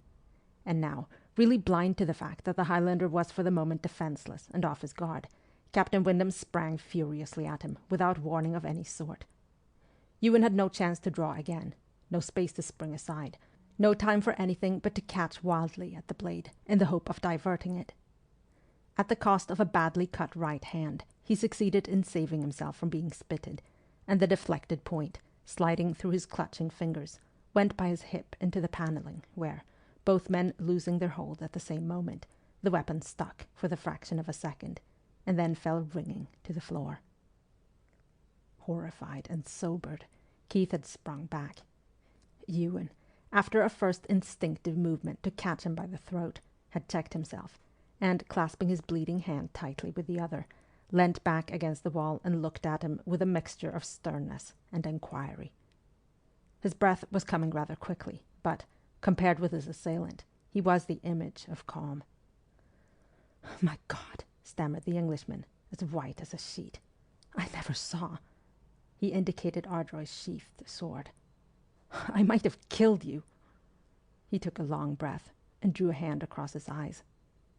Still looking at him curiously, his victim fished out his lace-bordered handkerchief and began to wrap it round his palm, a very inadequate precaution, for in a moment the cambric was crimson.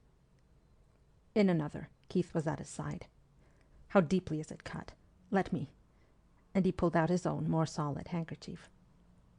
"I don't know," answered Ewen composedly, putting back his Mechlin ruffle, which had slipped down again. "Pretty deeply, it seems." He surrendered his hand. "Thanks. Over mine, then. Tie it tighter still." "Good God, I might have killed you," said Keith again under his breath, as he bandaged and knotted.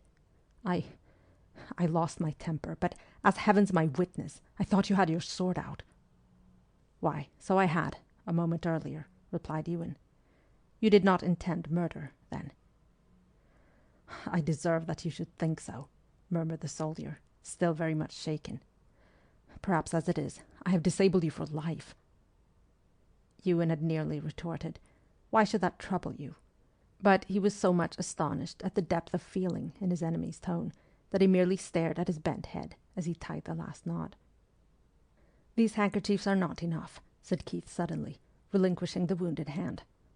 He pushed aside the little brass gorget at his neck, untied and unwound his own lace cravat, and bound that over all. Then he stood back.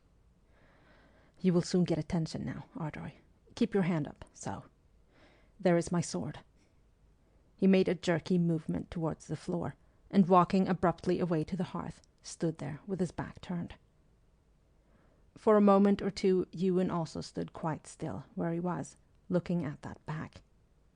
That Captain Windham was ashamed of his attack on a practically unarmed man he could understand. He would have had precisely the same scruples in his place, and he would certainly have felt the same rage and humiliation had he been deserted by his followers in so disgraceful a manner, though he could not imagine Highlanders ever acting so.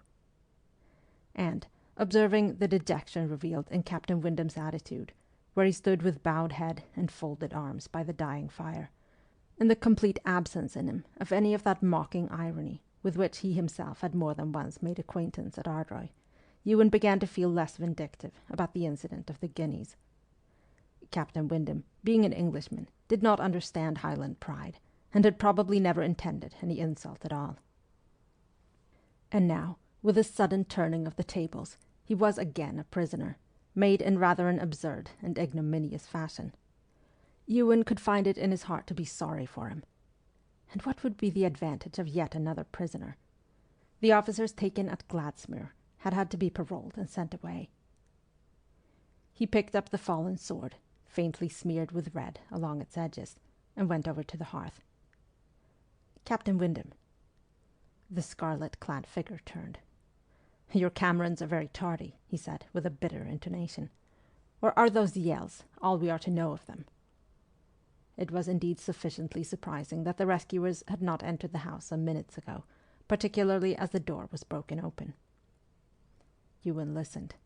"I think that they are possibly chasing a retreating enemy. But, in any case," he held out Keith's sword, "I cannot stomach taking advantage of your being left in the lurch by those rascals. Put on your sword again, and I'll convey you safely out of the house." A dull flush swept over the English soldier's face. "You mean that I am to run the gauntlet of those Caterans when they return, under your protection? No, I've been humiliated enough this evening. It would be less galling to go as a prisoner. Keep my sword. 'Tis the second of mine you have had, Mr. Cameron." Yes, he was sore, and no wonder. Ewen decided that he would not even mention the objectionable guineas. I cannot hold this sword much longer," he said lightly, having but the one hand at present. "No, the Caterans shall not see you at all, Captain Windham, and you shall go alone. Only, for heaven's sake, be quick, for some of them must soon be here." Bewildered, half reluctant, Keith closed his fingers on the hilt held out to him, and Ewen drew him to the escritoire on the right of the hearth. When he pushed it aside, the panel behind slid slowly back. Keith Windham stood before the gap, momentarily speechless. "That, then," he began at last, thickly. "Yes, that is the way my friends went. But you can use the same road. It comes out, I understand, in the West Bow. There you will have to trust to chance, but it seems a dark night. Here, take my cloak." He went and picked it up. "'Twill cover your uniform, and you must have a candle to light you down." To these directions and the proffered candlestick and cloak, the baffled hunter paid no heed. "Your friends," he said between his teeth. "The Pretender's son, you mean? He was here this evening, then, in this very room?" "Yes, but he was gone a little time before you entered," answered Ewen soothingly. "I was only troubled lest the door should slide open and betray the path he took. But 'tis of no moment now." "No, it's of no moment now," repeated Windham bitterly. Wrath, reluctant admiration, disappointment, and concern for what he had so nearly done, and not in fair fight, to the man before him strove openly in his tone as he went on. "Is this your revenge for—" he pointed to the swathed right hand, "and for my outwitting you last August? It's a sharp one, for all that it's generous. Yes, you have fairly outmaneuvered me, Ardroy, with your secret stare and your clansmen so pat to the moment, like a stage play. But I warn you that this mumming will turn to grim earnest some day. There'll be a bloody curtain to the comedy, and you will regret that ever you played a part in it." "That depends, does it not, on how many more battles of Gladsmuir we have," retorted Ewen, with a smile on his lips and a sparkle in his eyes. "But go, go." For at last there had come a rush of feet up the stairs, and the rescue party, oblivious of the bolt, were hammering upon the door with cries. He thrust the candlestick and the cloak, the prince's cloak, into the Englishman's hands, calling out something in Gaelic over his shoulder the while. "Go, they'll have the door down in another minute." He almost pushed Captain Windham into the aperture, pressed the spring, and wedged the returning panel with the table, only a second or two before the unfortunate door of Lady Easterhall's drawing-room fell inwards with a crash, and Cameron kilts plunged over it. Part 2, Chapter 4. Walking home with her father next day up the crowded Canongate after rain, Miss Alison Grant suddenly became aware of a tall Highland officer striding up the street some way ahead. From the occasional glimpses of him, which were all that she was able to obtain in the moving throng, it seemed to be her betrothed, but, if so, he was carrying his right arm in a sling. This was disturbing. Moreover, Ewen, if it were he, and at any rate the officer was a Cameron, was walking at such a pace that Alison and her parent would never overtake him. Unless, indeed, he were on his way to visit them, where they lodged in Hindford's Close, a little beyond the Netherbow. "Papa," whispered Alison, "let us walk quicker. Yonder's Ewen, unless I'm much mistaken, on his way to wait upon us, and he must not find us from home." They quickened their pace, without much visible effect, when, lo, their quarry was brought to a standstill by two gentlemen coming downwards who encountered and stopped him. "Now, let us go more slowly, sir," suggested Alison, dragging at her father's arm. To which Mr. Grant, complying, said, "My dear, to be alternately a greyhound and a snail is hard upon a man of my years, nor do I understand why you should be stalking Ardroy in this fashion." "Oh, Ewen is rather like a stag," thought Alison. "He carries his head like one." "Papa," she explained, "I want to know, I must know, why he wears his arm in a sling." "Look, now that he has turned a little, you can see it plainly. And, you remember, he disappeared so strangely last night." And now, crawl as they would, they must pass the three gentlemen, who made way for them instantly, not to turn the lady with her hooped petticoats into the swirling gutter. As Ewen, for it was he, raised his bonnet with his left hand, Alison cast a swift and comprehensive glance over him, though she did not pause for the fraction of a second, but, acknowledging his salutation and those of his companions, went on her way with dignity. But she walked ever slower and slower, and when she came to the narrow entrance of their close, she stopped. Yet, even then, she did not look back down the cannon gate. "Papa, did you hear? Those gentlemen were asking Ewen what had befallen him. I heard something about disturbance and Grassmarket. You saw his hand was all bandaged about. He looked pale, I thought. What can he have been at last night? Not fighting a duel, surely." "Well, my dear, here he is, so he can tell us, that is, if he is disposed to do so," observed Mr. Grant. "Good day, Audrey. Were you coming in by?" "I intended it, later on," replied Ewen, with more truth than tact. But now you see that you behove to at this moment," finished Alison with determination, looking very significantly at his arm, and Ewen, without another word, went obediently up the close with him, secretly admired from above by a well-known Whig lady who happened to be at her window, and who remarked to her maid that the Jacobite miss lodging overhead had a braw lover, for all that he was a wild Hieland man. And presently the wild Hieland man was standing in the middle of Mr. Grant's parlour, and the Jacobite miss was declaring that she could shake him, so little could she get out of him. "They say you can ask anything of a Cameron save butter," she said indignantly, "but it's clear that there are other things, too, you'll never get from them." Ewen smiled down at her, screwing up his eyes in the way she loved. He was a little pale, for the pain of his cut hand had kept him wakeful, but he was not ill-pleased with life this afternoon. "Yes, other people's secrets, to wit," he said teasingly, and then, feigning to catch himself up, "Oh, my sorrow! Have I not the unlucky tongue to mention that word in a woman's hearing? What I've told you, mesdames, is the truth. I had an encounter last night with some of the castle garrison, and my hand, as I say, was hurt. Scratched, that is, as I warrant you have sometimes scratched yourself with a needle or a bodkin." "Oh, the needle's never been threaded whose scratch required as much bandaging as that," retorted Alison, with her eyes on the muffled member in the sling. "And what was yon I heard as I passed about a disturbance in the Grassmarket?" "Has she not the ears of a hare?" observed Ewen to Mr. Grant.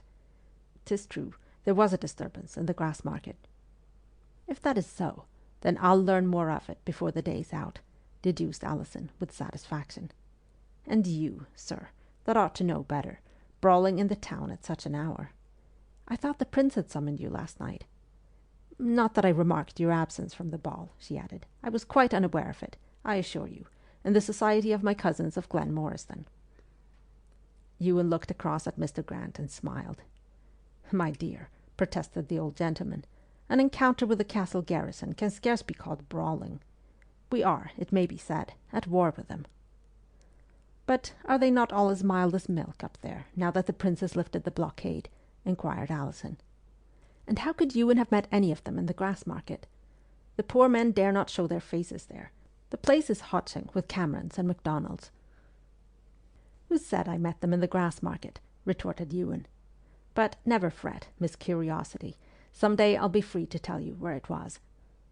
"Wherever it was," said Miss Grant with decision, "I'll be bound 'twas you provoked the disturbance."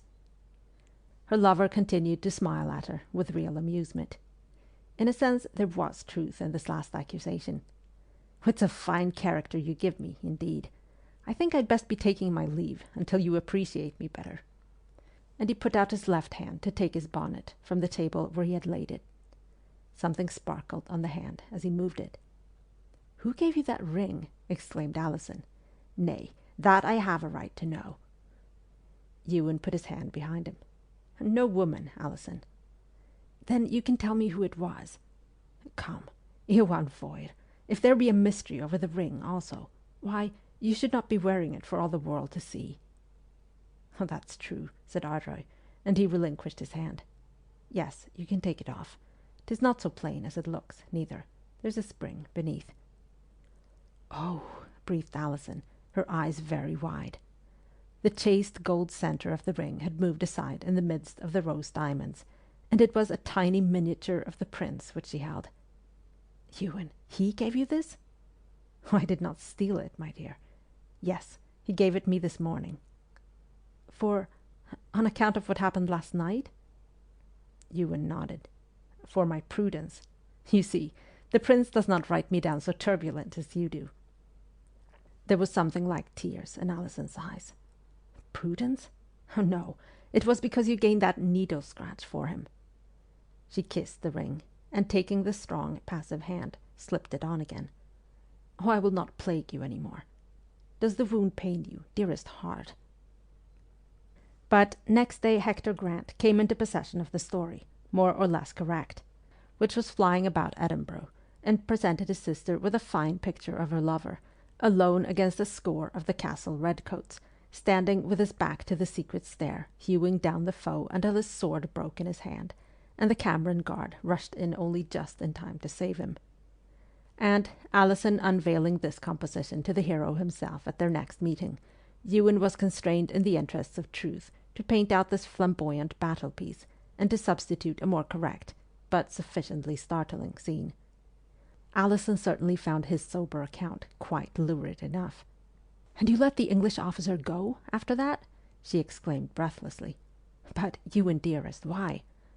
"For one reason, because 'twas such cursed ill luck that his men should run away for the second time," replied Ewen, settling his silken sling more comfortably. "For the second time?" "I've not yet told you who the officer was. Cannot you guess?" "Surely it was not Captain Windham, here in Edinburgh?"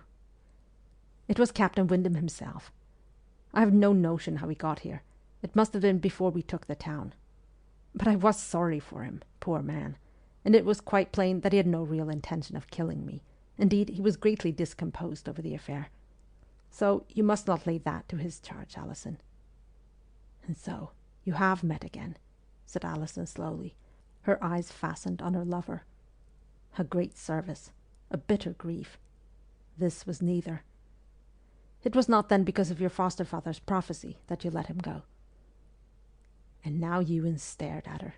"Oh, faith, no, darling, for I had clean forgot about it. Okay, it begins to fulfill itself then."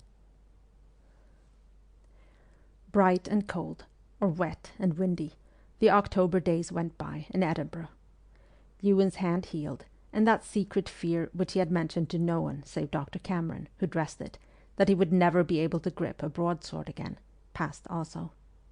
And having waited upon Lady Easterhall and Miss Cochrane a day or two after the fracas to ask how they did, not that he had omitted to reassure himself of this on the night itself, before he left, he then, by the old lady's desire, carried Alison to visit them also.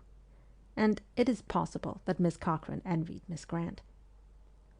But up at the castle the days went a great deal more slowly, particularly for Captain Keith Windham, who had little to do but to pace the battlements and look down, as he was doing this morning, when October was almost sped, on that unrivalled vista of which he was now heartily sick, and remember all the mortifications, professional as well as personal, which he had suffered there since the end of August, when he had made his way thither from Fort William with the news of the Highland advance.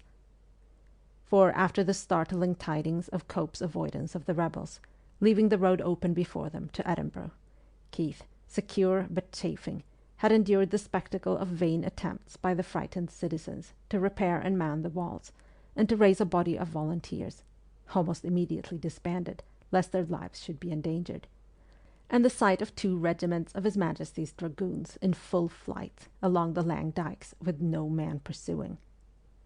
Finally, to complete and symbolize the great scandal and shock of Cope's lightning defeat, he had with his own eyes seen, struck defiantly into the outer gate of the castle, the dirk of the single Jacobite officer who on that occasion had chased a party of terrified troopers thither, like rabbits to their burrow.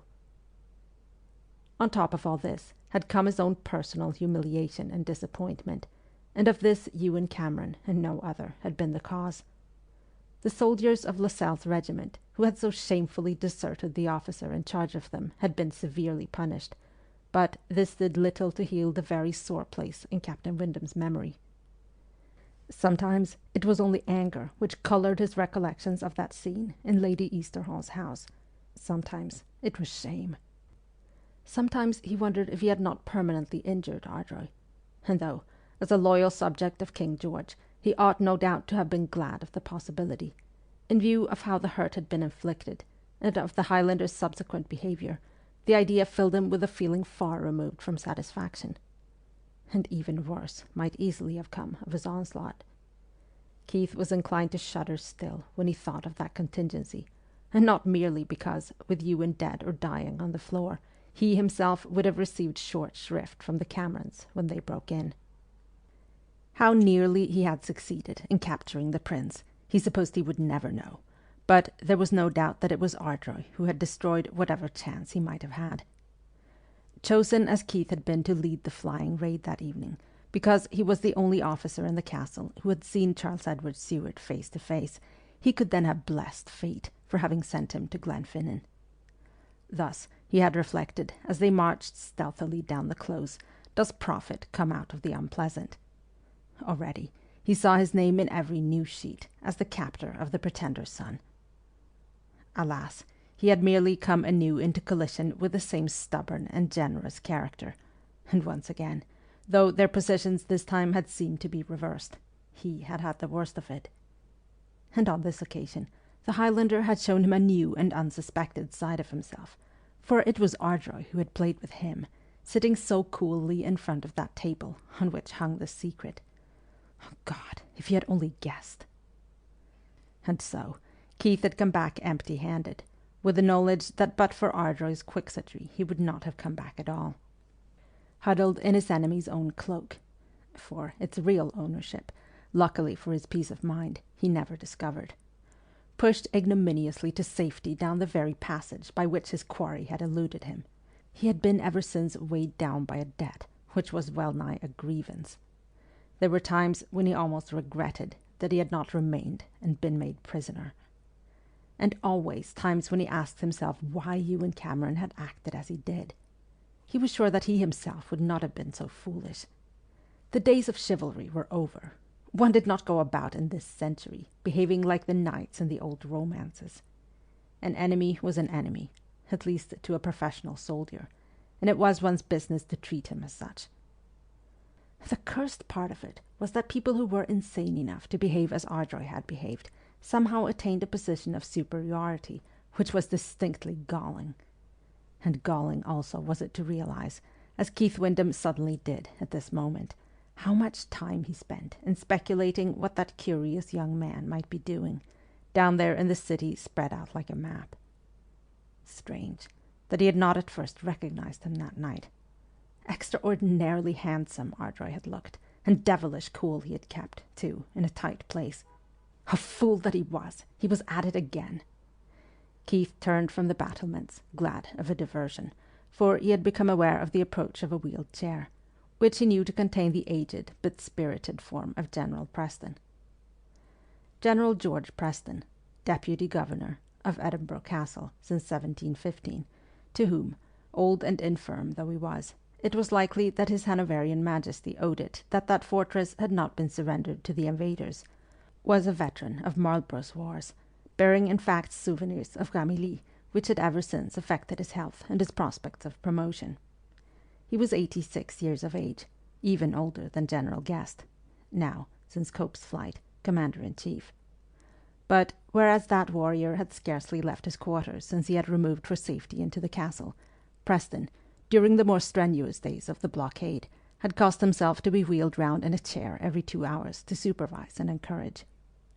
Since Colonel Philip Windham, Keith's father, had also fought under Marlborough, Keith had on one occasion asked the old soldier some questions about the great Duke's battles, and found Preston very ready to hold forth on them, and in particular on that bloody fight of Malplaquet, where he had commanded the Cameronian regiment. And Keith remembered suddenly that the Scottish friend of his father's, after whom he himself was named, had met his death at Malplaquet, and spoke to the old soldier about that misty John Keith, of whom he knew so little. "Aye," said the general, a Perthshire man himself. "I wondered that you should bear a Scots name in front of an English, Captain Windham. I suppose yon Keith will have been in a Scottish regiment, but I don't mind of him. 'Tis 36 years syne, ye ken, a lang time, more than your hale lifetime, young man." So John Keith, who had fallen on a Flanders battlefield nearly 40 years before, became more misty than ever. But Captain Windham's prenatal connection with a Scot of Malplaquet had interested old Preston in him, and he announced an intention of reporting on the zeal and vigilance which the officer of the Royals had displayed in the defence of the castle. From his chair, the old general beckoned to that officer now, and sent his servant out of hearing. "Captain Windham, a word in your ear." And as Keith stooped, he said gleefully, "'Tis a good word, if ever there was one. I've every reason to believe that Edinburgh will be free of these Highland pests the morn." Keith gave an exclamation. "They are evacuating the city, sir." The veteran chuckled. "They intend marching for England, whence I pray not a man of 'em will return alive. The news has just come in by a shore hand, but I had jaloused it already. In a day or two you'll not see a plaid between Greyfriars and the Norloch." General Preston's shore hand had carried perfectly correct tidings. Against the wishes and the instincts of the chiefs, Prince Charles was about to march into England, believing that he would thus rally to his standard those cautious English Jacobites on whose promised support he built such large hopes, and many others, too, who had made no promises, but who would surely declare for him when he appeared in person to lead them against their alien ruler. And early on the morning of the 1st of November, Ewen took his farewell of Alison in Hindford's Close. Lochiel's regiment, like the bulk of the army, was already assembled at Dalkeith, for since Prestonpans the prince had never quartered troops in the city to any great extent, and he himself was already gone. But Ewen, in order to be with his own men in this strange country to which they were bound, had resigned his position as aide-de-camp, and remained behind in order to bring away the Cameron Guard, who would presently march out of Edinburgh, with colours flying and the pipes playing. But here there was no martial display, only a knowledge that this, and not the farewell at Ardroy in August, was the real parting. Ewen was setting off today for something much more portentous than a mere rendezvous, armed invasion. Yet some unspoken instinct made them both try to be very matter-of-fact, especially Alison. "Here's a sprig of oak for your bonnet, Ewen. You'll be wearing your clan badge now, I'm thinking. I picked it yesterday." And she fastened beside the eagle's feathers a little bunch of sere leaves. "And see, I've made you a new cockade. I doubt you'll get your clothes mended properly. England's a dour place, I'm sure. Oh, I wish you were not crossing the border." "Nothing venture, nothing win," replied Ewen tritely, looking down at his bonnet, about which her fingers were busy. "I doubt, for my part, that those oak leaves will bide long on their stalks, Alison, but you may be sure I'll wear them as long as they do. And the cockade, 'tis a very fine one, my dear. I'll bring back to you somehow. Or maybe you'll get your first sight of it again in London." "I wonder will you meet Captain Windham anywhere in England," said Alison. "How that fellow runs in your head, my darling. I vow I shall soon be jealous of him. And I marching away and leaving him here in the castle. For I suppose he's there still." "Make him my compliments, if you should meet him before setting out for Ardroy," said Ewen, smiling. For to Ardroy were his betrothed and her father retiring in a day or two. "Ewen," said the girl seriously, taking him by the sword belt that crossed his breast, "will you not tell me something? Was there ever a danger that, from the injury Captain Windham did you, you might never have had the full use of your hand again?" "Why, what put that notion into your head?" "A word you let fall once, and an expression on Dr. Cameron's face one day when I mentioned the hurt to him." For a day or two Archie did think it might be so, conceded her lover rather unwillingly.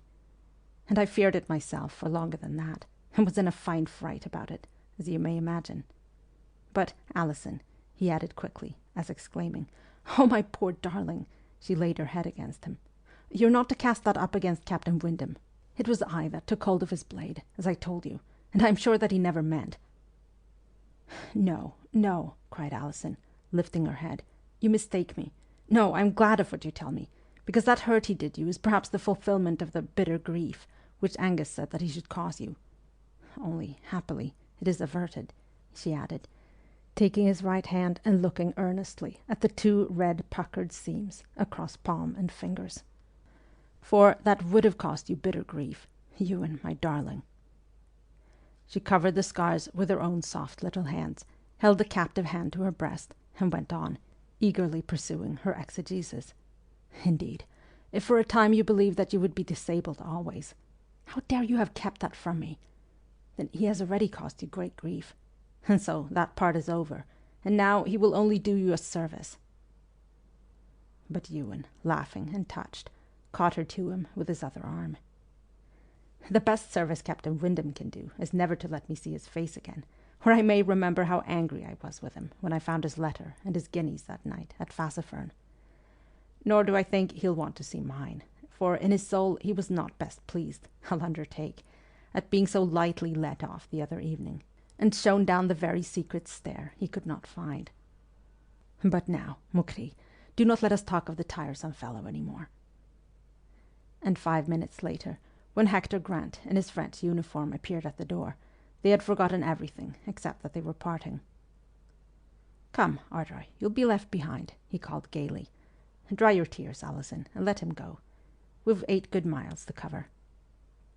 "I was not greeting, never think it," said Alison as she was released. "But oh, I'm wishing sore I could come with you too."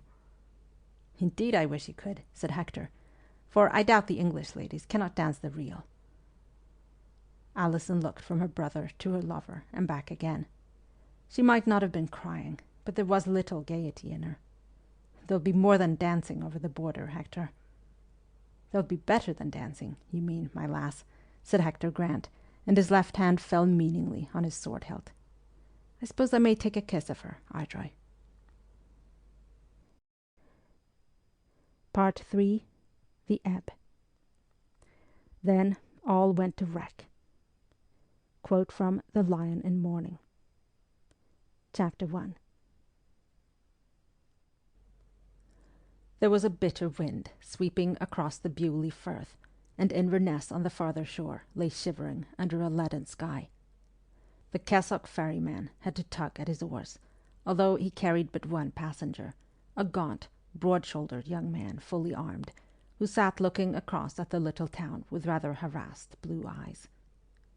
4 months.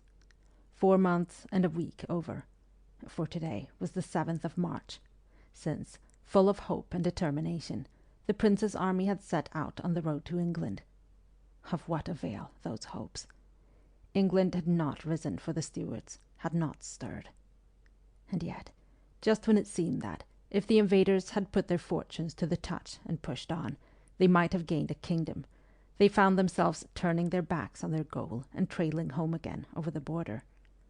Little more than 40 days had been spent on the other side, and, save for the rearguard action near Penrith, the sword had not left its sheath there. The invasion had been a failure. Yet, in spite of weariness and heart-burnings, the little army had at least recrossed Esk in safety, except those of it so mistakenly left to garrison Carlisle, and many were not sorry to be back on Scottish soil.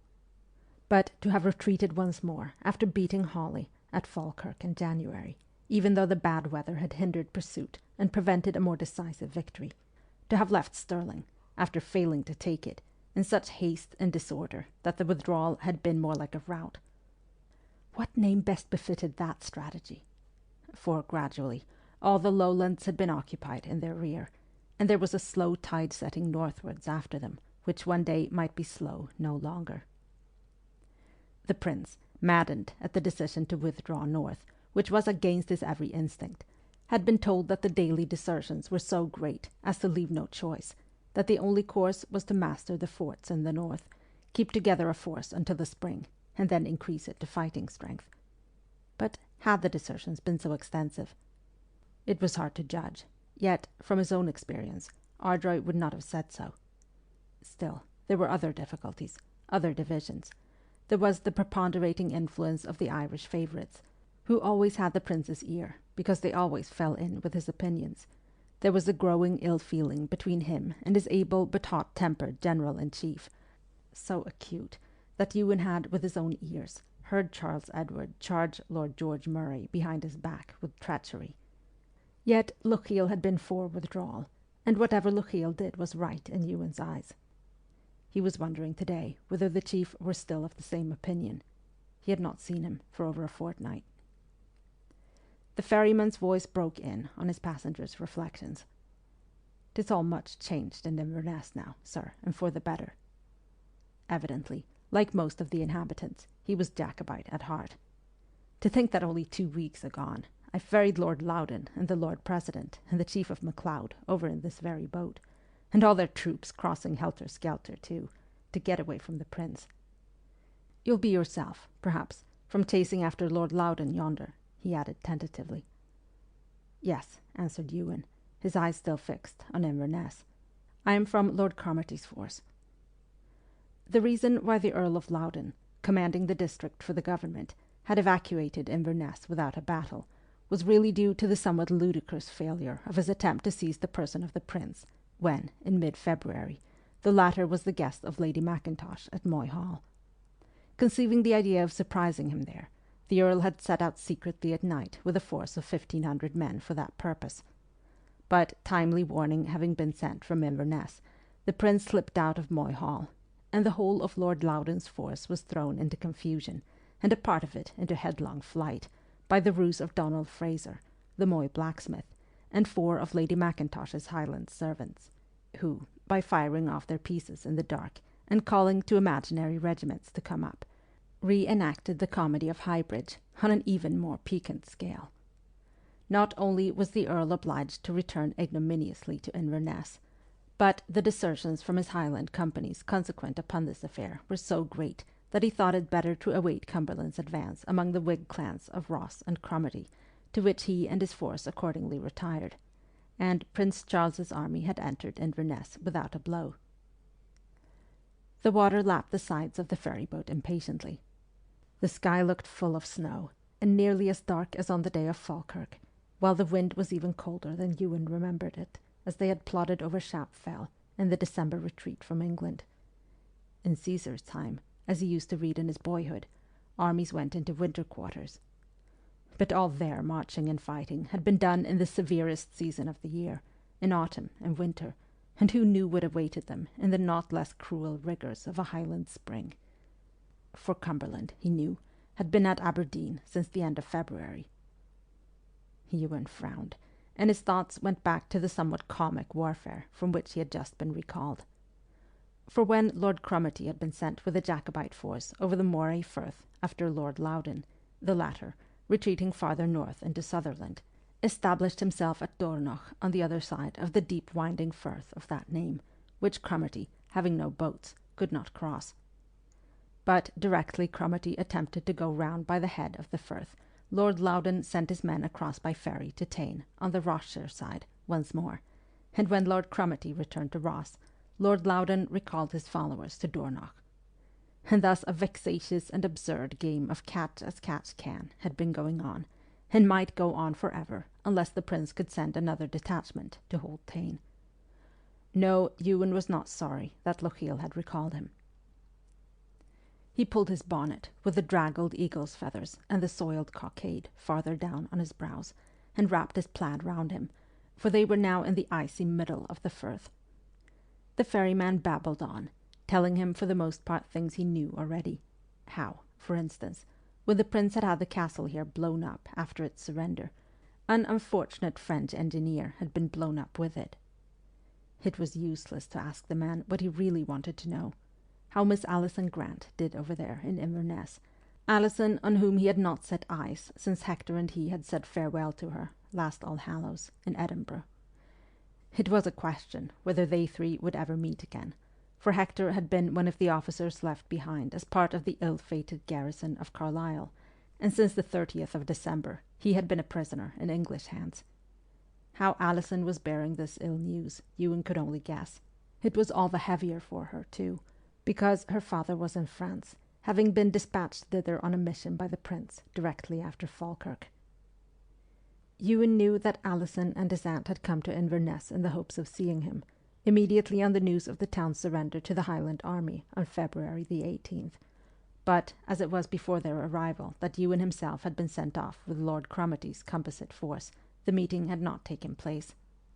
Miss Cameron, as a letter had since told him, had thought it best on that to return to Ardroy, but feeling sure that sooner or later Ewen's duties would bring him to Inverness, She had left Alison there, in the care of Lady Ogilvy, whose husband, with his regiment, was on the other side of the Spey. And now Lochiel had recalled Ewen, but only to accompany him on another enterprise. Of his approaching return, Ewen had told Alison in a letter which he had dispatched yesterday by Lachlan, but he had not told her how brief his stay would be, nor had he broached the project which was in his own mind, the determination which had been growing there since the retreat northward. But, as he thought of what that was, the harassed look went out of his eyes, and he became deafer than ever to the ferryman's chatter. At the guardhouse by the bridge over the Ness, Ewen stopped to inquire where Lady Ogilvy was to be found, for he was not sure of her lodging, and as he was talking to the officer there, he heard a youthful voice behind him, asking exactly the same question in Gaelic. Ewen turned quickly, for he knew that voice. There in the entry stood a half-shy, half-excited boy of 15, who had never been in a town before. Young Angus, Neil McMartin's eldest son. His face lit up, and he darted forward. "Letters, Machi Kelaine." And out of an old sporran too big for him, he produced two, none the better for their sojourn in that receptacle. With a smile and a kind word, his master took them. One was from Miss Cameron to himself, the other, addressed to Miss Alison Grant at Ardroy, in an unknown and foreign-seeming hand, had been redirected by his aunt to Inverness. He put them both in his pocket, gave the lad money to procure himself food and lodging, and a new pair of brogues to go home in, told him where to find his father, and not to return to Ardroy without seeing him again, and himself set off in haste for Lady Ogilvy's lodging. But Angus Og, footsore and hungry though he was, seeing his young chieftain quite unaccompanied, pattered at a little distance behind him with all the air of a bodyguard, his head full of wild plans for joining his father and uncle in this place of many houses, instead of returning to Sloughnanian. If they were in Machi Kelaine's tale, why not he? Young Lady Ogilvy lodged in one of the larger houses at the lower end of Kirk Street, and as Ewen passed the many-paned projecting window on the ground floor, he caught sight of a blue ribbon confining dark curls. After that he was not much conscious of being admitted, or of anything, until he found its wearer in his arms. "Oh, my darling, you were expecting me. Lachlan brought you my letter." Alison nodded, holding very fast to him, her eyes closed like one surrendered to ecstasy. Much as they had to say to one another, for a time neither said it. It was enough merely to be together again after the months of strain and waiting and endurance and disillusioned hopes. But when they had had their fill of looking at each other, they began to talk. "I knew that you would come back to Inverness," said Alison happily. They were both sitting on the window seat now. And, she added, with all her old gaiety, if Lochiel would permit so forward an act, I would kiss him for having recalled you from Lord Cromarty's force. But he has not recalled me in order to stay in Inverness, darling, at least not for more than a couple of days. He and Keppoch are shortly going with reinforcements to the siege of Fort William, and I go too. All the peace and content was dashed out of Alison's face. "Oh, Ewen, and I thought you would be staying here." She bit her lip, and the tears came into her eyes. Her hand was in Ewen's, and he sat a moment silent, looking down with some intentness at his ring upon it. "But we shall have 2 days together, Medal, and do you not think that those 2 days are long enough? That the time has come to change this ring of my mother's for another?" The colour ran over Alison's face, and her hand made a movement as if to withdraw itself. "Oh, my dear," she said rather breathlessly, "not when my father is absent, not till he comes back, and not when one does not know what will befall next." "But, my heart," said Ewen quietly, "that is just why I want to make you my wife. Do you not see that? Why, you should have been mine these 6 months. I've waited even longer than I had thought to wait, and God knows that was long enough." And as Alison said nothing, but looked down, twisting her ring, he went on, suppressing a little sigh. "There are many reasons why we should be wed without further loss of time, and these 2 days that we have now seem designed for that. Our marriage could easily be arranged in the time. Mr. Hay, the Episcopal minister of Inverness, is, I believe, in the town. Lochiel would take your father's place. and I could carry you back to Ardroy as its mistress when we start for Fort William. Alison, dear love, say yes." He was very gentle as he pleaded, for she seemed oddly reluctant, considering that they had been formally contracted since last July, and should indeed have been married in the autumn. She even mentioned Hector and his perilous situation, rather tentatively, as a reason for delay, but Ewen told her that her brother's prospects were 10 times better than those of most who wore the white cockade, for he held a French commission, and could not be treated otherwise than as a prisoner of war. And, finally, Alison said that she would ask Lady Ogilvy's opinion. Ewen tried not to be hurt.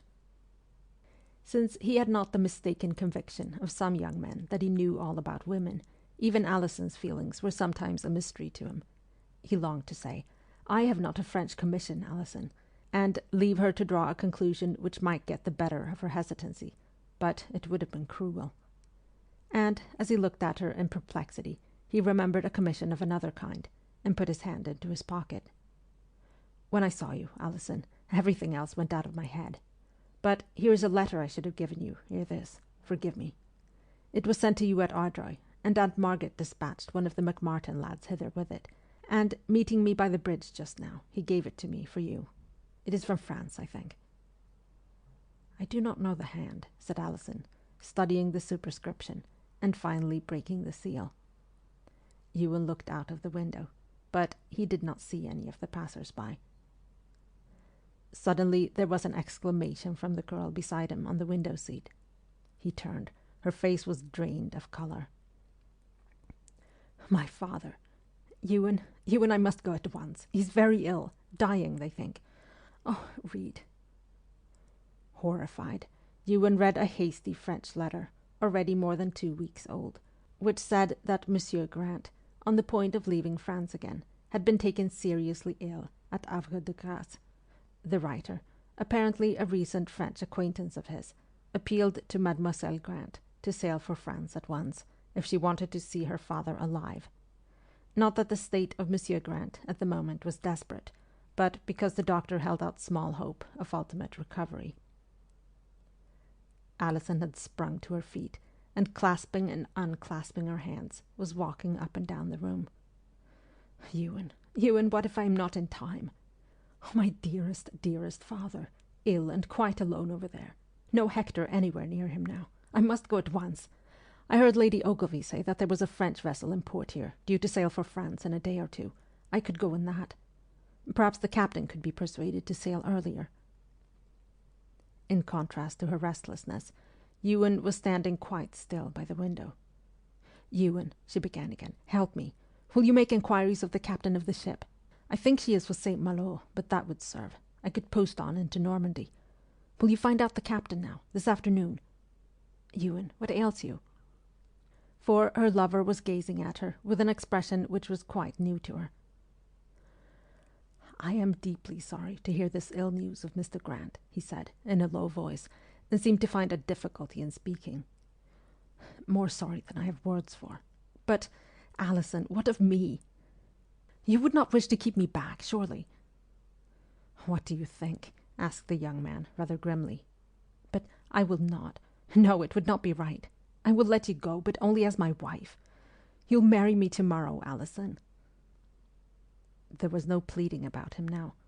He moved a step or 2 nearer, having to keep a tight hold on himself neither to frighten her nor to let slip a word against this other claim which, much as he respected it, was coming in once more to sweep her away from him when he had waited so long. Whatever might be read on his face, his actions were perfectly gentle. And Alison came to him, the tears running down her cheeks, and put her 2 hands in his. "Yes, Ewen, I'm ready. Heart's darling, I wish it too. You must not think I'm unwilling. And you said that you would carry me off by force if I were," she added, laughing a little hysterically, as he folded her once again in his arms. So, next day they were married in the little Episcopal meeting-house of Inverness. Only a very few people were present, but the prince was among them, not the light-hearted adventurer of the escapade in Edinburgh in which the bridegroom had played so belauded a part, but a young man who looked what the last 3 months had made him, soured and distrustful. Yet he gave them a glimpse of his old charming smile after the ceremony, when he kissed the bride and wished them both happiness. "I would I were venerable enough to give you my blessing, my friends," he said, "since 'tis all I have to give, but I think I'm somewhat the junior of your husband, Lady Ardroy, and in any case, how could I bestow my benediction upon a bridegroom who has the bad taste to be so much taller than his future king?" "But you know that I am at your feet, my prince," said Ewen, smiling, and he kissed once more the hand which he had kissed that night at Holyrood. Last of all, Lochiel, grave and gentle, who had given Alison away, kissed her too, and said, "Ewen is a very fortunate man, my dear, but I think you are to be congratulated also." For their brief wedded life, a little house which Mr. Grant had hired the previous summer had been hastily prepared. It was bare almost to penury, a tent for a night or two, meet shelter for those who must part so soon. And Ewen had no gift ready for his bride, save one. When they came home, he put on her middle finger the ring which the prince had given him in Edinburgh. Next day was theirs to play at housekeeping, and they were a great deal more gay over it than Jeanie Wishart, Alison's woman, who went about her work perpetually murmuring, "Pure young things." In the afternoon, since the March sun had come out to look at them, they wandered among the islands and gazed down at Ness, hurrying past, broad and clear and shallow, to the firth. That evening they had thought to spend alone by their own fireside, yet nothing would serve Lady Ogilvy save to give a supper for the new married pair, and Lady Ardroy, in a rose-coloured gown, was toasted by not a few who would never drink a pledge again, and all the Jacobite songs were sung. But not, somehow, that only too appropriate. "Oh, this is my departing time, for here no longer maun I stay," with which gatherings were wont to conclude. Yet Ewen and Alison sat by their fire, after all, sat there until the last peat crumbled, and it began to grow cold. But Alison, as once before, was warm in the Cameron tartan, for Ewen had wrapped it round her knees over her pretty gown. He sat at her feet, looking very long and large, the firelight, while it lasted, playing on the shining golden brown of his hair, accentuating too the faint hollow in his cheek, the slight suggestion of a line between the brows, which the last 2 months had set there.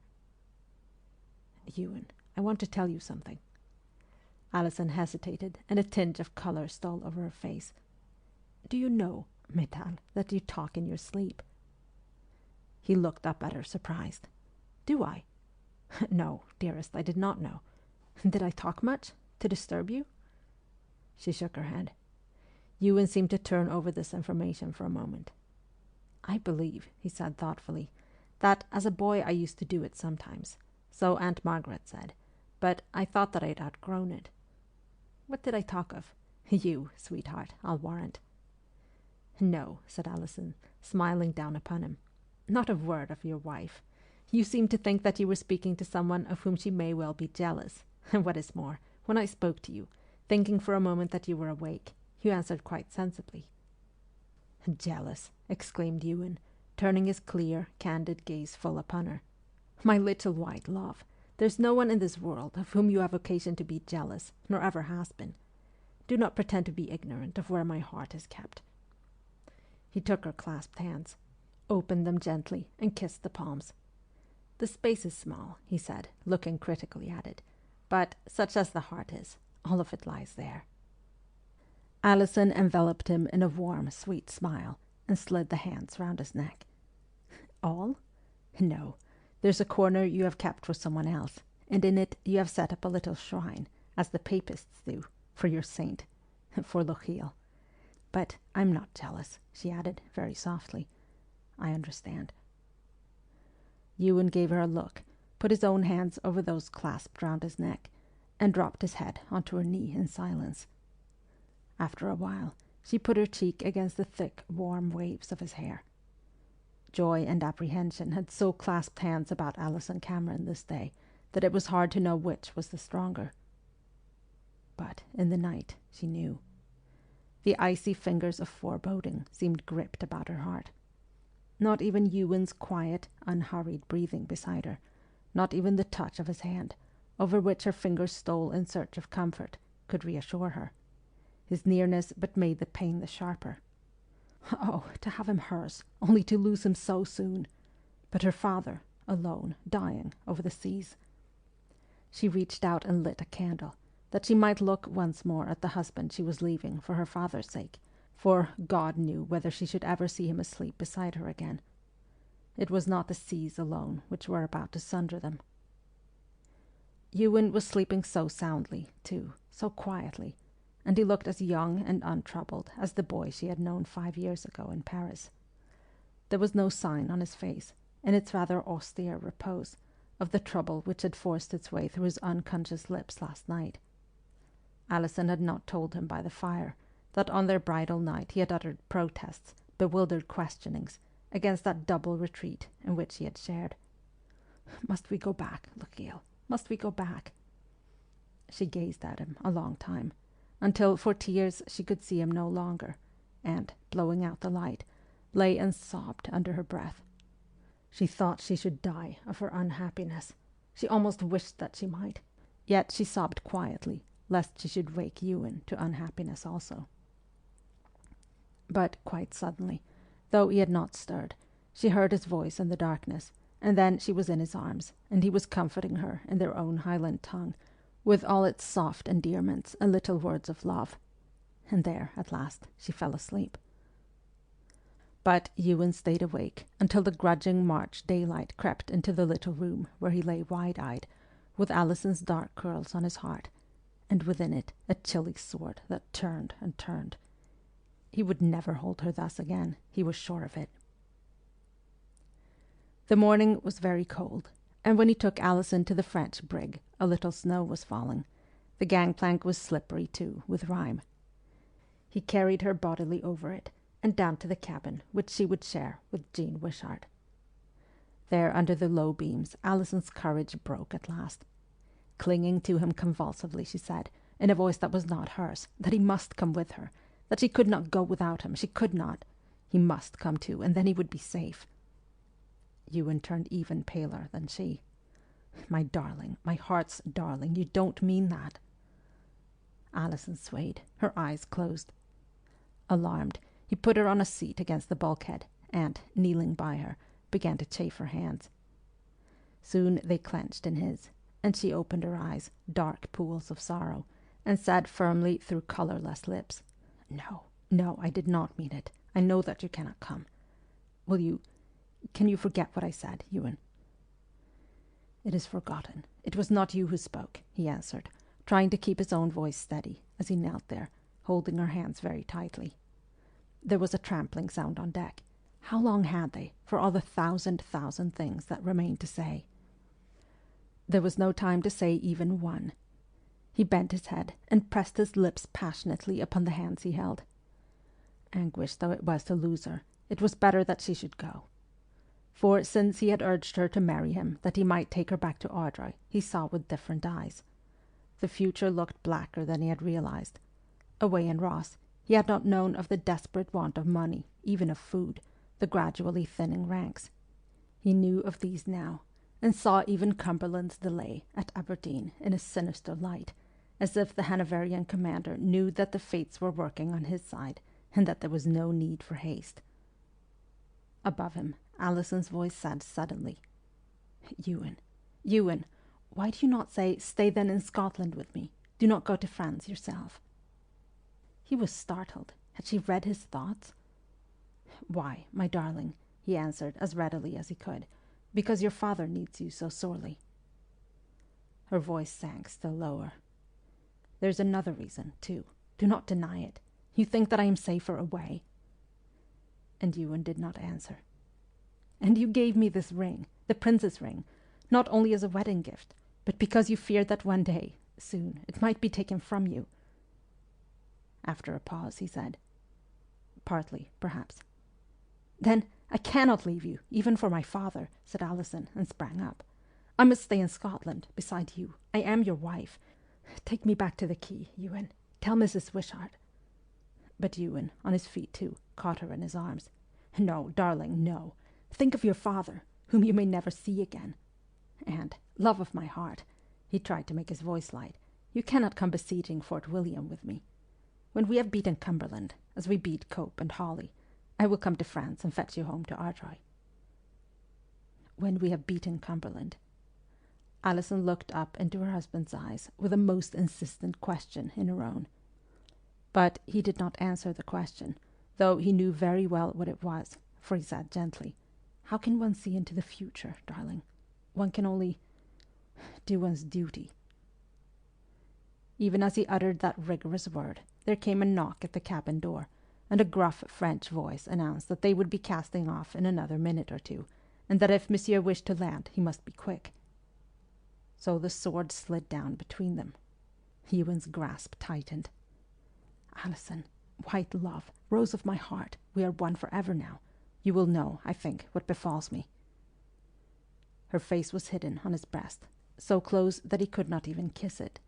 "Darling, darling, let me go," he whispered. But it was rather a question, he felt, whether he could ever unloose his own clasp and cast his heart from him. And men were running about shouting overhead. The hawser was coming inboard. Suddenly Alison lifted her face, and it was almost transfigured. "Yes, I shall know, for I think you will come back to me, God keeping you." She took her arms from his shoulders. He bent to her lips for the kiss that first turned his heart to water, and then ran through it like wine, loosed his hold of her, and walked straight out of the cabin without another word or look. With the same unchecked movement he crossed the gangplank from the deck, as if he could not trust himself to remain the moment or so longer that it would take the sailors to cast off the second hawser. But on the quay he turned, wishing they would be quick and make it impossible for him to leap on board again, though the plank was now withdrawn, and be carried off with Alison. And at last, after an eternity which was all too short, the end of the rope splashed into the water. More sails went up, the distance began to widen. Alison was going from him.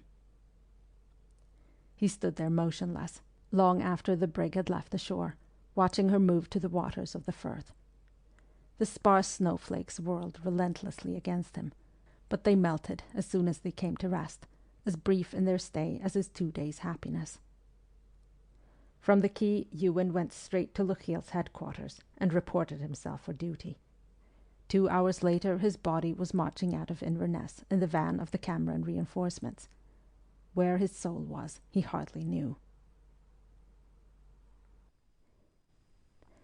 Part 3, Chapter 2. To rid the great glen of both its obnoxious English forts was an enterprise which highly commended itself to those clans whom they chiefly incommoded, the Camerons and the Glengarry and Keppoch MacDonalds. There had been jubilation among these, when, on the 5th of March, Fort Augustus had surrendered after 2 days' siege, and what artillery the besiegers possessed was free to be turned against Fort William. But Fort William, between Inverlochy Castle and the little town of Maryborough, was not so accommodating as its fellow. For one thing, it was in a better position to defend itself, since sloops of war could come up Loch Linne to revictual it, even though the Highlanders held the Narrows at Corran. It had a garrison of 500 men, both regulars and Argyll militia, plenty of guns, and, after the middle of March, that zealous officer Captain Carolina Scott to assist Major General Campbell in the defence. Already, by the time that Ewen arrived with Lochiel and the reinforcements, there had been some severe skirmishes, and the Highlanders had fought an engagement with the soldiers from the fort and the sailors from the Baltimore and Serpent sloops, in which the latter succeeded in landing and destroying the ferry house and several small villages on the Ardgour side. On this, the Camerons ensconced themselves at Korpach, where Loch Linne bends to its junction with Loch Eel, and there beat off an armed flotilla of boats, with such success that the Baltimore was ordered thither to open fire and cover a landing. But the Highlanders' position was so good that the bombardment made no impression, and Captain Howe had to withdraw baffled. Ewen was with these adventurers at Korpach, enjoying himself and finding in conflict an anodyne for his thoughts. It made the blood run pleasantly, and enabled him to forget Alison for an hour or so. but the ordinary business of the siege was less stimulating, since he had nothing to do with the artillery under Stapleton and Grant and their Franco-Irish gunners, and the only chance of hand-to-hand fighting lay in repelling the constant raids of the garrison and trying to protect the unfortunate dwellers in the countryside who suffered by them. He seemed to himself to live in a series of disconnected scenes, sometimes here in Lochaber, where Ben Nevis, thickly capped with snow, looked down impartially on assailants and defenders alike, sometimes back in Inverness, going through every moment of those short 2 days with Alison. But no one who did not observe him constantly and closely could have guessed this. Lochiel, who knew him well and did observe him closely, gave him as much to do as possible. But it was certainly not Lochiel who enjoined on him the feat which brought his share in the siege to an abrupt end. It was a fine morning in the latter half of March, blown through with a gusty wind. Brigadier Stapleton, having got some mortars into position on one of the little eminences about half a mile from the fort, had started to shell it from that point, and the fort was replying. Since its fire was directed towards destroying the hostile batteries, there was no great danger from it to those not serving the guns, and the Highlanders had no doubt grown a little careless, which might account for the fact that near the crest of another hillock, about a quarter of a mile away from Stapleton's mortars, and the same distance as they from Fort William, Lochiel and Keppoch were standing unconcernedly in the midst of a little group of Camerons and MacDonalds. Below them, on the slope looking towards the fort, a half-ruined stone wall hinted at a bygone attempt at cultivation or enclosure. The two chiefs were interested in some rather suspicious activities on board the Baltimore sloop, visible at anchor in the loch beyond the counterscarp and bastions of the fort. "I vow, it seems like another raid preparing," said Alexander MacDonald. "Do you look, Lochiel?" He passed the Cameron his spyglass. Ewen, who was sitting comfortably in the heather at a few yards' distance nearer the battery, rested his elbows on his knees and shaded his eyes the better to see also, his brain at these words busy with a vision of a possibly gratified desire for what he considered real fighting. Suddenly, as it were with half an eye, he became aware of something unusual in the fort, where, a mere 800 yards away, movements were perfectly visible. Surely the defenders had altered the position of one of their 6-pounders. Could they be intending... Lochiel, standing there with a glass to his eye, looking at the sloop, was fully exposed to their view. In a second, Ewen was on his feet, shouting a warning, but as he sprang came the flash and the roar. "God!" he cried, in agony, and with another bound was up on the crest of the hillock, his arms wide. Could one man's body suffice? There was a crash, as the shot pitched into the ruined wall on the slope below, breaking and scattering the big rough stones in all directions. Ewen never saw what struck him, but at the moment of impact, which seemed to drive his soul from his body, he had just time to think, "It is for him. Alison, forgive me." And then he went into darkness. When he came out of it again, he found himself lying on the farther slope in the midst of a group of people, with his head on someone's arm, and hands unfastening his coat. A voice said, "No, the head wound is only slight. 'Tis here on the breast that the large stone must have struck him." Ewen tried to get his own voice. It was difficult, and the world heaved. Is Lochiel safe?" Archibald Cameron, kneeling beside him, looked up for a second. "He's holding you at this moment, dear lad. No, lie still." He went on with his examination.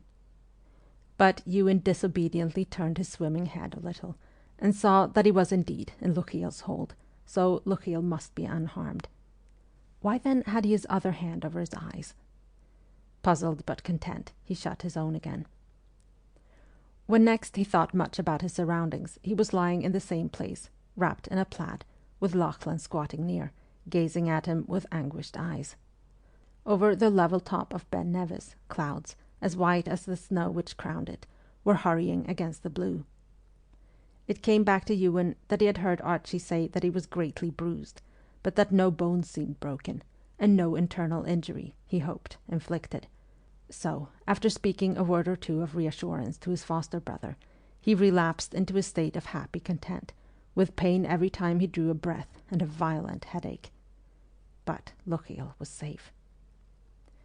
Presently he felt his hand taken, and there was Lochiel himself kneeling by him, and Lachlan on the other side, removing himself respectfully to a distance. "Ewen, Ewen," said the well-beloved voice, with trouble in it, "you should not have done it." Ewen gave him a radiant smile. He felt neither penitence nor any need for it. "I saw what was going to happen," he observed. "I do not think that anything would have reached me. No one was struck but you, who deliberately threw yourself in the way of the fragments, and one of Keppoch's gillies, slightly. If you had been killed on my behalf—" Lochiel left the sentence unfinished, and glanced down at the cuff of his coat. There was a stain on it. Ewen's eyes had followed his. "Do not say that you were hurt, after all," he exclaimed in a tone of horror. "It is your own blood, Ewen. Your head was not much cut, Archie says. But oh, my child, if I had had your death too at my door, when there's so much that I must answer for." And the young man saw that his chief was moved, more deeply moved than he had ever seen him. But, being still stupid from the blow on the head, he thought, "Why does he say that? Whose death is at his door?" And he lay looking with a mixture of affection and perplexity at the kinsman who was still as much his pattern of all that was noble, wise, and generous, as when he himself had been a boy under his tutelage. Then the fort fired one of its 12-pounders at the battery, and through the din Lochiel told him that a litter had been sent for to take him to Glen Nevis House, where he should see him again later. Soon after, therefore, 4 of his men carried Ewen to that house of Alexander Cameron's at the opening of the glen, which Lochiel and Keppoch had made their headquarters, and he heard the voice of the Nevis, telling of the heights from which it had descended, and a little later, when that had faded from his hearing, a less agreeable one, lowland and educated, saying how disgraceful it was that a peaceful writer could not go a mile from Maryborough to visit a client without being seized by cattle thieves, and that indeed the said thieves could do no less than send him back under escort and safe conduct. And here the indignant speaker's gaze must have fallen upon the litter with its burden, for his next remark was, "What have we here? Another of you killed. I'm rejoiced to see it." Ewen felt constrained to deny this imputation. "I'm not in the least killed," he rejoined with annoyance, opening his eyes to find himself almost at the door of Glen Nevis House, and to see, in the midst of a group of rather shamefaced Highlanders, Mr. Chalmers, the Whig notary of Maryborough, whom he knew and who knew him. The lawyer gave an exclamation. "Oh, good sakes, 'tis Mr. Ewen Cameron of Ardroy. I'm unco sorry to see you in this condition, and in such company, Ardroy." "Why, what other company do you suppose I should be in?" asked Ewen, and shut his eyes again and heard no more of Mr. Chalmers and his grievances. But the chance meeting was to mean a great deal to him afterwards.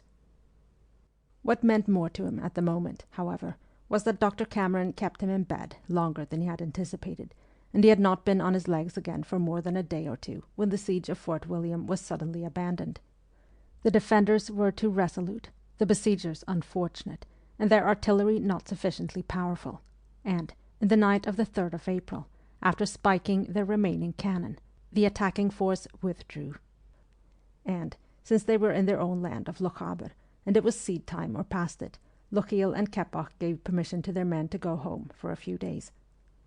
So Ewen and his little force returned to Ardroy, and he saw Loch na Hollere again, and caused Neil to row him upon it, for it was too cold for a swim, in the middle of which voyage he was struck by a sudden suspicion, and, landing on the islet, examined it for traces of the heron. There were none, and the nest, up at the top of the tallest pine tree, must long have been uninhabited, for the winds had blown it nearly all away. Shortly afterwards, Lachlan had a singularly unpleasant interview with his chieftain, in which, upbraided with the most direct disobedience, he replied that his concern for the being he loved best on earth was even stronger than his wish to obey him, after which, in a dramatic but perfectly sincere manner, he drew his dirk and said that rather than Machich Gelaine should look at him with such anger, he would plunge it into his own heart. In the end, Ewen was constrained to forgive him, after pointing out how little his disobedience had availed. There were more herons than one in Lochaber. And other officers than Captain Windham in King George's army, he might have added. His twice-held prisoner had indeed passed from his thoughts these many weeks. The question of the slaughtered heron necessarily brought him back there for a moment, but without any permanence. Ewen did not anticipate another meeting with him, for, were Angus's prophecy going to be fulfilled to the letter, they would surely have encountered each other in the confusion of Falkirk fight, with the 2nd Battalion of the Royals had, until it fled, faced the Camerons across the ravine. No, that 2 meetings should come to pass out of the 5 predicted was quite a reasonable achievement for the old Taisha. And then, one afternoon, when he was absorbed in thoughts of Alison, with all the final suddenness of the expected, came a panting messenger from Achnacarry, with a scrawl in Lochiel's writing. "Gather your men and march at once. Cumberland is moving. God send we reach Inverness in time." A bad dream is sometimes only a dream to the sleeper. He may know it to be such, and tell himself so. But this, though it held some of the elements of nightmare, was no dream. It was reality, this tramping of a tired and half-starved army through the night in a hopeless attempt to surprise the Duke of Cumberland's camp. Hopeless, because it was plain that they would never get to Nairn before daylight now. Aide-de-camp after aide-de-camp, officer after officer, had come riding past to the head of the column of Highlanders and Atholl men to urge Lord George Murray to halt, for the rear could not keep up. And yet, thought Ewen rather scornfully, they had not just marched more than 50 miles over mountainous country in 2 days, as most of Clan Cameron had.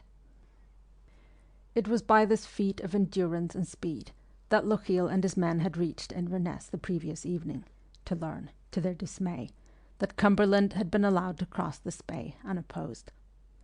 Despite fatigue, they had made but a brief halt in the town and had proceeded to Culloden House, whither the prince had gone earlier in the day.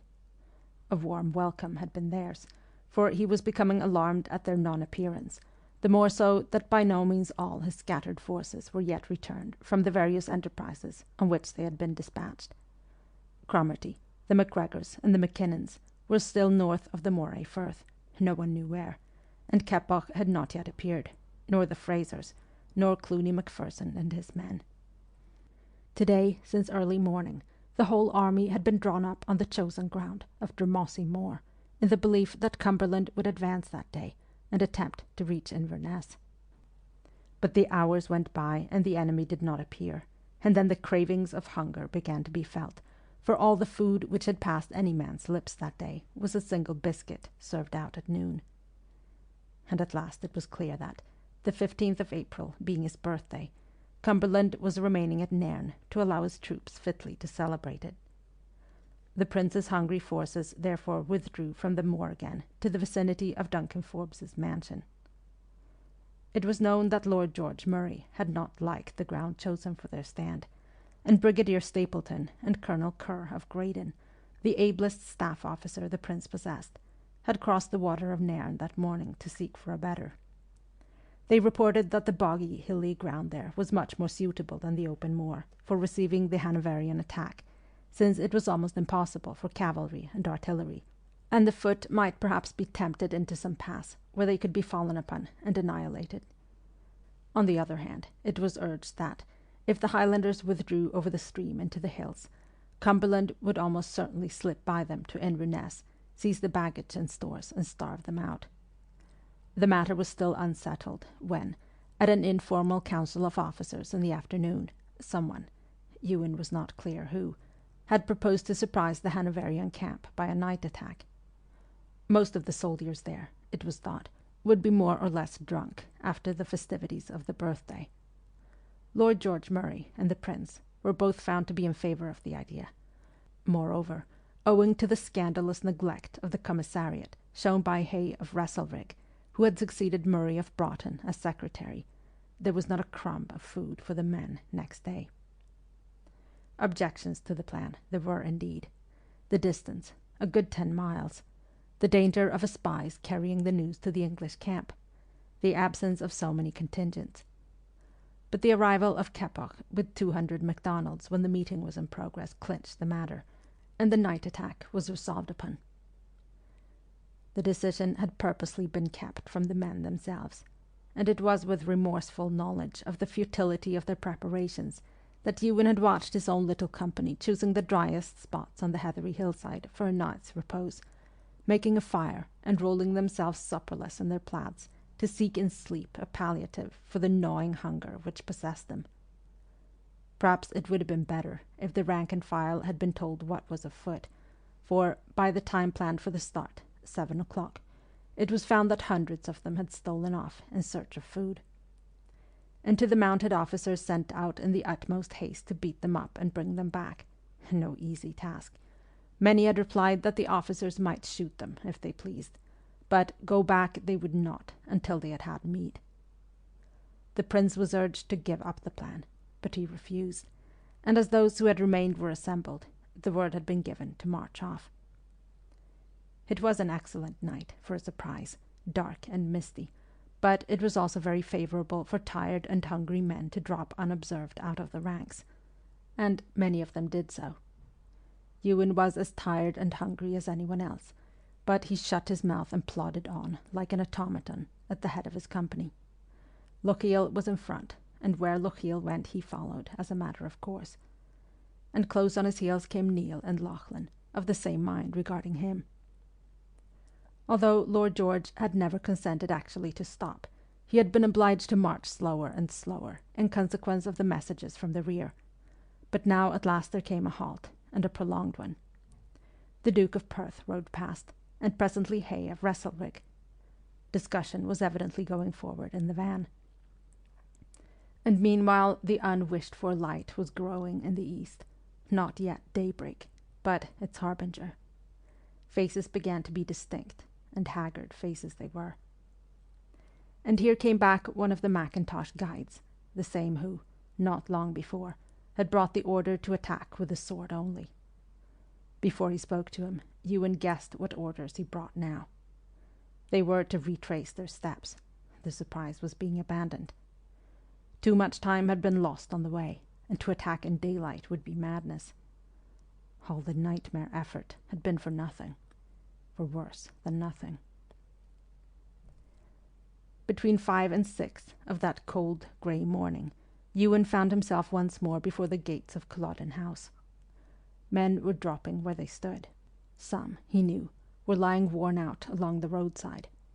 He was in no better case himself, in some ways, indeed, in a worse, for it was not 3 weeks since he had left his bed after his experience at Fort William. But in anger and desperation he dispatched Neil and Lachlan, who still seemed capable of movement, to Inverness with orders to get food for their comrades if they had to steal it. It was all he could do, and when he got inside the house he sat down exhausted in the hall, and fell asleep with his head on a table. He was hardly conscious of the stir a little later, when the prince arrived, tired, dispirited, and sore from the complaints which he could not avoid hearing. But from scraps of talk about him, for the place was full of officers in the same plight as himself, Ewen's weary brain did receive the welcome impression that they would at least have some hours to rest and recuperate, and later, please heaven, to get some food, for Cumberland was evidently not going to attack today. He was dreaming that he was at home and sitting down to a good meal, when he felt someone shaking him, and, raising his head, saw one of his own cousins from Appin, Ian Stewart. "What is it?" he asked stupidly. "A straggler has just come in with news that some troops are advancing from Nairn." He did not know whether it was the main body or only skirmishers. Ewen dragged himself to his feet. All round the hall others were doing the same, but some would require more to rouse them than a mere rumour. It was broad daylight. A clock near marked 9 o'clock.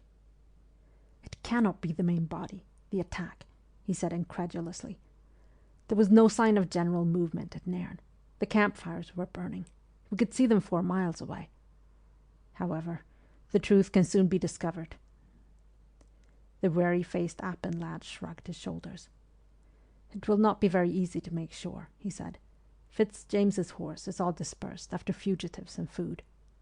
I tell you, Ardroy, I do not much care which it is, if only I can get an hour's sleep." "I must find Lochiel," said Ewen. He had no idea where he was.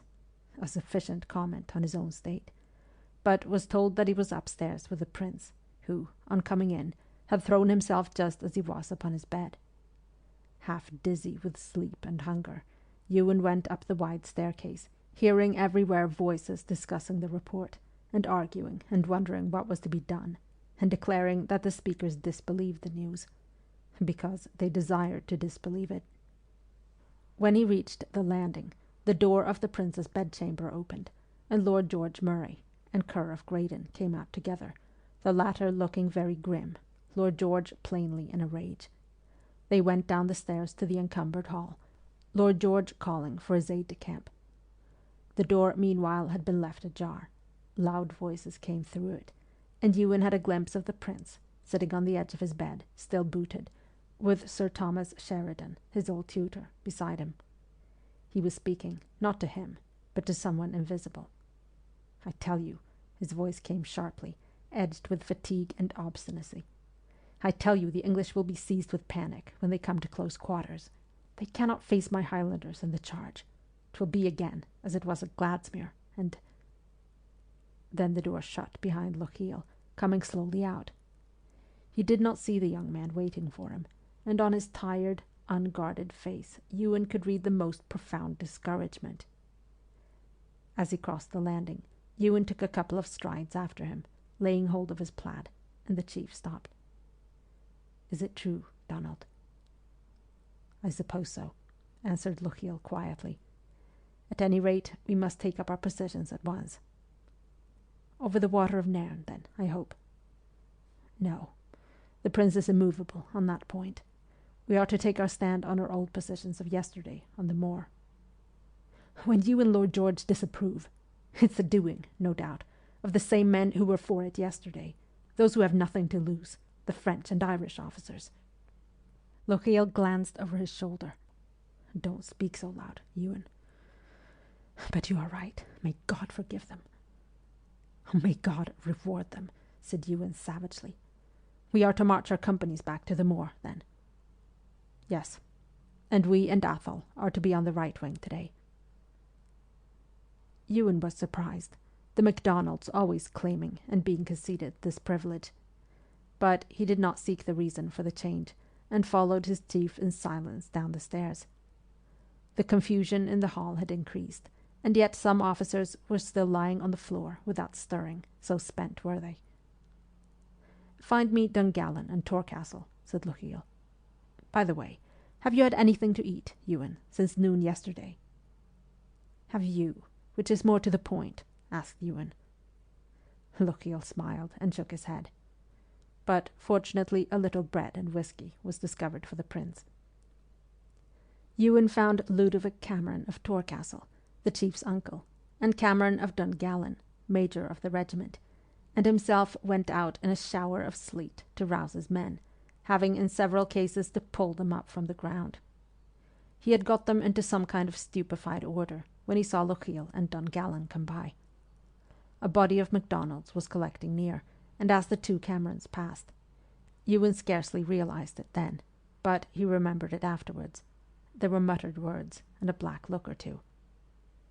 But he himself was thinking bitterly, "I wonder are we all fey? We had the advantage of a good natural barrier, the Spey, and we let Cumberland cross it like walking over a burn. Now, we might put the Nairn water between him and us, and we will not." An insistent question suddenly leapt up in his heart. He looked round, and by good fortune Lochiel came by again, alone. Ewen intercepted and stopped him. "For God's sake, one moment." He drew his chief a little apart towards the high wall which separated the house from the parks. "If the day should go against us, Lochiel, if we have all to take to the heather—" "Yes," said his cousin gravely, not repudiating the possibility. "Where will you make for? Give us a rendezvous. Give me one, at all events." "Why, my dear boy, I shall make for Achnacarry." "But that is just where you would be sought for by the Elector's troops." "Yet I must be where the clan can find me," said the chief. "Loch Arkaig is the best rallying point. 'Tis not easy, neither, to come at it suddenly in force, because there is always the Lochie to ford. And if I were strictly sought for in person, There are plenty of skulking places round Achnacarry, as you know. But none beyond the wit of man to discover, Donald, and most of them known to too many. Of the clan, perhaps, yes, but you do not imagine, surely, that any of them would be betrayed by a Cameron. Moreover, Archie came on a new one the other day, when we were there. He showed it to me. Truly, I do not think the wit of man could find that unaided, and no one knows of it but he and I. So set your mind at rest, dear lad. He took a step or two away. I'll tell you too, Ewen. The young man's face, which had become a little wistful, lit up. Oh, Donald. Listen, said Luchiel, dropping his voice, and coming closer to the wall. Halfway up the southern slope of Bain Vrach, about 100 paces to the right of the little waterfall. And Ewen, listening eagerly, heard of an overhanging birch tree whose old roots grasped like hinges an apparently immovable block of stone, which could be moved if one knew just where to push it, and of a cave, long disused, which Dr. Cameron had found behind it, a place whose existence could never be suspected, and there, if hard pressed. Yes, surely there you would be safe, said Ewen with satisfaction, and that is 1,000 times better than any of the old places. I thank you for telling me. I shall not forget. Whom should I tell if not you, my dear Ewen, said his chief, laying his hand for a moment on his shoulder. You have always been to me.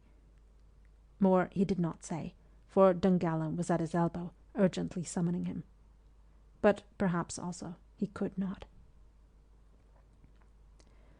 Ewen pulled his bonnet lower on his brows, and, bending his head against the sleety blast, set his face with the rest towards the fatal stretch of moorland, the last earthly landscape that many a man there would ever see. But over that possibility he was not troubling himself. He was wondering whether it were possible to be much hungrier, and what his foster brothers would do when they returned and found him gone into battle without them. And, like a litany, he repeated to himself, to be sure that he remembered them aright, the directions MacGuldhu had given him. Halfway up the southern slope of Bain Vrach, about 100 paces to the right of the waterfall. Just as they were all taking up their positions, a gleam of sun shot through the heavy, hurrying clouds, and fell bright upon the moving tartans, Stewart and Cameron, Fraser, Mackintosh, Maclean, and MacDonald, lighting too the distant hills of Ross across the firth, whence Cromarty came not, and the high ground over the Nairn water on the other hand, where Clooney Macpherson was hurrying towards them with his clan, to arrive too late. Then the gleam went out, and the wind howled anew in the faces of those who should spend themselves to death unavailingly, and those who should hold back for a grudge. It fluttered plaid, and tugged at eagle's feather, and whipped about him the cloak of the young man for whom the flower of the north stood here to be slain, and faint upon it, too, came now and then the kettle-drums of Cumberland's advance. Part 3, Chapter 3.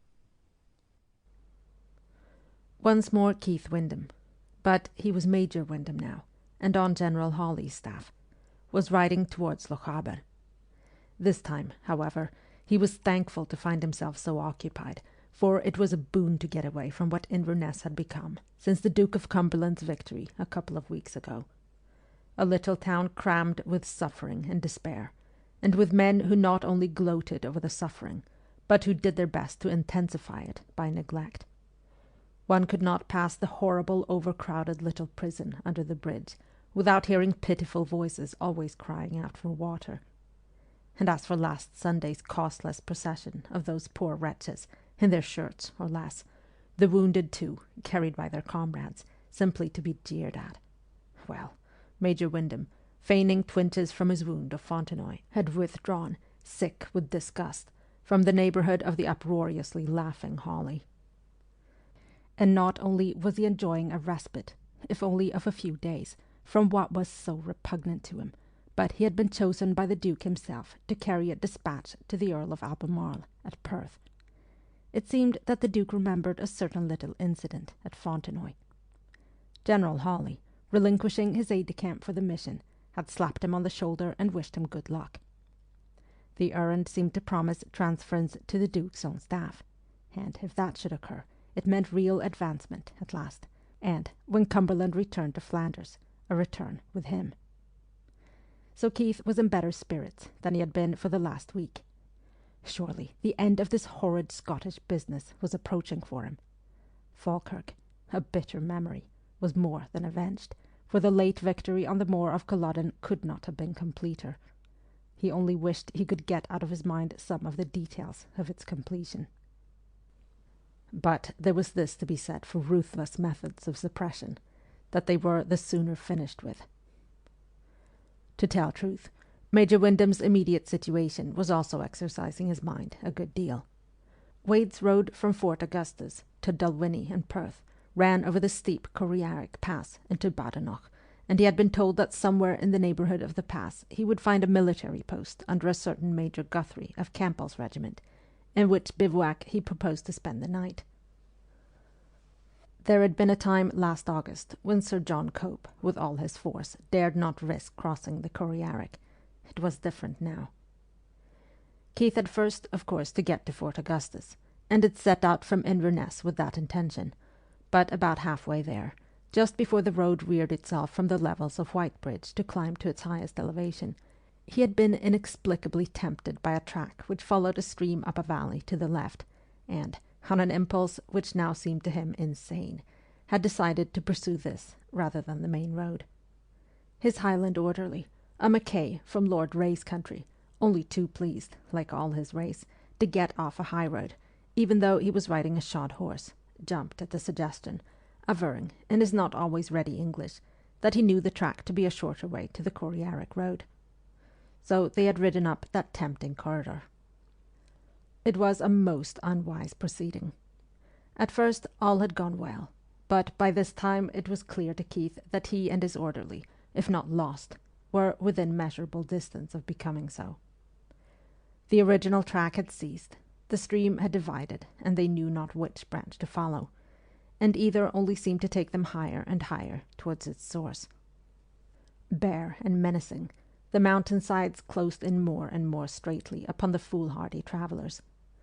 The Highlander was of use as a pioneer, but Keith had expected him to be a guide, whereas it soon appeared that he had no qualifications for the post, never having been in these parts before, despite his confident assertion of an hour ago. Every now and then they were obliged to lead their horses, and they were continually making detours to avoid boggy ground. Keith trudged on silent with annoyance at his own folly, his orderly voluble in assurances that herself need not be alarmed. There were worse places than this in Sutherland, yet Dougal, the son of Dougal, had never lost himself. It was hard to believe that it was the 1st of May, so cold was it. Not only were the surrounding mountains capped with snow, but it lay in all the creases of the northern slopes to quite a low level.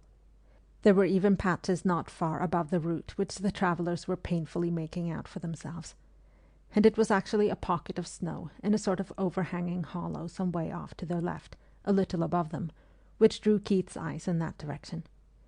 Then he saw, to his surprise, that there was a figure with a plaid drawn over its head sitting in the hollow, a woman apparently. He called Mackay's attention to it at once. "Ask her if she can tell us the best way to the Corriaric road." The Highlander shouted out something in his own tongue, but there was no answer, and the woman, huddled in her plaid, which completely hid her face, did not move. "She will be asleep, whatever," observed Mackay. "Aven, woman, woman." But another thought had struck the Englishman. Tossing the reins of his horse to Mackay, he strode up to the hollow where the woman sat, and, stooping, laid a hand on her shoulder. For any warmth that struck through the tartan, he might as well have touched the rock against which she leant. He gave an exclamation, and, after a moment, drew the folds of the plaid a little apart. If the young woman who sat crouched within it, stiff now, like the year-old child in her arms, knew the way anywhere, it was not to the pass of Corriaric. There was a little wreath of half-melted snow in a cranny near her head. It was no whiter than her face. The upper half of her body was almost naked, for she had stripped herself to wrap all she could round the little bundle which she was still clasping tightly to her breast. But it was only a bundle now, with one tiny, rigid waxen hand emerging to show what it had been. Keith removed his three-cornered hat and signed to Mackay to leave the horses and come. "The poor woman is dead," he said in a hushed voice. "Has been dead for some time. Can she have met with an accident?" "I think she will have been starved," said his orderly, looking at the pinched face. "I have heard that there are many women wandering in the hills of Lochaber and Barnoch, and there is no food, and it has been very cold." "But why should she have gone wandering like this, with her child, too?" The Mackay turned surprised eyes upon him. "Because you English from Fort William will have burnt her house and perhaps killed her man," he replied bluntly. "Then she was going trying to find shelter for herself and the wean. And now there is no one to streak her and to lay the platter of salt on her breast. It is a pity." He, too, with the innate reverence of his race for the dead, was standing bareheaded. "I wish we could bury them," said Keith. But it was out of the question. They had neither the implements nor the time.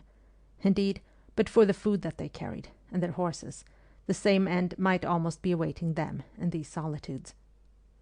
So Mackay replaced the plaid, and they went silently back to the horses and continued their journey. "You English, we English, have done this. We whose boast it has always been that we do not war with women and children. We English whose vengeance," Keith had realized it, ere this, "is edged by the remembrance of past panic, of the disgrace of Prestonpans and Falkirk and invasion." He went on his way with the sensation of being branded. Yes, he had been too true a prophet. The comedy had turned to grim and bloody earnest. And, despite relief and natural exhilaration at victory, of which there was not much left in him now, despite the liberation of his native country from a menace which she affected to despise, but which in the end had terrified her, despite the vindication, at last, of the worth of trained troops, Keith Windham could say with all his heart, "Would God we were back in the days of farce!" Yes, even in the days when last he was in Lochaber, for the very mortification of the rout at Highbridge last summer and of his subsequent captivity had been easier to bear than the feeling that he belonged now to a band of executioners, who was indeed closely connected with the most brutal of them all. He had been gratified when Hawley, on his arrival at Edinburgh, had, on Preston's recommendation, chosen him to fill a vacancy on his staff. But during the last 2 weeks he had come to loathe the position. Yet his ambitious regard for his own career forbade him to damage it by asking permission to resign his post. Indeed, had he taken such a remarkable step, he would not now be on his way to Perth, having turned his back for a while on what had so sickened him.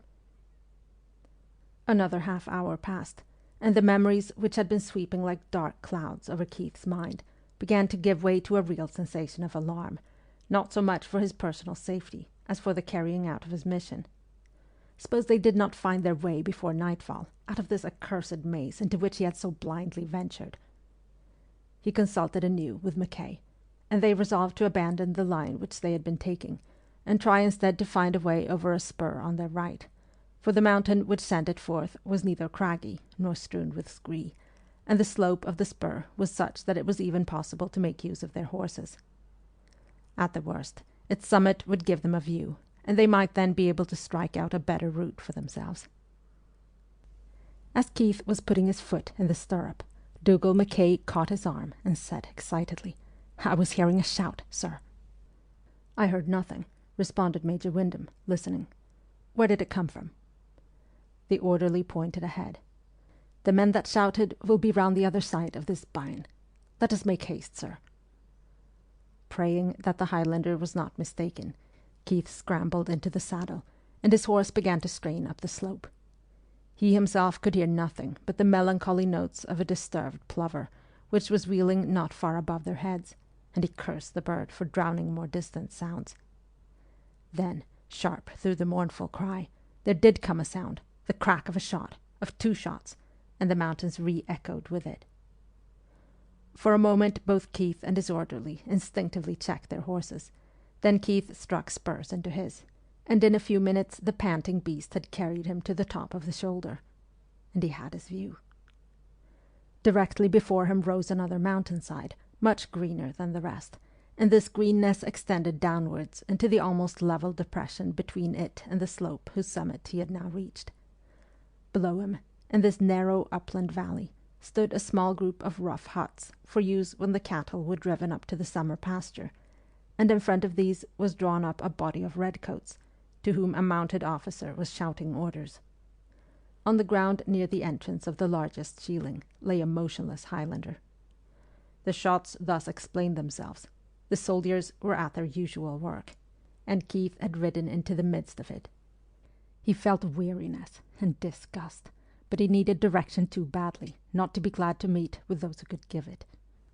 Presumably the detachment was from the post on Wade's Road, and the officer might even be Major Guthrie himself. Hoping that the worst was now over, he rode slowly down the hillside through the bloomless heather, unnoticed by the group below. The fern-thatched roof of one of the shielings had already been fired, and to its first cracklings Keith realized with distaste that the butchery was not yet finished. 3 or 4 scarlet-clad figures came out of the hut before which the dead man lay, half carrying, half dragging another Highlander, alive, but evidently wounded. The officer pointed, and they followed the usual summary method in such cases, and, after planting him against the dry stone wall of the building itself, withdrew, leaving him face to face with the firing party. But apparently their victim could not stand unsupported. For a moment or so after they had retired, he slid to one knee, and then to the ground. "Detestable," said Major Windham to himself. He had recognized the tartan now, the one of all others that he would never mistake, for he had worn it himself, the Cameron. But that did not surprise him. The doomed Highlander was now struggling to his feet again. He gained them unaided, and, steadying himself with one hand against the wall behind him, stood once more upright, so tall that his head was well above the edge of the low thatch. Now Keith was near enough to see the lower end of a dirty bandage round his left thigh, and the whole of another on his sword arm, for all that he had upon him was a kilt and a ragged shirt. And, "Good God!" exclaimed the Englishman aloud, and calling out at the top of his voice, "Stop! Stop!" he drove the spurs into his horse, came slithering down the last part of the slope, raced towards the shieling, leapt off, and, holding up his hand, but all faces were now turned towards him, ran in between the already levelled muskets and Ewen Cameron. Ewen alone had not seen him. His face was the colour of the wall behind him. His eyes were half closed, his teeth set in his lower lip, and it was plain that only his force of will was keeping him upright there. A tiny trickle of blood was beginning to course down his bare leg. And even the blind instinct to face death standing could keep him there no longer. For the second time he swayed, and the wounded leg gave way under him again. But this time Keith's arms caught him as he sank. Oblivious of the stupefaction which had descended upon the soldiers, and of the more than stupefaction manifested by the officer behind them, Keith lowered that dead weight to the ground and knelt beside it. In Ardroy's gaunt face a line of white showed under the closed lids, and Keith's hand pressed on the torn shirt found a heartbeat so faint that he thought, he was dying when they dragged him out, the brutes. Perhaps he had not been in time, after all. He remembered that there was brandy in his holster, and looked up with an idea of summoning Mackay. "Am I to take you for a surgeon, sir?" he inquired, in a strong lowland accent, and in a tone compounded of hot rage and cold. "If so, and you'll have the kindness to shift yourself out of the way for a minute, there'll be no further need of your services." Keith laid Ewen's head down on the grass, and, standing up, regarded the rider, a neat, fair-complexioned Scot of about 45, with little light eyes under sandy brows. "Major Guthrie, I think," he suggested, and saluted him. "I am Major Keith Windham of the Royals, on General Hawley's staff, and now on my way with dispatches from His Royal Highness to Perth." "Oh, I care little if you have dispatches from God himself," retorted Major Guthrie, with increasing fury. "And this is not Perth. Hard away from yon wall, unless you've a fancy to be shot too." But Keith did not move. "This is not a common Highlander, sir," he said, as calmly as he could. He is an officer, despite his dress. For officers, as Major Guthrie must know, were not shot in cold blood. Now. "What's that to me?" inquired Guthrie. He turned. "Here, you sumphs, pit him up afore the wall again."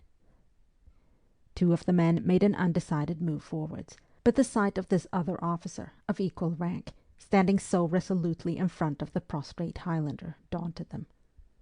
"Oh, but listen, Major Guthrie," pleaded Keith, keeping a tight hold upon his own rapidly rising temper and disgust. "This gentleman is really of more than ordinary importance, for he was at one time aide-de-camp to the Pretender's son, and he is Lochiel's near kinsman.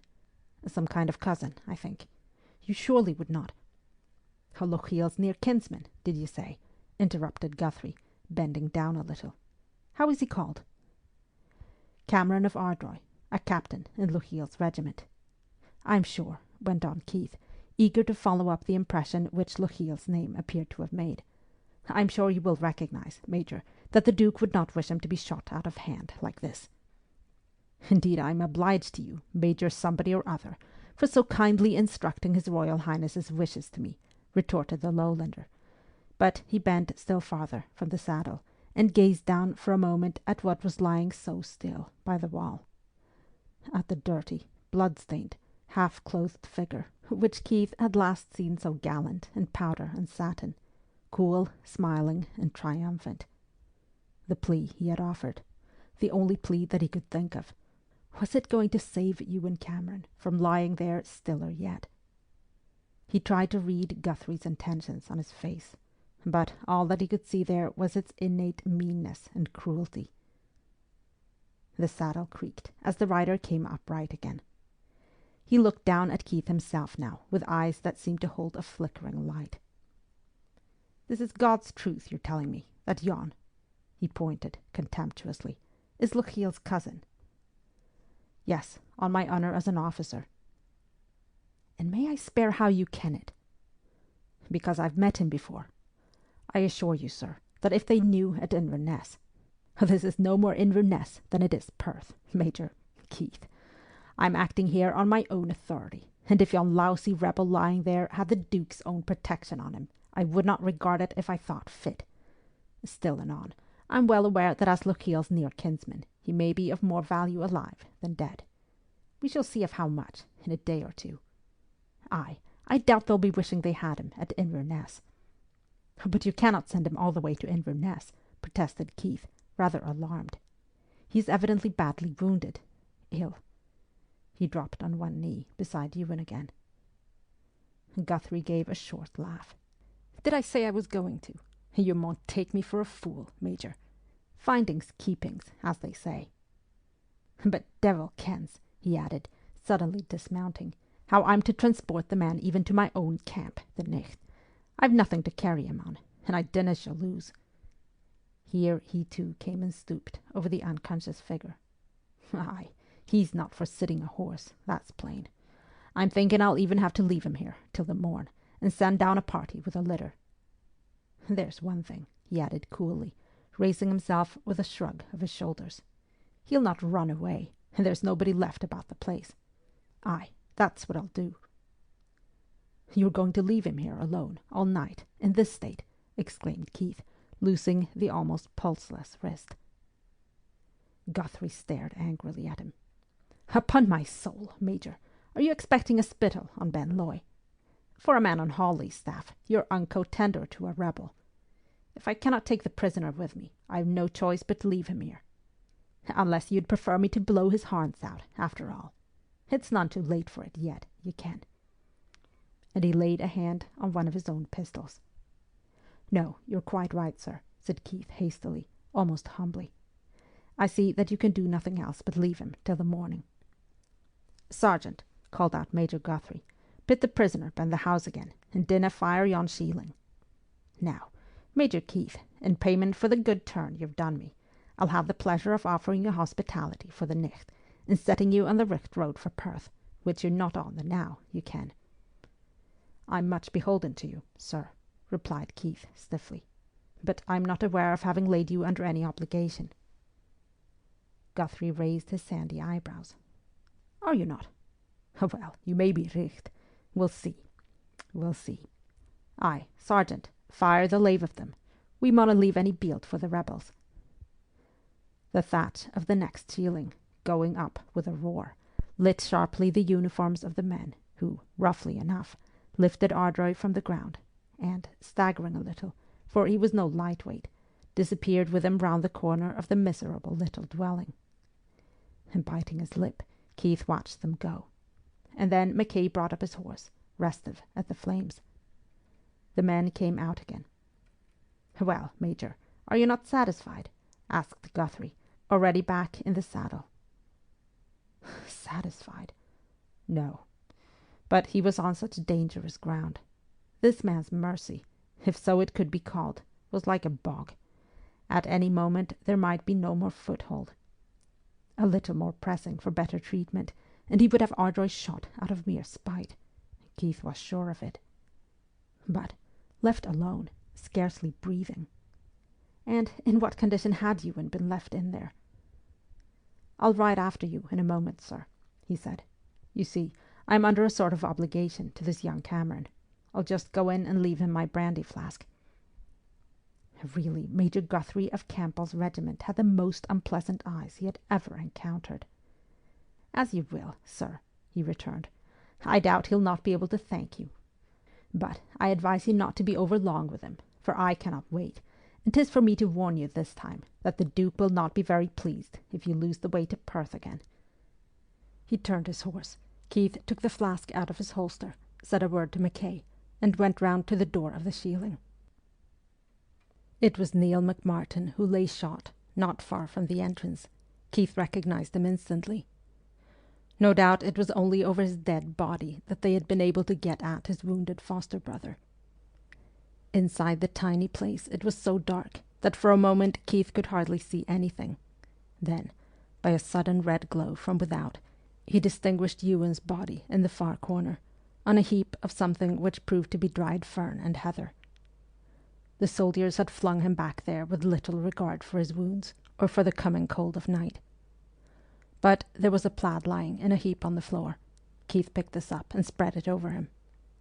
Ardroy was still senseless, but when Keith tried to arrange him more comfortably, he moaned, yet it was only the faintest trickle of brandy which the Englishman could get down his throat. He desisted finally, for fear of choking him, and closed his cold, nerveless hand round the flask instead. Looking about, he saw not a trace of food, nor even of water, though there was an overturned bowl on the floor. He hurried out with this to the burn which he had noticed, filled it, and placed it within reach. But it seemed rather a mockery, now that the only hand which might have held it to Ewen Cameron's lips was lifeless outside. Had he done Ardroy a kindness after all in saving him from the volley? Mackay was in the doorway. "The redcoats is all gone, Major. I'm not seeing them now." Keith jumped up. His duty came before an enemy's plight, whatever were his feelings towards that enemy. He could do no more. The leaping flames outside had died down to mere incandescence, and the dead man and the senseless were left in possession of the darkening hollow where the Burns voice, babbling on in protest or unconcern, was now the only sound to break the silence.